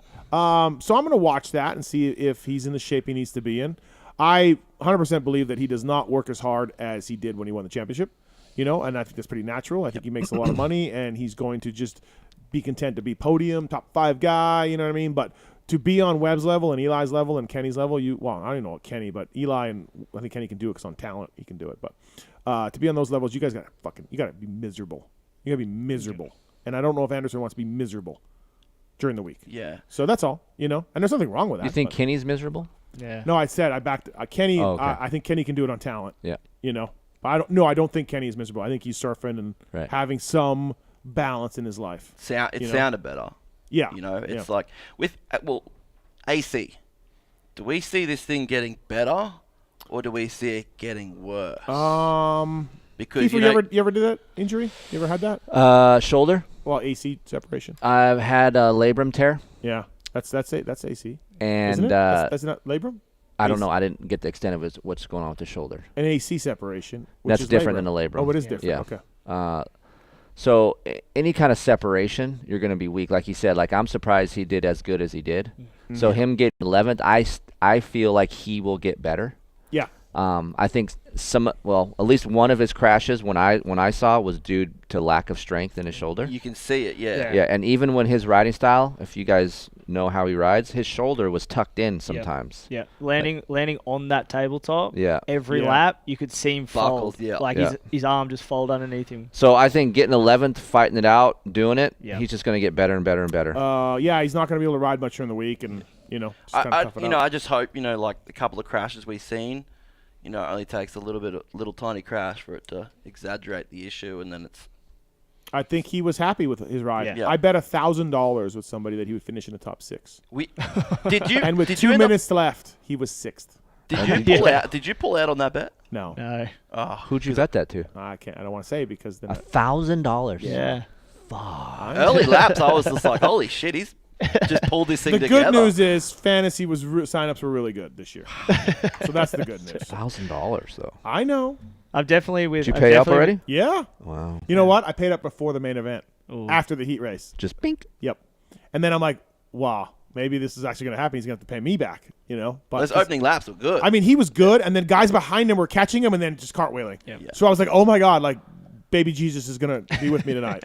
Because he doesn't deserve this, but guys are coming up to him and taking each other out. Yeah. Wow. But 2 minutes to go, he dropped it. Yeah, so. no, I'm with Betso with that. His rant. Like, this is my first time here to the States. Yeah. And I'm a big AC guy. And I was bummed when he didn't come out for opening ceremonies because I was like, Who had the best opening ceremony? Basha. I liked APs. I like Country. blow myself out. No. I liked Tomax because they had to kickstart my heart. Yeah, when I heard that, I was down with that. we could look down and see him, and he's just like, You think they get to pick their own music? They can if they want. Yeah. Okay. If they Do you think that was Tomac's pick? No. Okay. I doubt it. I didn't think so. Yeah, I doubt it. PulpMX Show presented by Motorsport.com. Fly Racing and Decal Works on board with us. We got the Moto Limited guys. They are limiting themselves in moto, but they are here in studio. Trent and Nick and Kris Keefer, of course. I want to thank the folks at Skosh. Skosh was going to bring you Will Hahn tonight. But he had some serious stuff going on. Okay. So he bowed out. We can't make fun of him. But Skosh Industries supposed to bring you Will Hahn tonight. Innovators of award-winning consumer technology, power sports, car audio products, and accessories, celebrating over 40 years in business. Visit Skosh.com to get a 20% discount on the lineup of phone mounts, chargers, and cables, power sport clamps and mounts. Pulp 2022 is the code to save with Skosh. Boom bottles. Boys, you got to get yourself some boom bottles. Good. Yeah, they're cool. Yeah, I actually got one of the car mounts. If I had one here, I could have made you guys fight to the death for it. I'm okay with this. We would have. We like to fight. I don't think I have one. Do I have one, Marks? Do we know? Not that I've seen. Yeah, okay. All right. I've got to get myself one of the Manscaped Lawnmower 4.0. Oh, dude, I've been meaning to do it. Is it bad down there? Oh, bro. Jumanji? Bro, well, look at his beard. Like he's a hairer. He's a hairy guy. It looks like yeah. You got back hair? Yeah. Oh, well, dude. it'll sort me out, right? Oh, everything. Yeah, it'll sort you out. Well, you may need a few passes. That's all right. If It's all right. been a These while. things take time. You know, can't get 100%. But how's your Manscaped? That's great. Yeah. No problem. I told you how I do it. No. Help Heather out, help myself out, do it all. Oh, yeah. It's a unisex version. Oh, here in my yeah. house. It's not Manscaped. That was too much information. It's UNRV. Uniscape. UNRV. Uniscape right here. Yeah. Manscaped 4.0 PulpMX. What's the code? It's code to save. Oh, PulpMX 20. PulpMX 20, yes. PulpMX 20 is the code to save with Manscaped. We'll get you one. How's that? Dude, unreal. Are they in Australia? I don't think so. No, I think we got to buy them out of the US because I looked at buying some. Oh, you did? Yeah. We literally drove. We went like. You boys could have told me this. I could have had them here for you as welcoming gifts. Oh, Here, shave your nuts. Hey, I'll do love the show. Cookie. We had to go. Coffee. We had to go. Nut shaving. To Target to get us a Smarter Sport. Yeah, we did. Yeah. Really? Yeah. Wow. We don't have that. Yeah. Well, they're not on the show anymore, so I don't even give a shit. No, I'm kidding. They're not on the show. The only reason not. I wanted to buy is because. Really? Yeah. Oh, nice. Good. Well, listen, the Manscaped stuff is fantastic.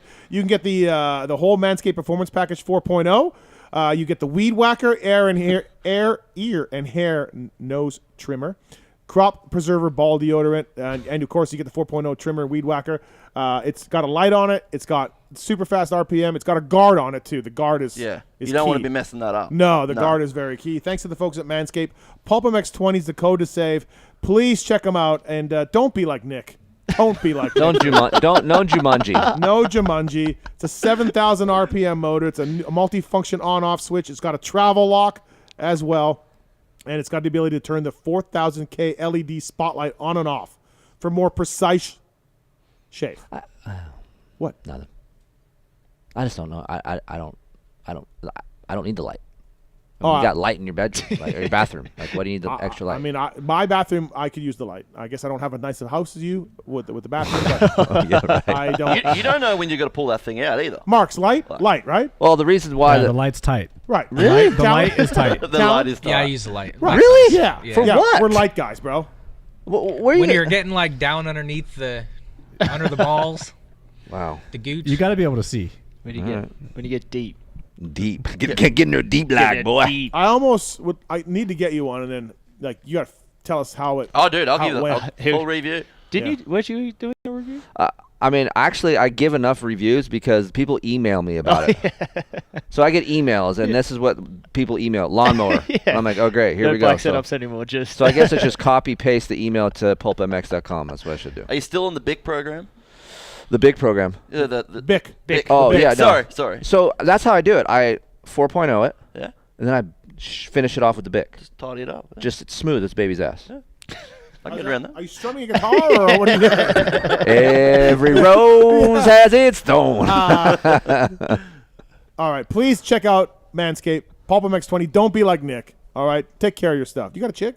Nah. Oh, there's That's your why he phone. doesn't give a But fuck. that's what I mean. Like, You got a chick? it's yeah, I'm married. Yeah, so you're dialed in. Yeah. it's got the light on. You don't know when you're going to get this thing out. Right. If it's go time, it's. But So if you're how in often do you trim your shit? He doesn't. Oh, I wouldn't say it's a quarterly thing, Steve. Quarterly? thing. Every 4 months? 3 months. There's 4. Oh, yeah, quarterly. Sorry. 4 months in a year. Yeah. Hey, man, where you shave your fucking nuts at, man? Who's worse off right now? Quarterly shaving guy or? I would take hairy nuts over what he's going on Hey, over there. Yeah. you take me over that? Yeah, because you probably got ass in a year, right? Oh. Right. Yeah. Thank you. We got Sorry. All right. Is this misbehaving? Yes, it is. What's happening? Hello, how are you? Are you like Darkside, where you don't have a real name? Huh? What's your real name, misbehaving? My real name is Kim. Oh, Kim. Okay. Hi, good. Kim. But my Jeep name is Misbehaving. Ain't that cool? Your Jeep name? My Jeep name. Jeep trick, Oh, is this should we get Heather? Yeah, like you wave and Oh, shit. yeah, the Jeep people stick Yeah. together. Yeah. I actually got ducked last week. My first time. Really? Yeah, cool. It's a long story. It's a Jeep thing? No, it's a Jeep Okay. thing. You would understand. Misbehaving. Are you down with a manscaped type of man or woman? Huh?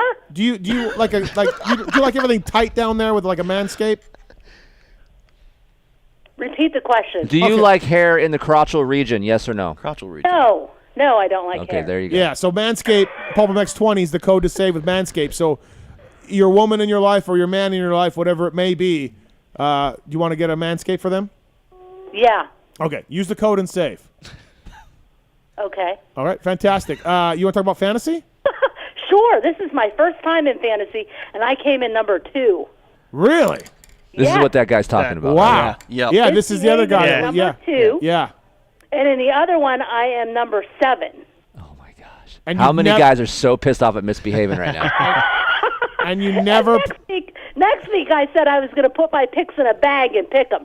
But I think I did really good this time, so I think I'll do my same strategy. Yeah, please. But my question was when it said your rollover, am I allowed to use the same people? Not in PulpMX Fantasy, no. No. That's in yours. You have to pick different people every week. You can go you could pick your week 1 lineup in week 3. But you can't pick the same rider 2 straight weeks. Not any of them or all of them? Not any of them. Not any of them. So So then those how am I going to win? those 8 riders will be blocked out on your screen. You'll be able to see them, but you won't be able to click them and add them to your team. That's some bullshit. Yeah, that is some bullshit. Because what am I going to do without my number 1 guy, Ken Roczen? Right.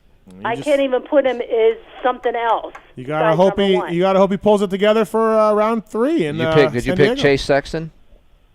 Oh, I think I did. Yeah. I'll have to get my list out. Oh, we got your list right here. I want to know Marks? the strategy. Marks, go ahead. What does she got? How do you have my list? I don't even know what my list is. Because we run the game.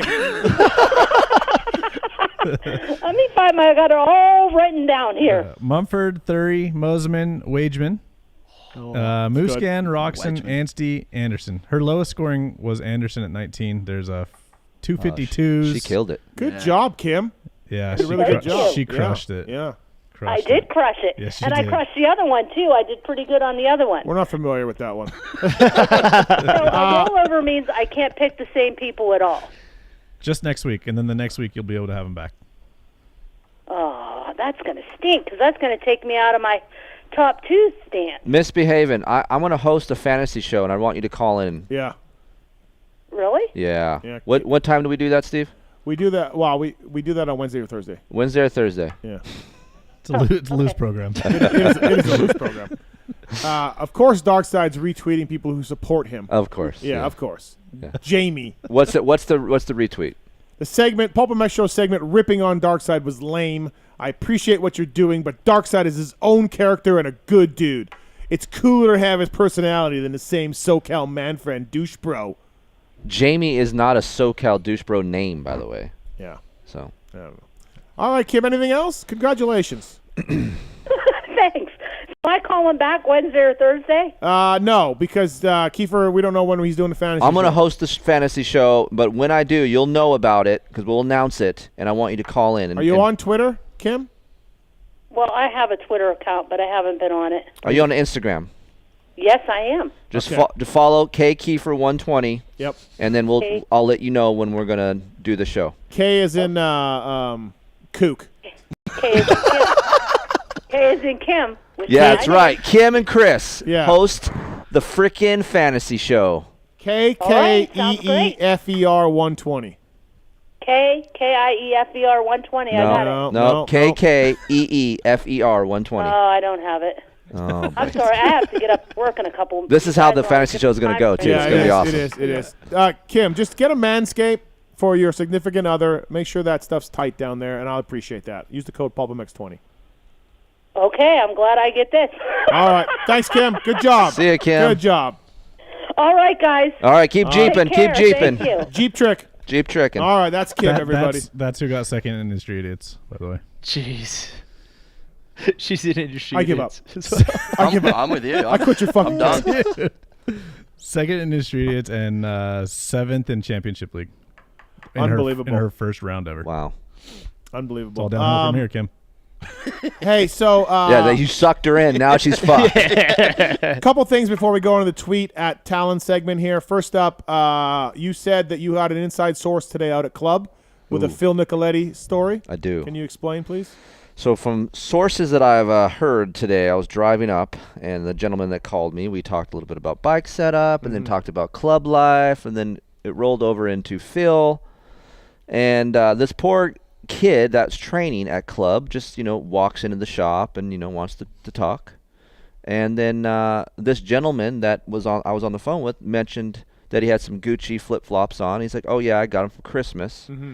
And then that's all it took for Phil to fucking start laying him about how lame Gucci flip-flops are, and just kept jabbing. And the kid just walked out of the shop just like so sad that his guy that he likes, Phil, talking mad shit. Yeah, can you imagine? You're just like, hey, look at my Christmas present. And then this guy just fucking destroys you. Angry about his Gucci flip-flops. So I asked Phil about that. He said, $310 for flip-flops. 16-year-old kid walking around PulpMX wearing Gucci flip-flops. Like, what? I like that kid. He's a good kid. But $310 on Gucci flip-flops is fucking absurd. Don't worry about buying chains, sprockets, or bars. That's Phil's response to that. He's got a point. So the guy who told me, like, the kid was so, like, he thought he was going to start crying. Like, he literally was so bummed out because he's like, Phil. And I go, oh, yeah. He's like, he is so gnarly the way he talks. And, like, he was just aggressive as shit with this kid. I literally beat the shit out of him. Are you kidding me? Maybe that's what I need to do. I need to take Aiden and just dump him off with Phil and get his skin real thick. Oh, 100%. 100%. The funniest Phil story I've got is Phil used to be back in Australia with us. I was wrenching for Monster-Energy Kawasaki. We're at the test track one day, and it was, I don't know, Phil must have been getting undressed or something like that. And this snake's like come up to him, or it was somewhere where he was preparing food, and there's this snake anyway. Phil comes running over, smacking on the door. The dude is literally just dead white. He can't put words. He's like, dude, it's a snake, and just losing it. couldn't put two fucking words together. And that's the only time I'll ever remember Phil. It was just like the snake. Just the snake. He thought it was like a cobra coming to get him. Big scary guy, always angry. This snake fucking put him in his place. Oh wow. Fuck snakes. I'm with him. Yeah, this guy also. I'm with you too, but I can put words.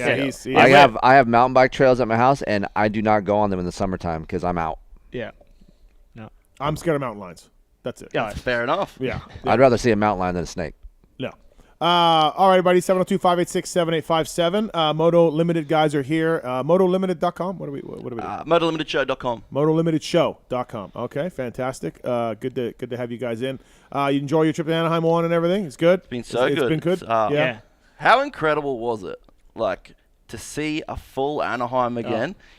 Pits was people everywhere.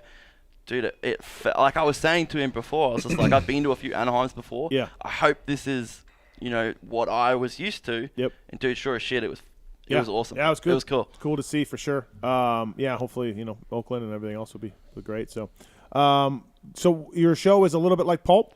Yeah, it's a little bit like Pulp. It's it's try on, to have some fun, laughs, and let some guys on. Yeah, that's it. It's like Australia's a long way from America, so a lot of people dream about going to the US and the riders. So if we can bring it a little bit closer to them, and then also we have a lot of talent in Australia, and it's cool to show them the exposure in America as well. You got any riders pissed off at you?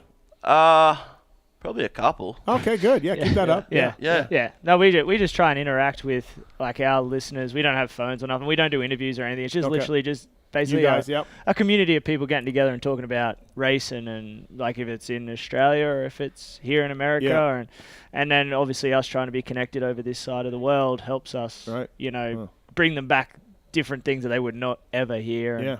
And we just like to have fun. Well, cool, yeah. But I will agree as well. It's one thing you say you can't really report on the sport unless you're at the stadium. Yeah. Dude, you get so much more being at the stadium than you do being on TV. Oh. Yeah. I'm there. I was there. Yeah. I'm fucking there all day. I know. You are.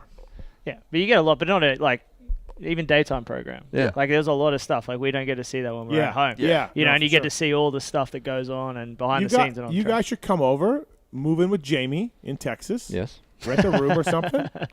You guys could be the three-headed like musketeers. I think he had enough of us by the time we Yeah, I don't left think he here. knows how to take us. Yeah. Luckily, we have the West family. They're sort of putting us up in a house in Menifee there while Brad's Dude, back in Australia testing. Brad's cool, dude. Who are we talking about? Brad Amateur West. guy, you wouldn't understand. Yeah, He's an amateur kid. Is that the kid who switched from Yamaha to Cowie or Cowie to Yamaha? Cowie to Yamaha. Cowie to Yamaha. I met him at Paris with you. Okay, yeah. I was in the back of the Yamaha van. Yep. And they said they were listeners. Yep. And Yeah, they seemed like nice Sean people. said he did meet you. Yeah, seemed like a nice people. Yep. Okay, so other Kid's than just that, nice. Dad's really cool. Right, yeah. right. Okay, so you're staying there. Yeah, we're staying there. You know what is cool though? All jokes aside, with Mr. Side and everything else, like I like the fact that, and it's a little bit of due to the show, pulp stuff. Like you guys have met Mr. Yes. Side. Yep. You know him. You hung out with him. You went go-karting. A guy from Texas, two dudes from Australia. Yep. Like, it's just a love of the sport, right? And some interactions and stuff. You've done the wrap-up show and everything. And that's cool that you have, like, legitimately friends. You know what I mean? Like, and it's just through, like, janky internet radio shows. Oh, yeah. And we've got tons of those examples. And here's what it spawns off yeah. of. Dirt bikes. Yeah. Yeah. That's it. Yeah, for sure. But like the other night, like we went dinner and stuff and lunch with Daniel Blair, who we've met, we've spoken to a heap of times. Finally cool to meet him. The Firepower guys, a couple people from Main Event Moto, like all sorts of people, and it's the same thing, dude. At the end of the day, we just fucking love this sport. Yeah, it's good. It's I think cool. that's Like cool. when I got there in the morning Saturday, Jimmy D was there. Haven't seen Jimmy D in a long time. He sat there and hung out with us for an hour, bullshitting. He's a fucking great dude. Yeah. Like I've never hung out with him that much, besides a little bit in Canada. But he's just a normal dude, loves dirt bikes. And I asked him, "You miss it?" And he's like, "No, dude." He's like, it's nice to be here watching. He's like, "I'm a fan." Yeah. Plays fantasy. Like, yeah, Right, it's just cool. Right. Yeah. So it's good. So I'm glad you guys could make it to the studio. Thank you. Thank you for having us. Yeah, Not many people get the invite. No. Yeah. So how did they? They did the wrap-up show a couple times. Okay. And I felt like they were pretty good, and they seem like they're fans of Pulp. Yeah. You guys Okay. listen, right? Yeah. Like a lot. Dude, So every week. yeah. So it seems So like it didn't cost him anything. Didn't cost him anything. No rescue money. Nothing. Just no. Yeah. Oh, no perfect. rescue. Yeah. I just Hey. said. Yeah. you guys are VIPs then. I do. Dude, we even got pizza. Yeah. Yeah. And Mr. Side vouched for you, so Yeah. you know. Dude, at the end of the day, I know, like, I give Mr. Side shit because it's funny, but that guy does so much for us as well. Helps us as much as he can with, he knows a lot more people over here than we would, and every single person you go into, it introduce us to them, and genuinely, Mr. Side is a good guy. Right. I love that guy. Yeah. Well, consider yourselves lucky to get the invite. Oh well, look, we were pretty Nick and Trent. No, yeah, I'm kidding. I got it. we were pretty nervous though hosting that wrap-up show. By the way. That You was, were? Yeah. You see, we didn't want to stuff it up. We wanted you to like it. I told Jamie, you're out. Those guys are Yeah, in. yeah. So do you listen to the privateer pods and the race reviews? and everything. Moto That- 60? Everything. I'm not going to lie, that the race recap today, review. It was rough. that was hard I know. to listen But to. we listened to but all we of it. smashed it. Especially when I you know. talked about us at the end. It was we thought you were going to blow us out about trying to claim Dylan Walsh after he won. As soon as he started doing good, that's our guy. Yeah. That's our guy. Dylan Walsh is from New Zealand, and I said to these guys, "Isn't Walsh like from down there?" And they're like, "No." And I'm like, "Oh, I should There it have." is. And they're like, "No, he's from New Zealand." Oh, fuck, sorry. They have Sorry, man. On the fucking results, she'd have Great Britain. Yeah, he's Yeah, originally born there, right, or something? I Or- think the team that he's riding for is Oh. from there. Yeah. Anyway, so I was just like, "Oh, you guys know what I fucking mean." Like when I say he's from down there, like Right. you know what I mean. But there is a They're like, "No." There is a friendly rivalry between the countries, so Yeah, that's I why know. you don't want to. Yeah, I guess. For a while, then we were going to start claiming the perfect 10. Yeah. Like, Oh, he Yeah, spent a lot of multi-time time. Australian champion. He spent a lot of time Weege. down under. Weege would not stand for that. Oh, boy. No, Weege would not stand for that. Look So- at I was sitting next to Weege in press, and he would be out there first, and just burp. Yep, he's winning. See, he's gonna win. How good was it, Steve? Opening ceremonies. Perfect 10 is leading the rest of the boys out there. Yeah, I know. And We just there it is. And then so in the heat race, he's like, "We're back," and then like halfway through the main, I'm like, "Weege, what's up with your guy? What do you want, man? Just happy to be out there. He's fucking 40 years old. Just happy to be there." Like everybody rounds up now. We just moves the ball. Like if he does well, it's fucking amazing. But if he does not doing well, we're just lucky. You can relate with Ferry.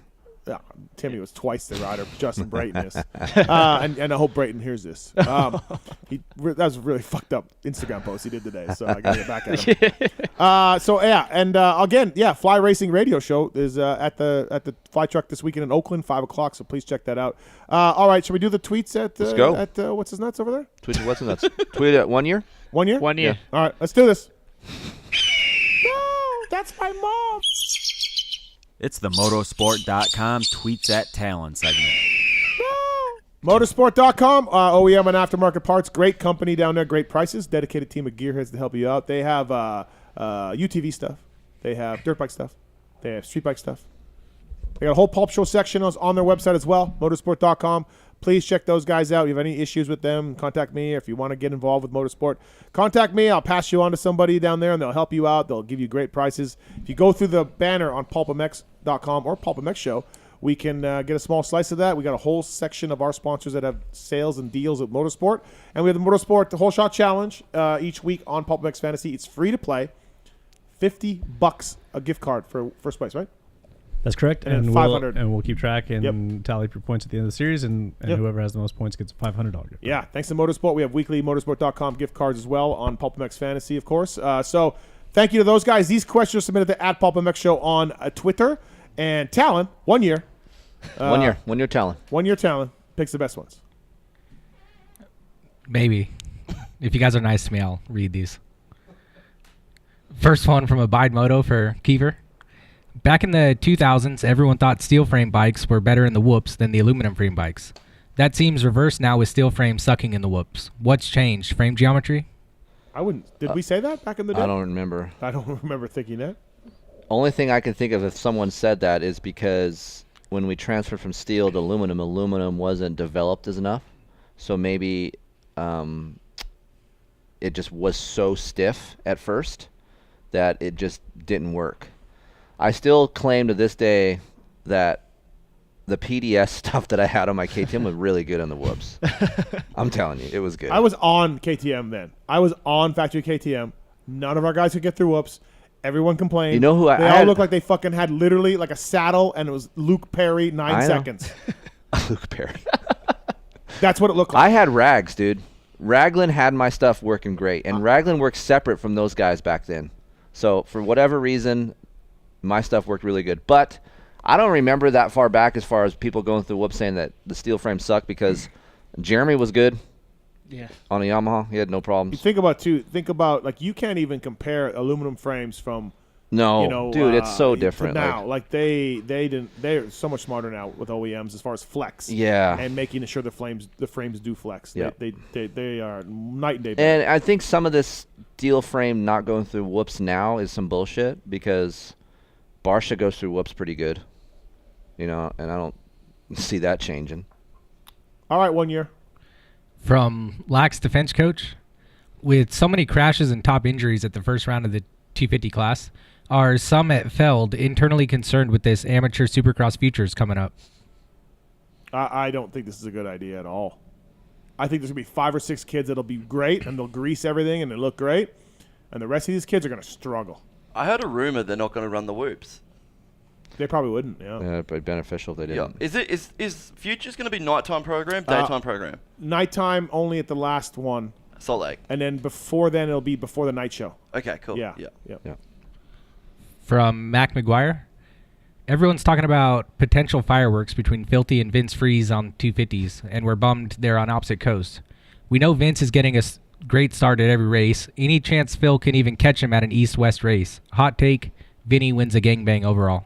No, I don't think so, but I don't think Phil can catch him. You don't think Phil's as good as Vince? I don't, no. Does Vince will get a heat win, yeah? Nah, I don't know. Nah. I don't know. Don't think he can stay out there long enough? I don't know. I don't want to start. Weege and JT have their own thing going with Genova, so. Yeah, I don't think he gets a heat win. If the field thins out a little bit, I think he gets. I do agree with JT that he could podium eventually in the main. I think so too. Yep. Next one from the Voice of the Drunken People for Steve. Which is a weirder, dumber punishment? having to buy the merch of a rider you cleaned out, or having to call bingo? Yeah, I don't know. Good point. The bingo thing was pretty bad. Call bingo. Phil had to do that as a punishment. Yeah, that's right. Yeah. The riders buying each other's merch. I mean, look. It's just people generating sales. Like that's all that is. Exactly. Yeah. I agree. I just social media blew up with James people buying the merch just because of contributing to the fun. Right. That's all that was. Exactly. I just I shake my head. Look, I'm wearing my shirt so people buy my merch too. Yeah. But I mean, KeeferRingTesting.com. Yep. For merch. Yep. And then. Do you know that he's got Swisscore working for him now? Wow. Oh yeah. That's a revelation. Just going right over us and going right to Swizz direct. You're just way too busy. I can't call that guy. Yeah. Way too busy. You can't call who? You. You're way too busy. Oh well, Swizz is better at that part anyway. So yeah, KeeferRingTesting.com is getting a facelift. Mm-hmm. We're switching over servers and we're going to be new and improved. Okay. Oh, he's doing the website stuff. Yeah. Yeah. Oh wow. Oh, yeah. Okay. Yeah, just right on over. Okay. He would have used you, but it would have taken like a year for the app. Yeah. Oh wow. Oh wow. Fair enough. From Dirty Al Green. He's got a future headlines for you, but it's a three-way. Craig cakewalks. I wouldn't. That's a great one. That's the best one of the night. Craig cakewalks to the 250 West title, or Super Sleeper Shimoda surprises all with 250 West title, or overshadowed older brother Hunter hunts down first SX crown for the Lawrence Bros. Nah, Craig. I'll go Craig, Hunter, Shimoda in that order. Yeah. Yep. I think Hunter's the only guy that can really run because he's experienced. He's not a spaz. He's got a lot of skill. I think Hunter can beat Christian's guy for the title, but I do like Christian to take it. I cannot say anything about Jet with having you-know-who call me. Huh? Like, if anytime I tweet anything slightly negative about Jet. Have you tweeted things slightly negative about Jet? I just said, how many times is the broadcast going to run Jet's crash? Oh, yeah. What's the over-under? Hunter seemed pretty, didn't want to talk about Jet in the press conference as well. So did Christian. Should have asked that about Christian. Yeah, Christian said something about it, right? Yeah. We should have asked Christian about that on the show. Yeah. I agree with it. Same, yeah. Here's the thing. Jet is an awesome, character for our sport. Mm-hmm. He's a great dude, fast as shit. But if you keep jamming him down our throat, you're going to burn that up. Yeah. And I don't want it to burn up because he's a good dude and he's fun to watch and ride and listen to. But let's not force feed him. It's to pretty us. gnarly to put a guy who hasn't won a championship in Supercross in the booth at Anaheim 1. Yes. Yeah, and the other thing, it takes away from the riders that do that are in the race at the time. Yeah. Yep. All right. From Studio Cat 5, which ran cleaner, the 21 CRF 450 ECU settings or the A1 review audio? The audio was still better. At least it didn't try to kill you. Oh, shit. Audio was harmless. Don't know. We were driving to Vegas and it was getting a bit on the... That was for a different reason. I never had that problem on this setup. And Marks and I were talking about it a little bit. Weird, really weird, and I hope it doesn't happen again. Because didn't you have one that you did with JB while you were waiting? Yeah, the same thing? that one was way worse. That one, and it was totally different setup. So it had nothing to do with this. So I don't know what happened there. I think that was a different issue than this one, but similar results. Yes. But not good. I'm not happy. I like audio perfection. That's my part of it. I had one of my shows for whatever reason, minute 11 to 12:30, it just sped up 1.5. Really? And it just started slowing down. I'm like, what the fuck? Oh wow! Because someone emailed and said, hey man, something's up with your audio. Yeah, Did you fix it or what'd you do? I just went out, redid it, put it back, and put it back up. Right. Yeah. You could have just fixed that one part. You splice it and change the speed. That's your deal. See, I'm old school. I just redo it. Right. I'm with that guy. You just send it to me. Call Swisscore. Yeah. All right, from MDeek976, he wants the most surprising moment from A1 from all four of you. Just the moment, I'm going to say watching Alex. Troll? Yes. I just Alex? saw you saying Amor? Troll. I want to say Alex. I'm going by first names. Watching Alex go through the whoops. I was expecting a lot worse, and it was really good. Until it wasn't. At the end, I heard he crashed. But up to that point, man, if only you were in the stadium. It was impressive. Well, What was it? Most what? Surprising moment? Yeah, most surprising. I think, I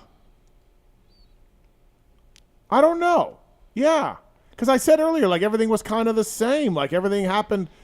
There was nothing. I mean, I guess Marv going leopard seal. You didn't really expect that. He has done that. He before. has, but I don't know. Done it to Tomac. Honestly, maybe I'm just, getting jaded or whatever. I have no idea. Not much was that surprising. Like, everybody was kind of what they were, no matter whether they switched teams or bikes or trainers or whatever. Kind of same shit happened. Christian looked great. Kenny looked great. Chase made a mistake. Eli got a bad start. Yeah. I don't know.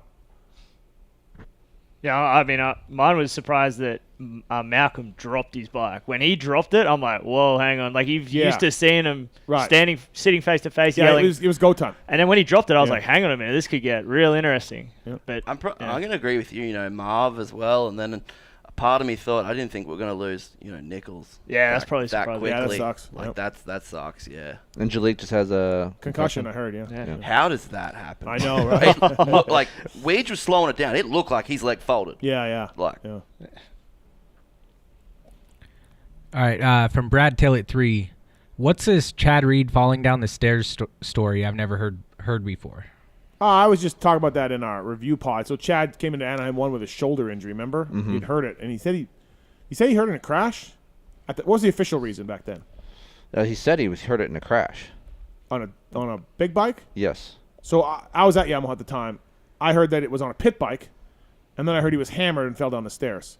I don't know which. So I was just making a little comment about that. So I don't know for sure which one is true. I don't think hurting on a dirt bike, on its full-size dirt bike, was true. That was just the story that we were supposed to tell everybody. But I think it was pit bike or, Pit bikes have done a lot of damage to riders. Fell down some stairs. Yeah. So. From Wyatt McLean, who do you think is making more money at Cowie, AC or Anderson? Oh, AC is. AC, yeah. Keefer from Faulkner's Temper. What has the biggest adjustment been for Aiden switching from the KTM to Cowie? What did you do to help work through the differences? He's been fortunate enough to ride a lot of different bikes just because with testing with me. So the biggest difference for him, I would just tell you, is the comfort level's up just because that bike is a lot more compliant and stable. So I've noticed that his speed has gone up a little bit just because he can move around the track more versus the KTM. So that's what we've been. Should be on Blue Crew. Too much bike for him. When you were saying before you were going to let him. Yeah. Like, are you letting him with everything, like bike setup and everything, or are you still going to? No, I mean I'll help obviously mechanical stuff. Yep. Take him to track and all that stuff. But as far as like emailing sponsors, setting his practice schedule, and I'll look over it. Yeah. Waking up in the morning, not having to wake his ass up, his drive, all of that shit that should be there on his own. I'm letting him do that. Yeah, perfect. From Smorsky 281, Keefer, you have any insights on the rumored Suzuki 450? Look, I couldn't even walk in the fucking gate of Anaheim before I had 3 people talk to me about the Suzuki that I had no dick about. So Michael Lindsay has big fucking mixing spoon about the Suzuki. Your buddy knew. Michael Lindsay knew. We talked to someone internally that would tell us if something was going on, and he knew nothing. So, I don't know. Yeah. The simple answer is I don't know anything about it. If Michael knows something cool. Did Pooches tell him about it? Or Snugs? Or I forget which one No, Pooch is him. Snugs is Ella. Oh, okay. Did Snugs come up with something? Maybe Snugs slipped something in him when he's freaking boning or something. Right. I don't know. Right. I don't know. Maybe someone slipped and said something to him internally, but it would seem to me. I feel like the person we talked to would tell us. Would say at least to us, would be like, hey, there is something coming. I can't talk about it. We didn't even get that. Yeah. Okay. All right, last one from Spring Sprang 95. Do you have any info on the electric coolant pump or the benefit of it?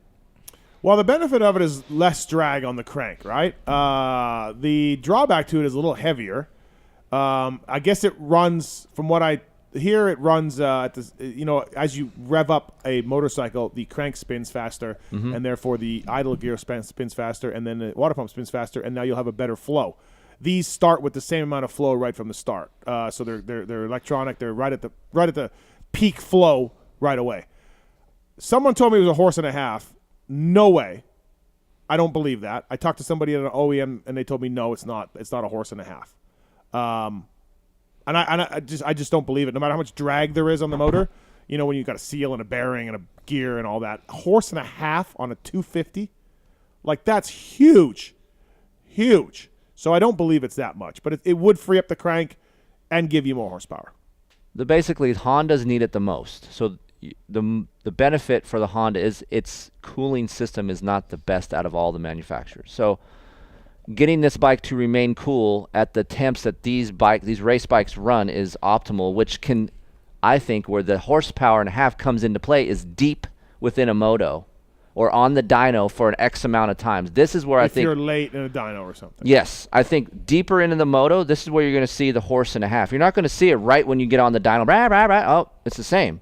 Wait till the engine is super warm. I still have my doubts. Okay, but the guy that I... Do you know what guys would do to get a horse and a half? I mean, the things that tuners Well, how do things start? Someone's got to do it first, right? And now we're starting to see it. Star does it. Jamie from Twisted does it. Chad from XPR is doing it. And the weight, I heard, is barely anything else. Barely anything more. Correct. Yeah. Yeah, I mean, I don't know what the weight would be. But is this something you might see in production in 5 years, or? Yes, could be.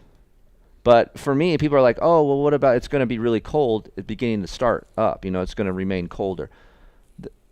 I don't think that would be a big, huge issue with the consumer base like a production motorcycle, because if you just let your bike idle, I see these jackholes at the fucking track. Oh, boy. Start the fucking bike. You're like, it's not a fucking two-stroke. Relax. Let the thing idle for 3 minutes. Chill out. If you do that properly, that's how you properly warm up your bike. This electronic pump, if you let it do that, there's no rhyme or reason why you should have a problem. I've spent hours and hours on a dyno. You could have a bike on a Wednesday afternoon. Yes. On a 70-degree day. Totally different, right? Give you this number, and then you have to go back to that same dyno. You can't take it to another dyno. They're all calibrated different. Yep. So if someone says on my dyno this pipe is 42 horsepower, and on your dyno the pipe is 37 horsepower, that doesn't mean anything. There's two different dynos, two different calibrations. On the same dyno, on a Wednesday to a Friday, you could get different numbers with the same bike. It's temperature, it's where you're sitting on the seat, it's how much throttle you grab. You have to do it apples to apples to apples. So if you're going to test something, you need to do the exact same. I cannot believe it's a horse and a half on a 250F. That is a massive increase. You are right in the fact that the numbers will never be different, but the numbers will be different. I'm sorry.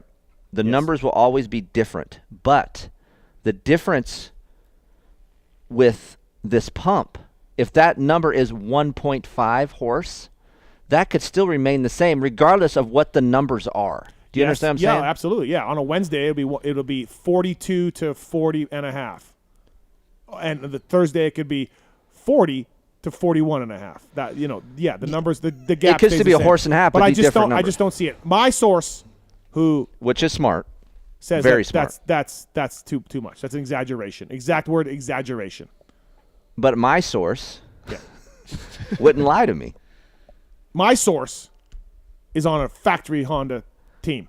So well, didn't Honda come out Honda HRC announced halfway through motocross that they had found something big for the 250, last year. I don't remember that. No. Yeah, but I think they did. They start running it about halfway through. They're near the end of the outdoors, right? I think Jet even said the same. They found something for the motorcycle. This is the problem with the Honda. The cooling is a problem with the Honda. This is why it benefits the Honda the most. Now, if it's a horse and a half on a Yamaha, I don't know. Yeah. But I can see it with the Honda because of the heat problems.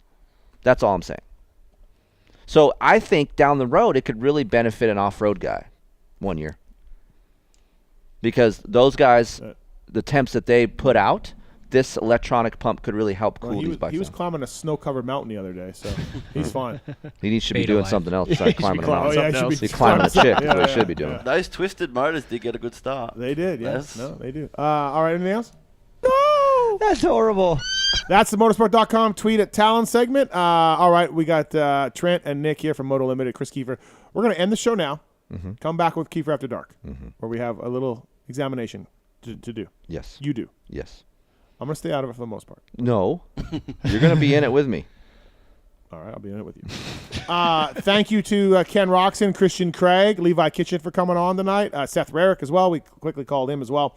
Thanks to all those guys for listening. We're going to end it and come right back with Kris Keefer After Dark.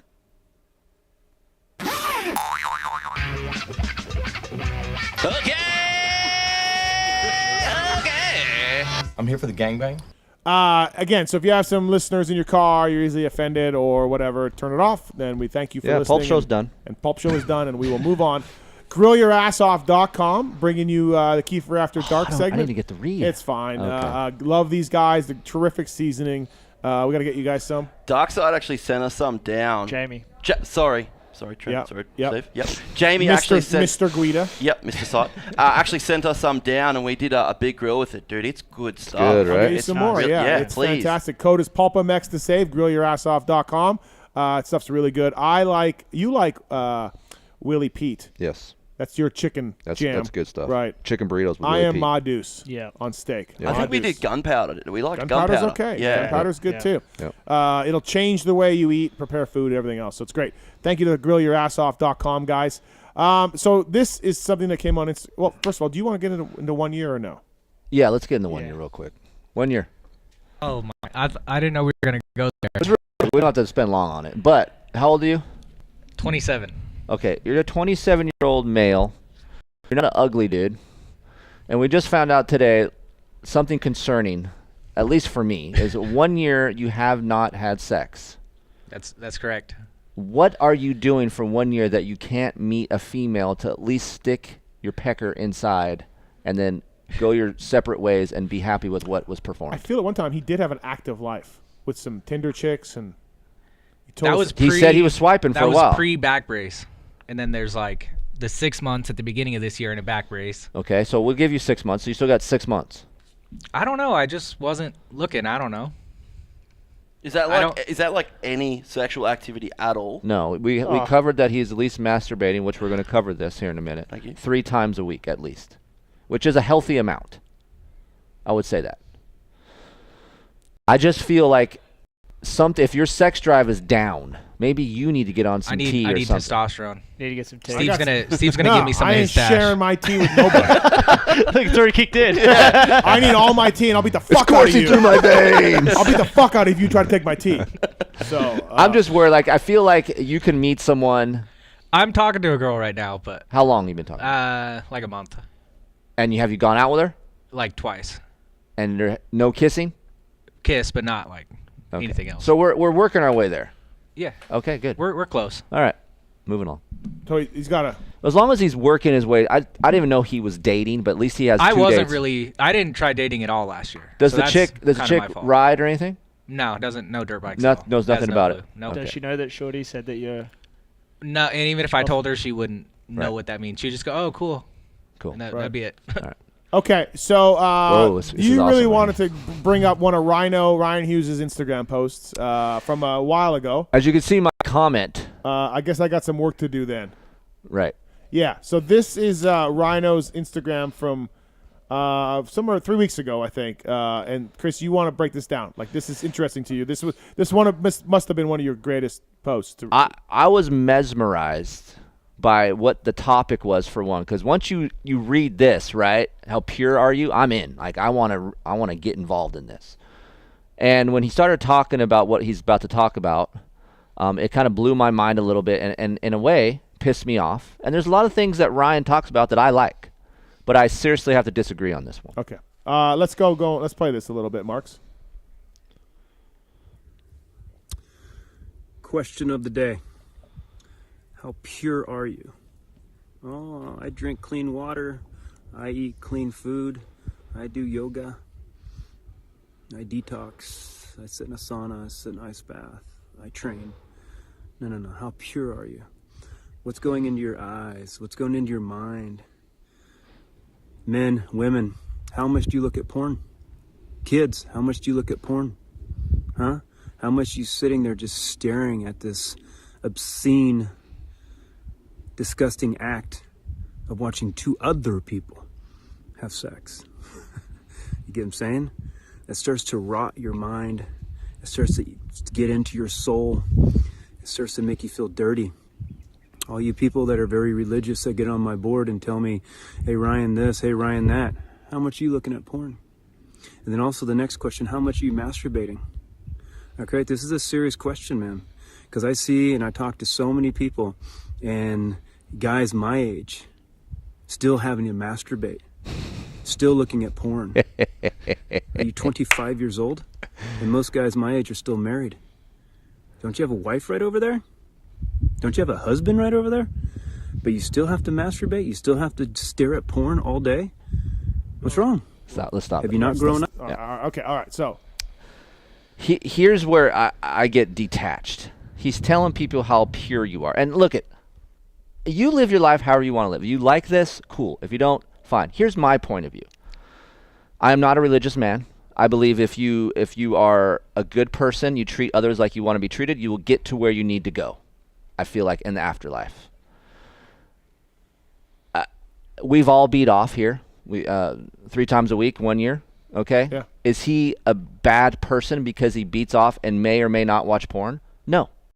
I watch porn. I beat off. I'm married. I live with Heather. I'm happy with Heather. I like having sex with Heather. It makes me an impure person because I watch two other people have sex. I just think it's very, very hypocritical. And he has done this, I'm sure. I don't know Rhino, right? Right. But we know Rhino's partied, done some shit, right. Lived through some shit. And him saying that all of a sudden I'm out on the masturbation. Like, it doesn't make you an evil person because you masturbate. Let's bring this in the situation. If God gave us a penis and for our hand to be able to touch it, if he is a perfect being and he made us perfect, why would he have our arm or hand long enough to be able to touch our crotch? Well, now you're getting into a deep religious thing.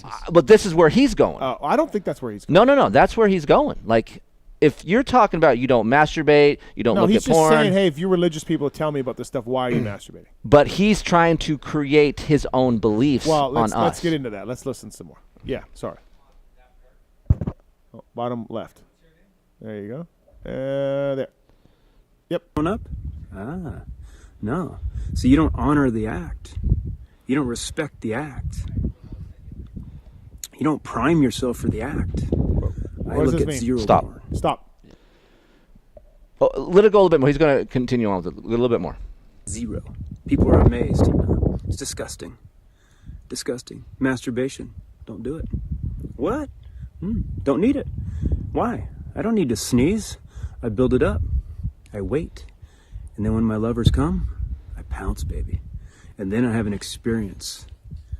And then I'm rewarded. Stop. I call bullshit. You don't fucking beat off. You don't touch your cock and you stick your cock into a vagina. You're nutting in 2.5 minutes. That's not a fucking experience. That's a drive-by. You ain't fucking doing nothing in 2.5. Like, you're a male. You get wound up. As males, we are visual beings. If Heather is laying there and I concentrate too much on her parts, or she's moaning a certain way, or she says something a certain way, I'm nutting. I go, don't say these things at a certain time. Let me concentrate on other shit. Put this duffel bag over your head. And Heather knows that I beat off. She's the type of woman that she's not pissed off at me. Like, she doesn't ask when I do it, but if it comes up, he doesn't do it.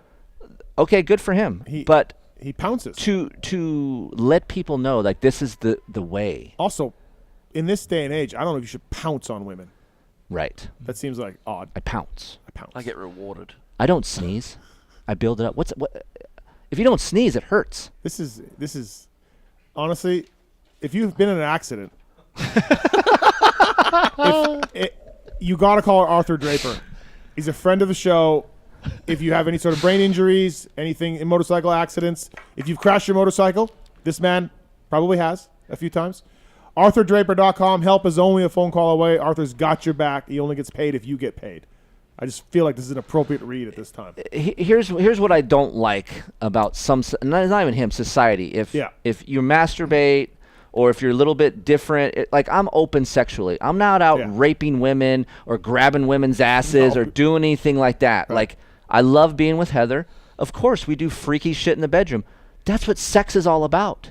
It's going outside of the boundaries, doing different things. Right. And if I want to touch myself to make me feel better, it doesn't corrupt my mind. I think if you do anything to excess, drink, masturbate, work out, whatever, it's unhealthy. You got a problem. It's unhealthy. It's unhealthy. It's like unhealthy. If I'm watching porn, yeah. if my phone says, "Oh, you watch porn 7.8 hours a day," okay, I got a problem. You got a problem. Yeah, you got a problem. But if I watch porn for 5 minutes and I beat off to a certain something on porn, that's why am I a bad person? You're not. Right. All right, let's keep playing.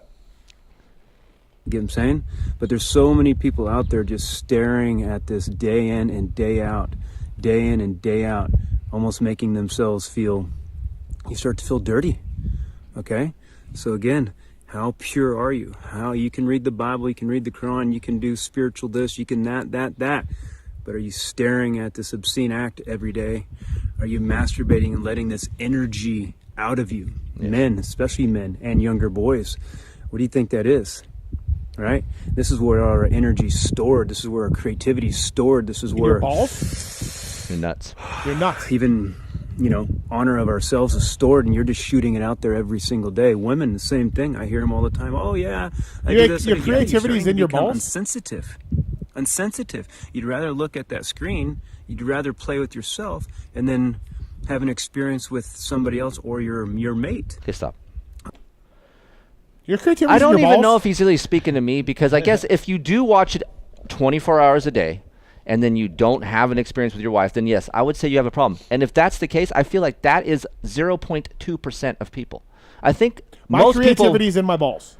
Yeah, your creativity. Like my podcasting, my writing, everything I do to create content every single day is in my balls. And here's the thing. It's not in my brain? It's medically proven. If you don't milk yourself, it's not good for your prostate. I mean, I've heard this. I can't back this up, but I have heard that, yes.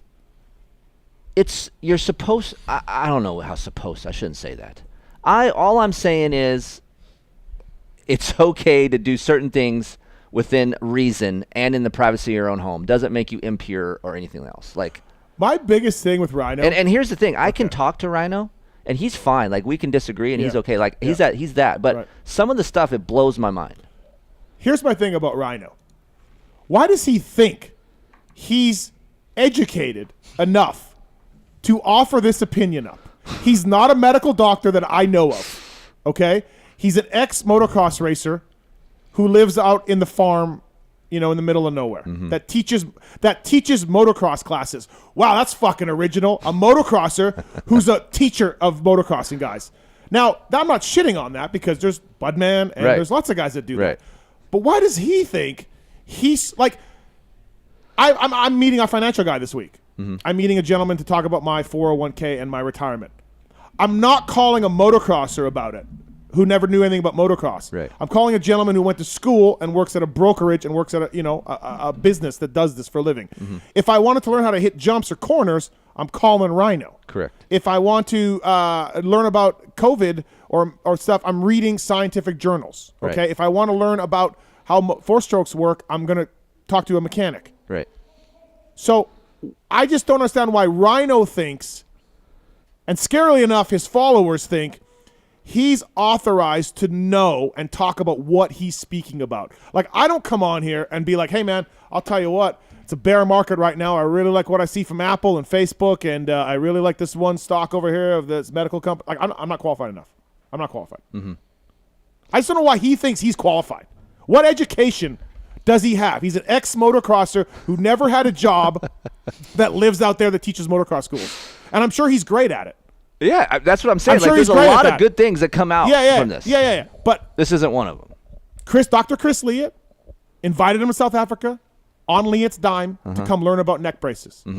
And he can do a school down there, and he can look at what Leatt's done, and he refused to do it. He refused multiple offers to do that. He doesn't want to learn about neck braces. He's got his mind made up. How? How does he think he knows more than a Dr. Kris Leatt? Go there. Go learn. Go learn. And if you don't, if you don't agree, no problem. But at least you're learning. Well, at least you gave it a chance. You're learning. Right. Knee braces. He has an opinion on knee braces. I think he's crazy on that. It's fine. It's an opinion of it.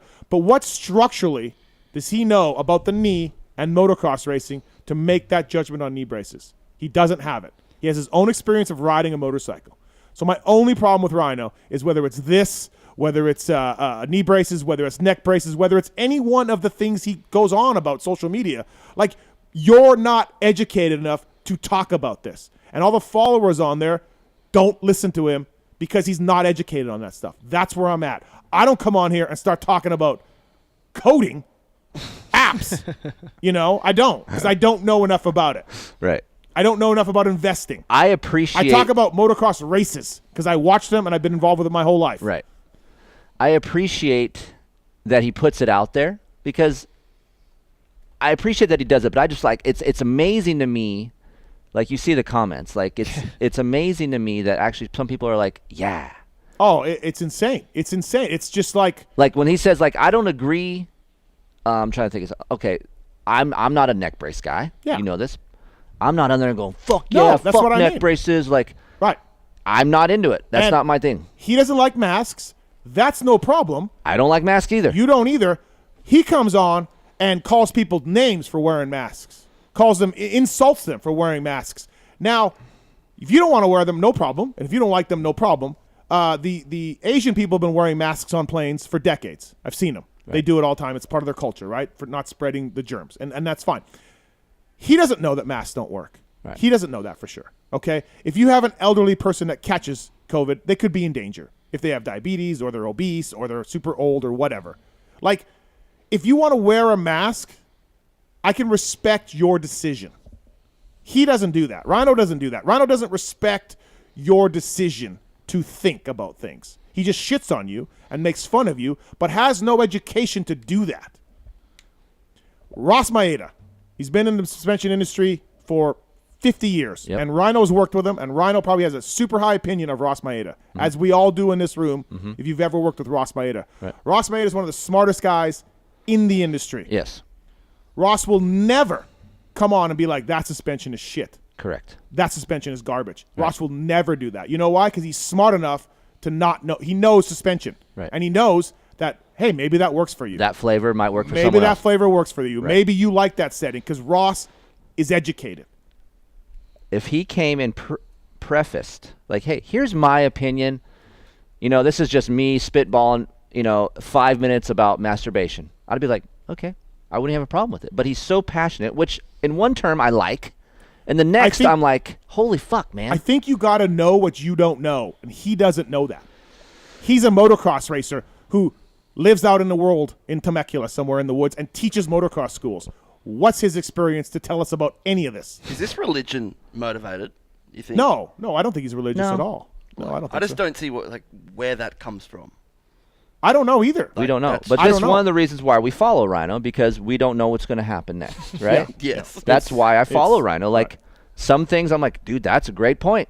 I like that. And the most of the other ones I'm like, woo, that was a little bit You want gnarly. to talk about motocross riding and hips and unlocking and all of that? I'll listen. I'll watch. He knows how to ride a motorcycle. Exactly. He For had example, success. the way he's training this kid, I agree with. He's taking it slow. He's doing it step by step. He's not going to get the kid hurt. I'm like, dude, that's fucking awesome. But when it comes to world affairs, masturbation, the way the body works. This was more of a fun, like, laughy kind of thing for me. So I'm like, oh my God, this telling me is not to beat off. And you're sitting there saying, dude, I don't care, man. We all masturbate. He did too. Yes. He did too. And I mean, he loves women. We've seen this, right, with he his came chickens. on the show. He had 2 chickens. Right. So, like, I'm just like, holy shit. You're telling me that I'm impure, so that's why I put, well, I guess I got some fucking work to do then, because I am impure as fuck. I guess I'm going to hell. Right. I don't get it, man. I don't get them. I read the comments, and I'm scared for the world. I'm scared for the world. Just know what you don't know. No, it's exactly. It's okay to say I don't know. It's okay. It's okay. It's okay. You don't got to have an opinion about everything. No. I have a lot of opinions about motocross racing because I've been doing it my whole life. Right. And I was involved with factory race teams, and I was involved with championship teams, and I was a mechanic, and I did tons of dyno work and suspension, all the stuff that I know. 1 year. Where's he at? He's asleep. Yeah, I was asleep. When you beat off, you beat off to porn? You beat off to what do you beat off to? Porn. Marks? Yo. Porn? Yeah, not much, but He gets out of bed and jacks off when over his you wife. do beat off, that's do you beat genuine. off to porn? Yeah. Yep. Sure. Just my experiences with Pookie. So, my exactly. That's what I'm saying. My ratio is like I beat off to experiences I've had with Heather. Mm-hmm. That's what I beat off. Then 30% of the time, it's Pornhub, right? And once I'm done, I'm not corrupted. I'm actually fucking clear. I'm like, wow. Yeah. I'm back. Post-nut clarity. Like, yeah. Like I'm actually can focus more because I let my focus out. It's actually a really good point. Yeah. If you think about it, after you orgasm, You're fucking locked in. Yeah. So he's maybe that's why he's doing this, because he's so backed up. He's not thinking straight. Like I'm cloudy. I make stupid decisions when I'm backed up. Right. Because doesn't it release endorphins or something like that? Yes. Yeah. Like fucking that makes you feel good. This out of all of Rhino's stuff, this was the one I'm like, what the hell is he talking about? Exactly. That's why we're here. Right. If more guys would beat off before they say "I do" to their wives, there would be less fucking divorces in the world. Great point. That fucking town there wouldn't exist. So hey man, you beating off? Writing when it comes to sexual kind of shit, I get fired up because I'm like, why is it that a bad thing?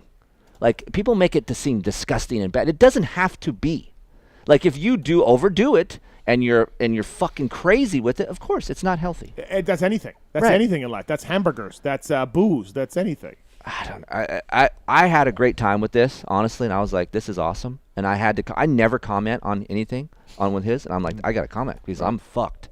If everything I just said, I'm fucked. There was some guy on Rhino's Instagram called Steve Mathis, spelt wrong, PulpMX. Yes. Yeah. That he was arguing with, that he thought it was me. This is the level of man we're dealing with. I remember that. He thought it was me. It's like you could just read the name. You could see the name and you know that's not me. If you just put 2 and 2 together, you'd be like, well, that's not Mathis. I don't know, man. I like Rhino in a lot of areas, but this wasn't one of them. So I love beating my meat. I do. Do we want to? We're good. We don't play. We're good. We don't need to go anymore. Okay, but all right. Thank you, Rhino. Thank you, honestly, for giving me laughter and fun Instagrams and getting me fired up because I like to feel like. So I thank him. It's awesome. Right. But I was like, wow, I had to talk about this. Yeah. So you people out there that masturbate and you do it in the privacy of your own home, you're not dirty people. You're fine. You're fine, Mark. You're healthy. You're fine. Good to know. All right. Rock Climber's on one. What's up, Rock Climber? What's up, guys? How's it going? Good. What's happening? Nice to see you, Danaher. Yeah, my son was shy to be on the phone, so I decided to step in. I was going to call with a subject similar to what you guys are talking about, so then I was like, damn, I really got to call. Because, as a different culture, in Brazil, right? You guys saw my son, like at that age, that's when you start like, or your older cousins, or even sometimes your uncle, sometimes your dad is involved as well, gonna, take you out. Literally for what we have in Brazil, it's whorehouses, Oh, wow. Your dad takes you. Yeah, at times, depending on your family. I had my cousins involved. Wow, but that's culturally. Happy 16th. So yeah. What age does this happen? So you're getting laps. You guys know. You gotta get laps. To get started and get going. So like even for Tallon's case there, Tallon's problem, like you solve your problem really quick in Brazil because it's legal and it's popular, it's common thing, Right. Yeah. And also I just calling to present to like a different culture, different cultures, different and fuck jack off there, Right. Oh, yes, man. You guys check off, man. Of course. And don't pounce on a lady. Yeah, don't pounce. And also, just talk normally. If you guys, Kiefer, you can get your phone there and search really quick for you to see the type of service we have in my city. Oh. Yeah. It's you go on Google there real quick. You type BELA.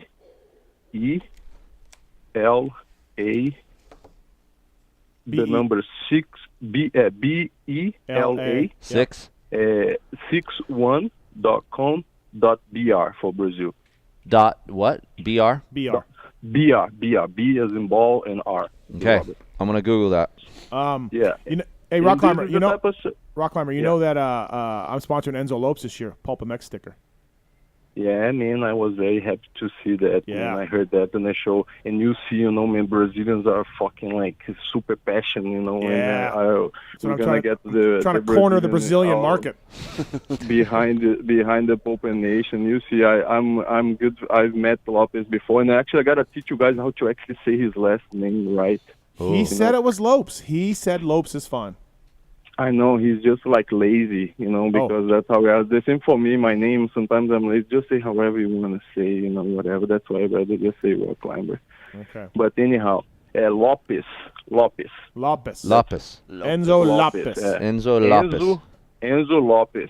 Yeah, he's a really good friend. My good friend Rock Climber too from Brazil that has the same sponsorship that he has. Okay. We're all good friends.